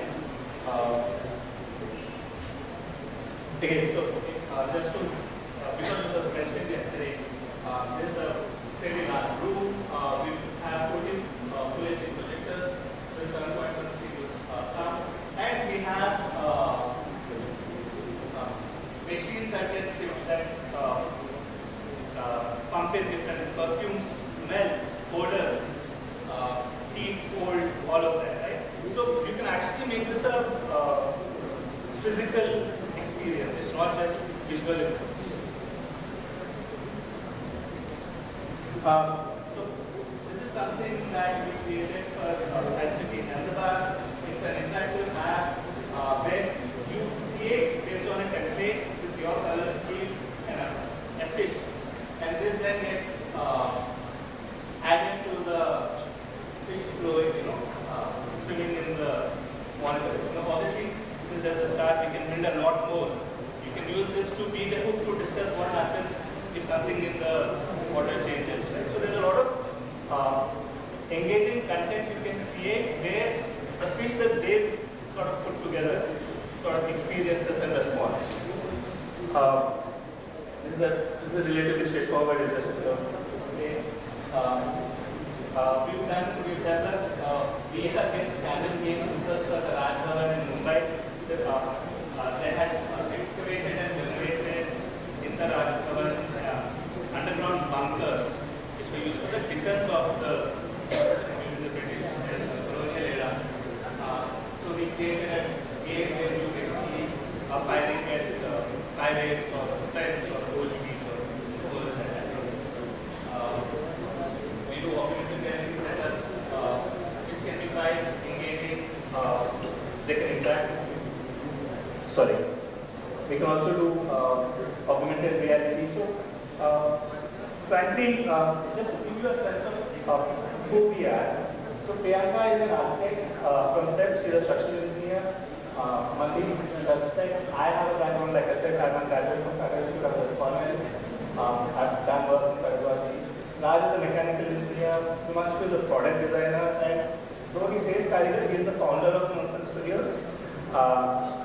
So we bring together a lot of different skills. I represent a team of 70 people who do everything from circuit board design to content development to hardware integration. So now we get to what we are trying, what we're building as a solution for scale and for cost effectiveness. And the key idea behind the Indian culture is that, see, you understand best when it is contextualized to you, right? So you want to explain science, and India has a history of science, we have a tradition of science. So you want to weave that into modern understanding of science. So that is basically what we have started developing IP for, right? It's an IP-based, Indianized entertainment solution that we are tailoring for Indian science museums and experience centers. And the goal is to, what I showed you as a catalog of our skills, we want to be able to take all of those and blend that with scientific concepts to develop engaging immersive experiences. Right? We want, science is discovery, discovery is fun.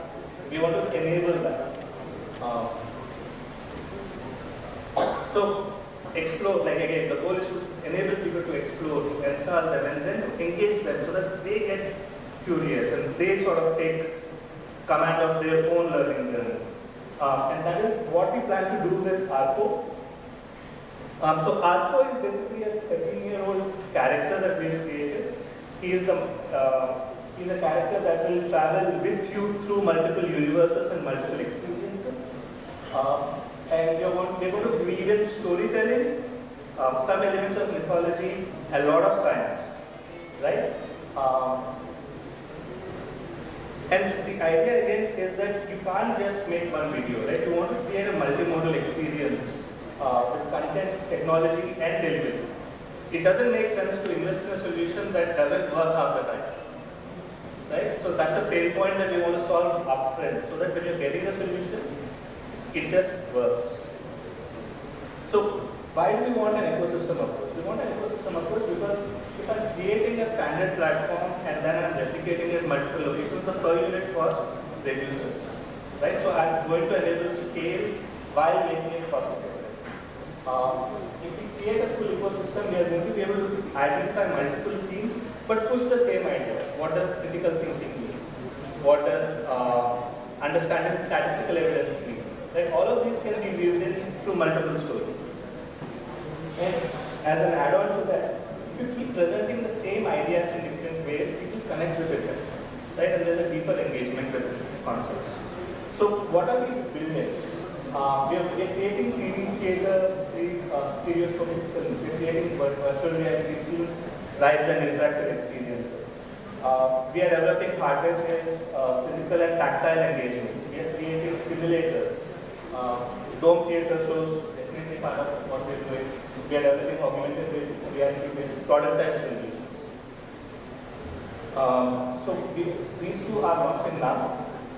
You can actually see a clip of this film, which is again multimodal. They are going to sort of take the same theme, but it's going to be available as a dome film. There's going to be an interactive virtual reality experience. There's going to be immersive experiences. There are going to be rides, right? So we're going to create multiple deliveries of the same themes. We are developing all of these actively. This, for instance, is an AR-based solution. You saw a glimpse of that. Again, we are building multiple teams. And this, of course, is to drive engagement. You want to sort of get them involved. So, what are the advantages? And I'm pitching something. Why is it important? Yes. Last slide. So, this is made in India. We end-to-end, we are designing it. So, we would love for you to come and tell us, these are the things that would be of value to us, or these are the ideas, or these are the concepts. Tell us, Mohan, can you weave in something about probability? We'll find a way, right? Like I said, we have a very robust team. So if you give us a challenge, odds are we'll find you a solution. We can always figure out the budgets. That is always going to be a problem. But at least we can tell you what can be done. So this is the last slide, and I thank you for your time. We are right at the back, and again, it's a privilege to be here. Thank you.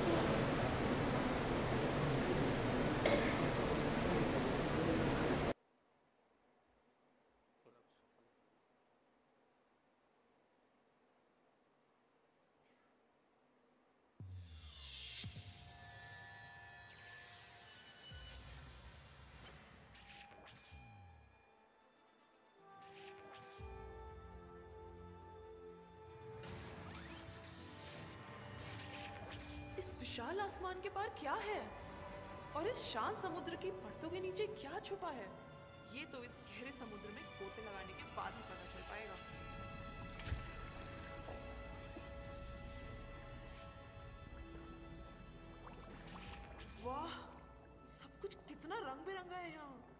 छोटा सा रंग बिरंगा जीव कितना सुंदर लग रहा है ना।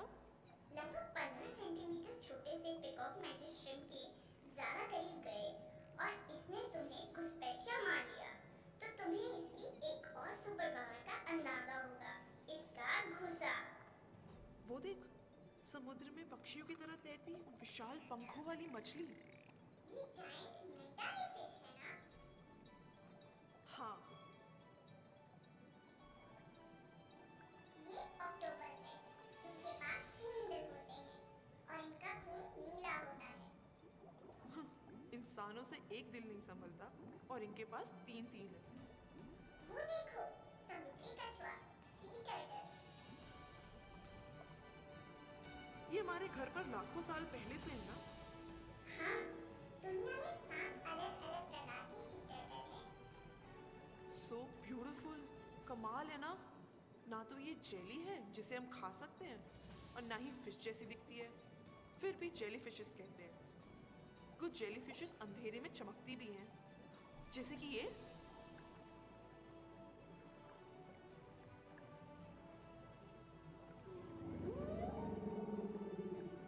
और ये है दुनिया की सबसे बड़ी मैमल, ब्लू व्हेल। टीटो, ये सफर खत्म होने को है।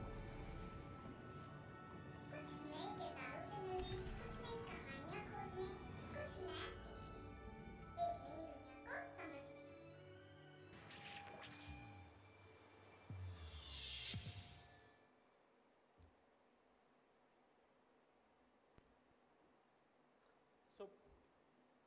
So if there are themes that you want to deploy at multiple locations, you can develop content around those themes. So there is a core set of ideas, right, that are communicated across the board.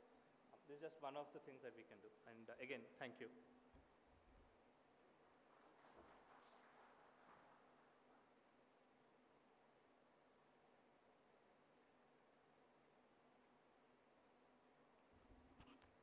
Thank you, Mr. Mohan. And for the last presentation, we have from Orbit Animate Private Limited.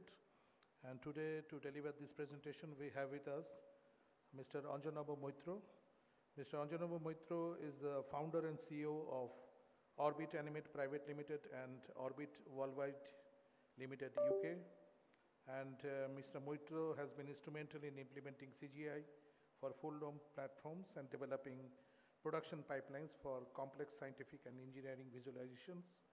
After establishing Orbit Animate in 2024, he began working closely with the Indian Space Research Organization at SASC Ahmedabad, creating episodic astronomical documentaries using 3D animation.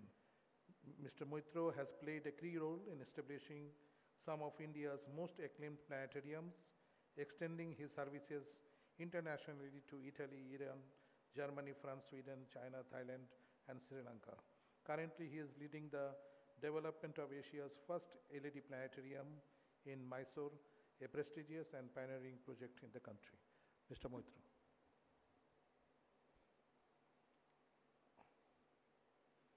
What's your name? Yeah, and the presentation will be delivered by Tridanjana Moitro. Please.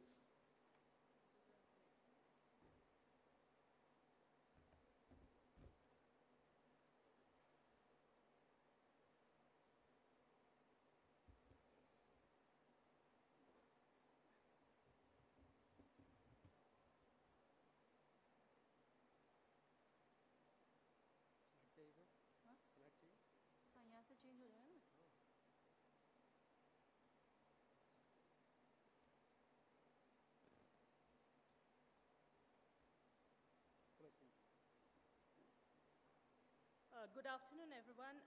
I'm Tridanjana Moitro from Orbit Animate, and I'll be conducting the session. I would like to begin by extending my sincere thanks to the heads of science centers and organizers for inviting our company to be here today. It is my pleasure to be able to share our works and services through a very small presentation that I have here.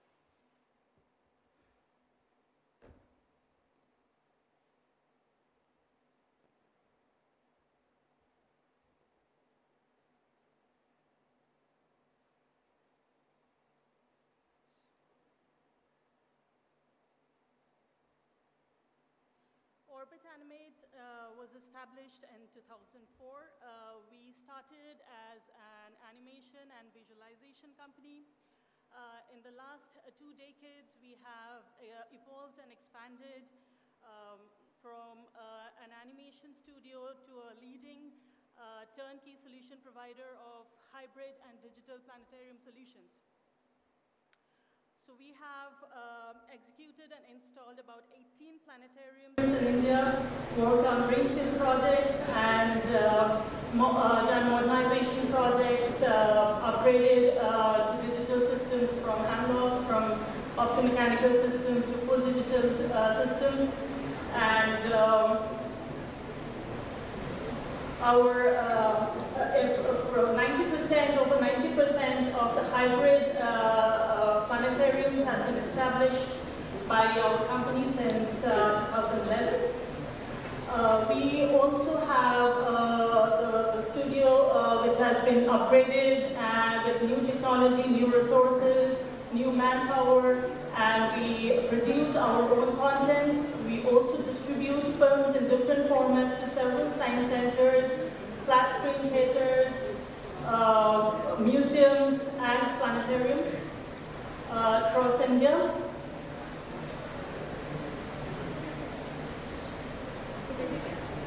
So here are some of the key services that we provide to the planetarium industry. Concept design and engineering.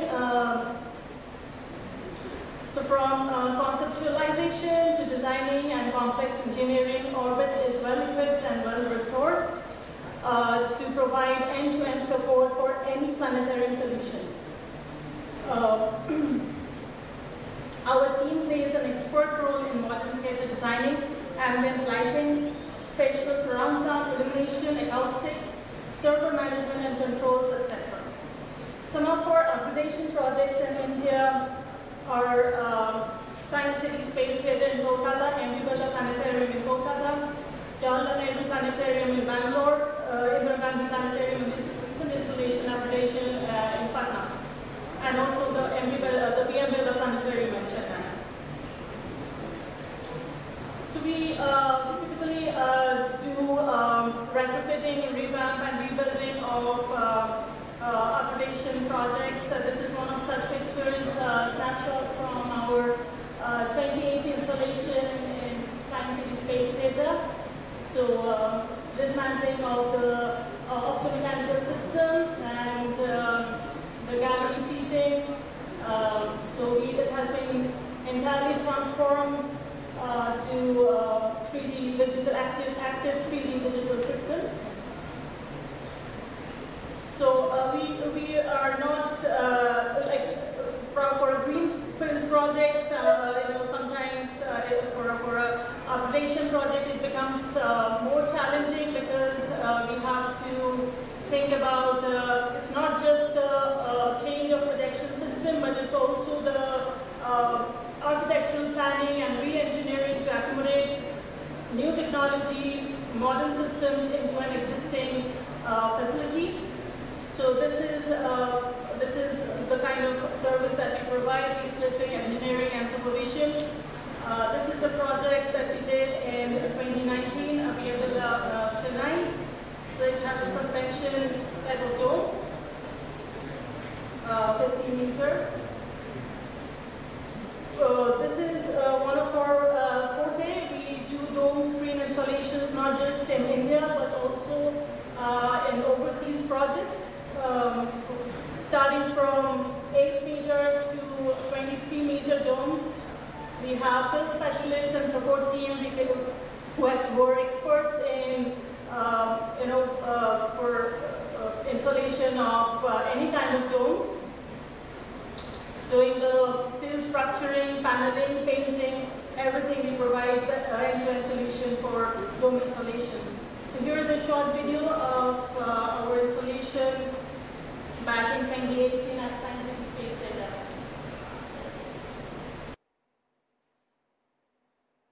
So we work collaboratively with a company called Astrotech, who are the panel manufacturers and also the installers. That time we used to work collaboratively with them. We needed their support, but they have given us extensive training. So now we are a team who can solely perform dome installations, not only in India, but in overseas projects as well. So in areas where, due to many political reasons, some of our dome installation companies may not reach, we send our teams there for installation.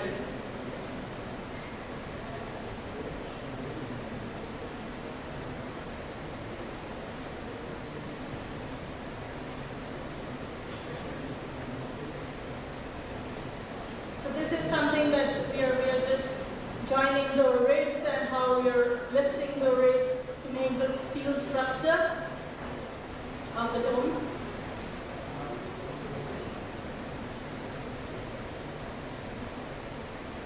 This is another iconic planetarium, the Ranchi Baramera Planetarium in Ranchi. We are also conducting the operations in this theater. We are responsible for the operations. That is also another key service that we are providing.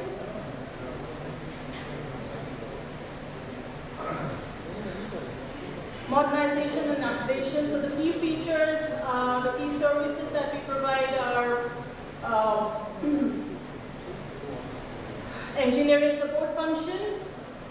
That includes the implementation of new technologies, including the projection systems, electricals, HVAC, servers, etc.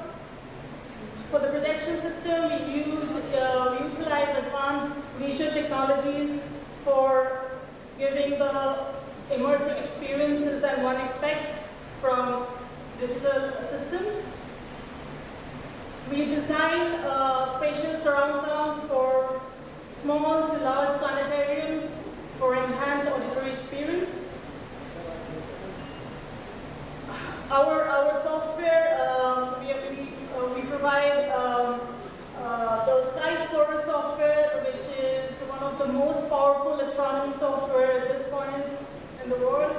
So one can create, we'll come to that later on, but it's one of the kind of software which has the entire universe in volumetric models available, so one can customize contents, do simulations. It provides immense interconnectivity between planetariums to other astronomical institutions across the world. Real-time data simulation.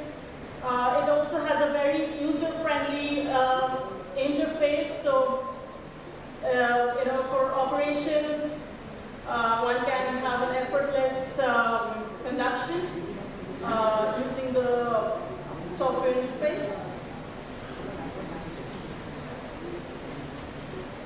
For maintenance and support, we maintain a very big inventory of spare parts to minimize the downtime caused by unexpected breakdowns. We can easily replace the components when needed.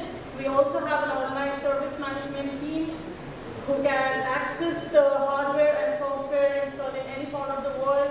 We can address the issue promptly in case of a breakdown, and we don't have to really go for on-site visits. So it maximizes the planetarium's uptime. Very essential for operation of any DC planetarium. We also provide well-trained staff for planetarium operations. It is very essential for maintaining equipment and ensuring the safety and satisfaction of visitors. Currently, we have operations in Space Theatre in Science City, and we built a planetarium in Kolkata. In Ranchi Planetarium, Baramera Planetarium in Ranchi, and also the recently inaugurated Patna Planetarium, Indira Gandhi Planetarium in Patna. So we are collaborating with a global leader, RSA Cosmos Konica Minolta. They have their presence in Japan and in France. They are the major stakeholder of planetariums worldwide with over 200 plus projects.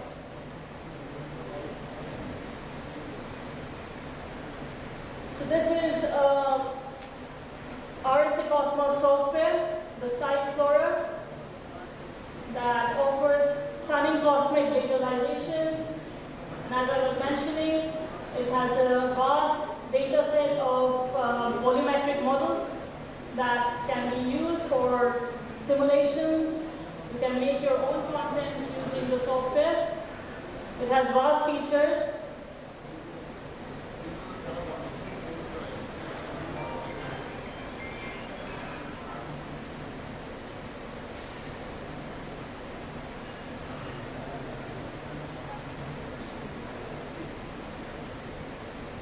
So you can actually time travel using this software.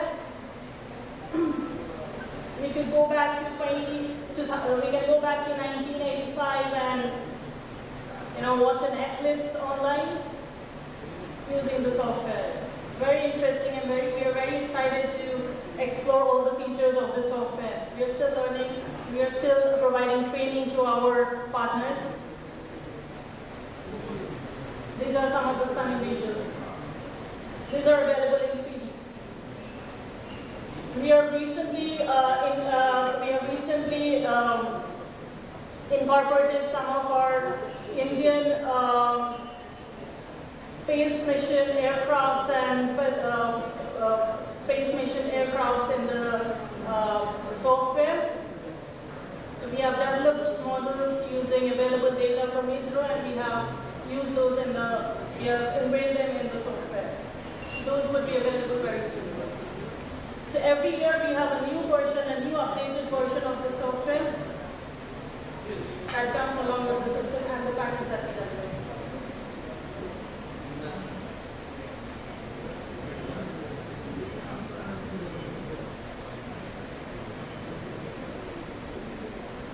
Inside the ISS, sorry.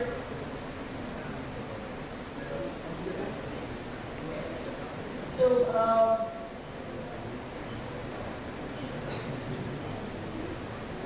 these are some of our recent installations. The Agartala Planetarium under a 12-meter dome. Then we have the Gujarat Science City under 18-meter dome, tilted and hybrid. We have the Patna Planetarium, which is a 3D planetarium, under a 16-meter dome.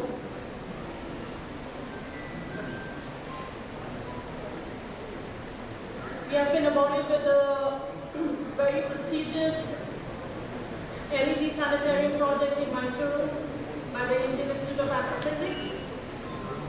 It's under construction, but it's expected to be completed by the end of this year. The screen has arrived, and we are expected to start installation of the dome by mid of this year.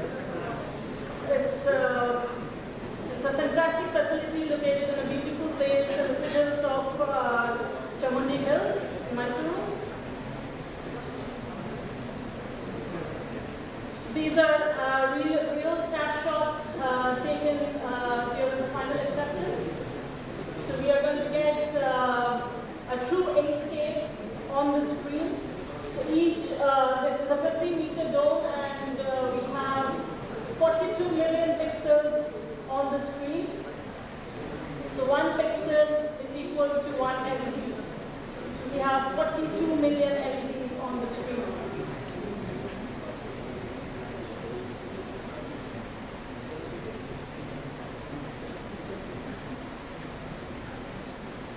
As I was telling, we are also collaborated with many production houses who we distribute. Currently we are having more than 300 films in our library for distribution. That includes films in full dome format, 2D, 4D, 2D, 3D, 2K, 4K, 6K, 8K. And we also provide flat screen 3D films to many theaters, small theaters in India. So we have a good archive of 3D shows, both CGI contents and live action films. So we have a very trusted partner from Enwave Pictures, located in Belgium. NCSM has licensed many films through us from Enwave Pictures.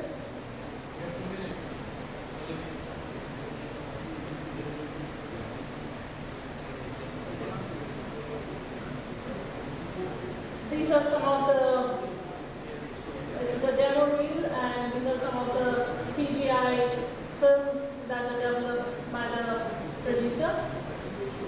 Very good quality CGI content.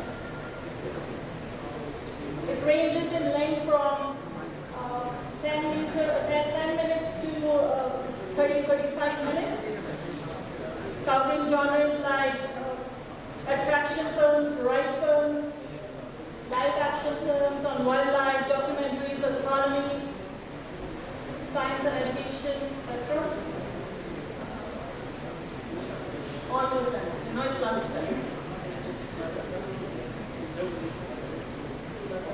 We are also collaborated, and we have the distribution, exclusive distribution rights from K2 Studios, based in California. We distribute their content mostly to the planetariums and large format films to many of the theaters in India.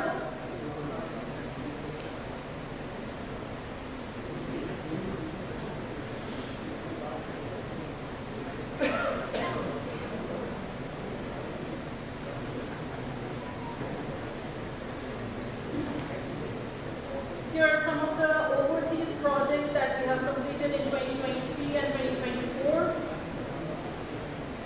We have majorly been involved in the dome installation of these projects. Alexander, Germany, Malmö, Sweden, Montgomery Island, Port Elizabeth in South Africa, Angola in Africa, Kenya and France.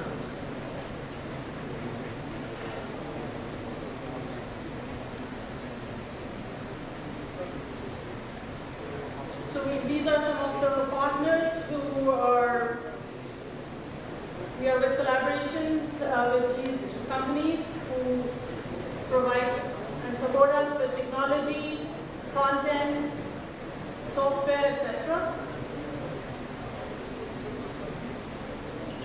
In conclusion, I would like to say that we recognize that science and technology centers and planetariums are vital pillars of the scientific community.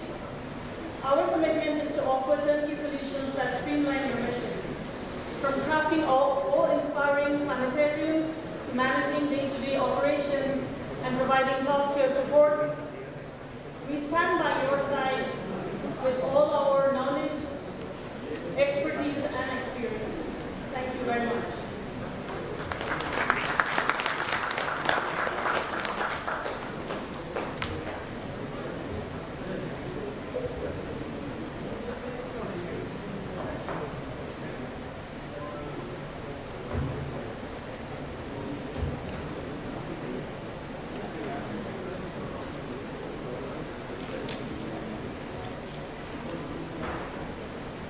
That was the last presentation of this session. The floor is now open for your questions. I would like to request all the presenters to please come up on the dais. Mr. Mohan, Mr. Sudhanshuji, Anjanabu, Mr. Anjanabu, please.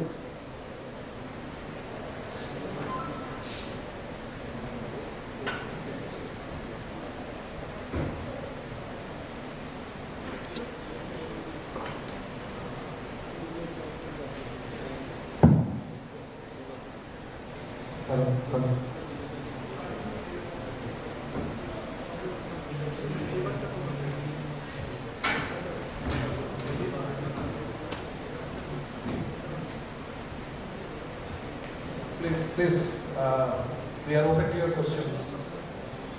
Mr. Manas, Mr. Chatterjee.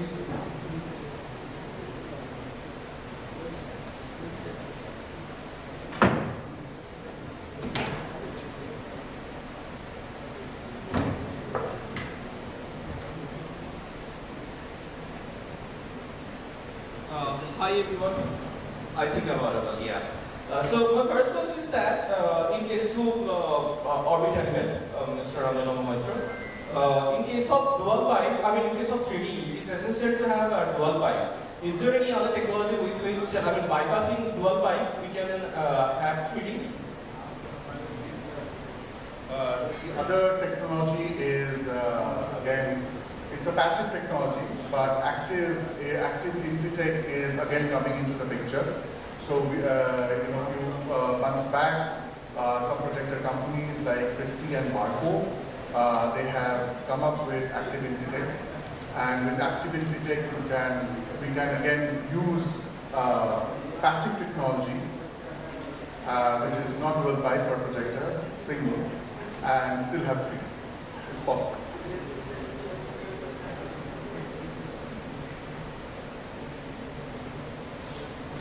Yes. Sir, would you like to?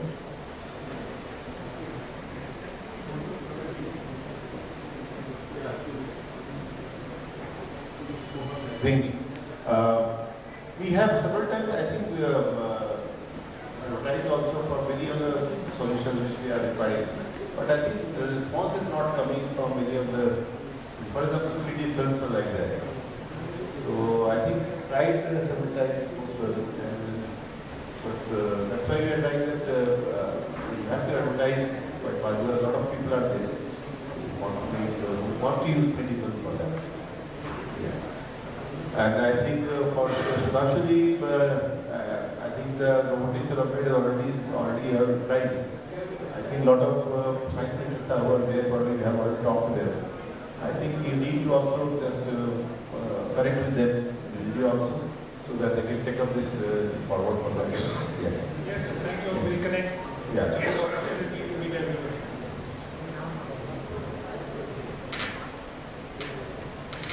I have a question for all of you, that what would be the new digital experiences your company would be bringing out for the museums in the next few years?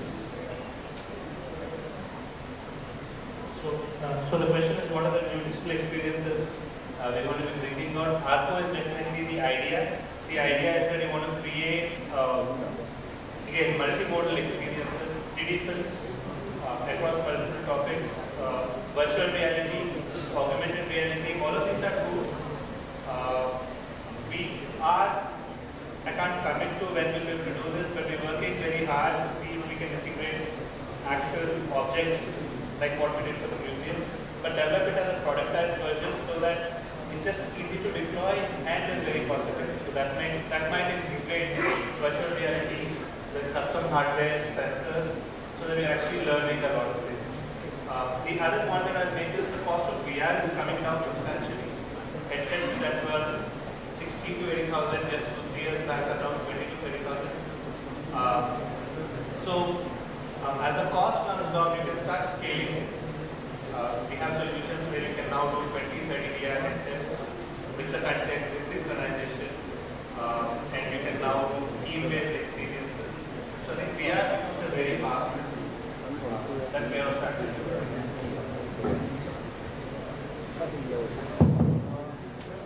As you know, our program is mostly hands-on. So we are not virtually engaging students. We show them videos about technology. So one is inspiring the creator or inspiring the innovator. So we show them technology, where technology has gone. So some of our sessions are based on that, inspiring the tinkerer. But eventually what we are trying to develop is people who can build these virtual technologies or any other technology. So we are trying to make those innovators. Some curriculum we have where we are teaching using Scratch, we are teaching students how to build games and animations. So because we are working with high school students, so we are putting that experience of how they can build the game on their own. So maybe eventually they will become creators or employable by institute gentlemen or global companies in any way where technology is concerned. So all our programs are hands-on. We have to have interaction with some physical product.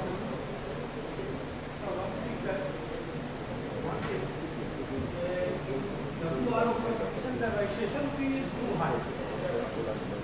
So WRO registration fee for Future Innovator category, one team per school, there is zero registration fee. That is for initial, but for regional level. No. For Future Innovator category, one team from every school has zero registration fee, and they do not have to pay till national for Future Innovator category.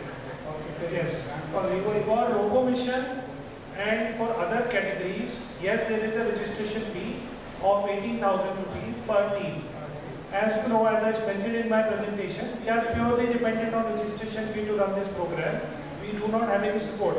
The registration fee can come down if somebody adopts us and takes care of all the expenses. It can be zero for everything. But so far, we have to be on our own. Like most of your organization also earning money to sustain themselves. I mean, we can't depend on grants all the time. So registration fee, unfortunately, we have to keep. But for if you're a school, then it is free of charge for Future Innovators category. Anybody who is trying to come for Robo Mission has anyway needs to invest into hardware. So we see that those students who are investing into a robot kit or some other kind of hardware already have raised money. The second most important element of WRO is that we want to make them entrepreneurs. So we are encouraging them to raise money for their team. They have to go and raise money from donors, from their parents or their friends, or even go online and raise money using Keto and so many other donating platforms. So entrepreneurship is one part of it. So, I mean, I don't know whether this is the right answer for you, but we have tried to make the registration fee as zero wherever we could, but we also need money to run the program. Eventually we need money.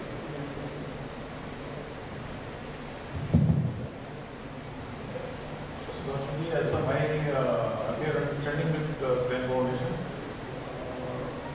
the LEGO WRO was taken to one particular OEM, and that was main deterrent because the cost of that kit was very high, and the support and post-sale servicing was another issue. So, question one is, are you still sticking to the same OEM? Number two, and if there is any problem, because I faced this problem, is there any local version available as far as the robotic piece is concerned? That way we can create our own entrepreneur, who can provide us the local kits. This question is that. Good question, sir. Thank you so much. I think I missed that point in my presentation. WRO from this year is open to any technology. Is not restricted to any one. Earlier, one category was locked to Lego robotics kit, the Robo Mission category. But now it is open choice of technology. You can bring any technology, any kit, any platform, any material you can use. You can make it from wood, you can make it from plastic, you can 3D print it, you can make it from cardboard. It's all left to the students to decide. All technologies are welcome. So there is no restriction on that they have to use a particular set of technology. This is not only in India, but we have been pushing it actually globally. It has been announced. Any technology is alright. So that is why we are reaching out to all the Atal Tinkering Labs, all the Robo Shiksha Kendra that we are setting up. Also, we don't use Lego in our Robo Shiksha Kendra. So everybody can have whatever they have in their school, they can use it. So that will reduce the cost as long as they are able to build the robot within the technical parameters given in our own book. The size is there and the weight is there, so as long as they are within that, they can use any technology they want. And next question is to Mohan and Mr. Moitra, if you can address this issue. NCSM has created what many museums and centers. They are struggling in running professionally. And as far as the visitors are concerned, they are there, visitors are there.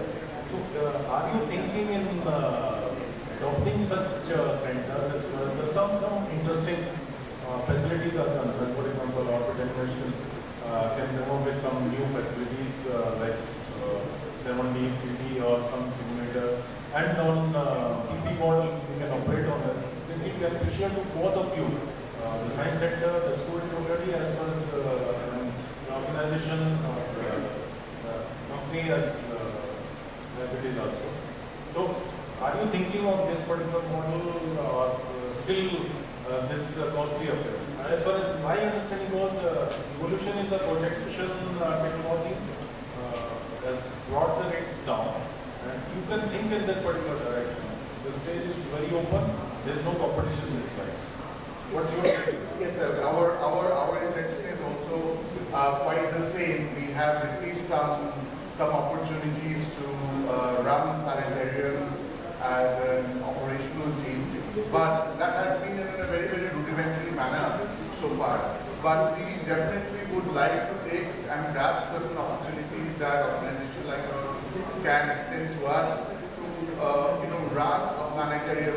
You remember that we had a small discussion, a small panel in IME where we were sitting on the same dais and we discussed the same thing, that we would definitely like to bring planetarium to the kind of, it should be a venue for interaction, and it should be a venue for learning. It's not only, it should not be restricted in a kind of a mode where it will just show some full-blown movies and it will work like a cinema hall and people will come in and go out. So we would definitely like to take opportunity there to bring this particular model into planetariums, and so that we can use our capability to run planetariums and maybe science centers.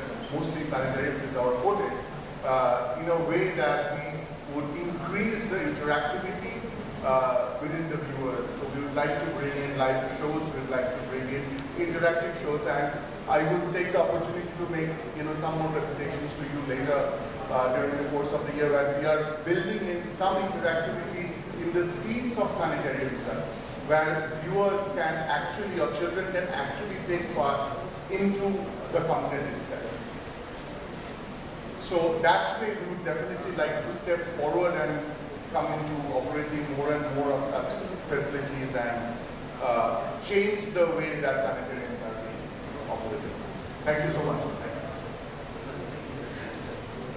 If there are no more questions, I think we close the session now.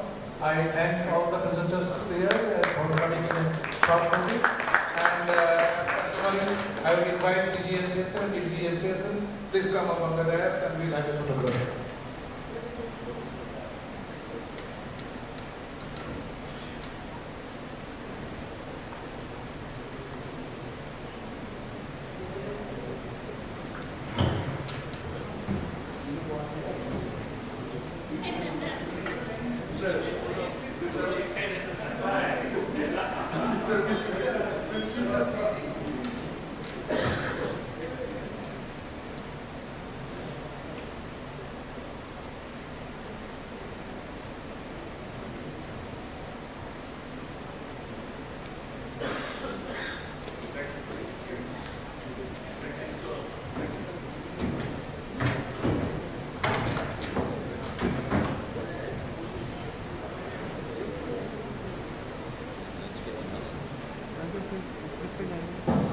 So we'll go for lunch now. It's already 2:30. So by 3:15 we'll be ready for, pardon? Yeah, we'll start for Patrapal at 3:15. And tomorrow I request all the delegates, please put on the conference t-shirt. We would like to have some photographs wearing that particular conference t-shirt, the one with collar. Okay? Thank you. Thank you so much.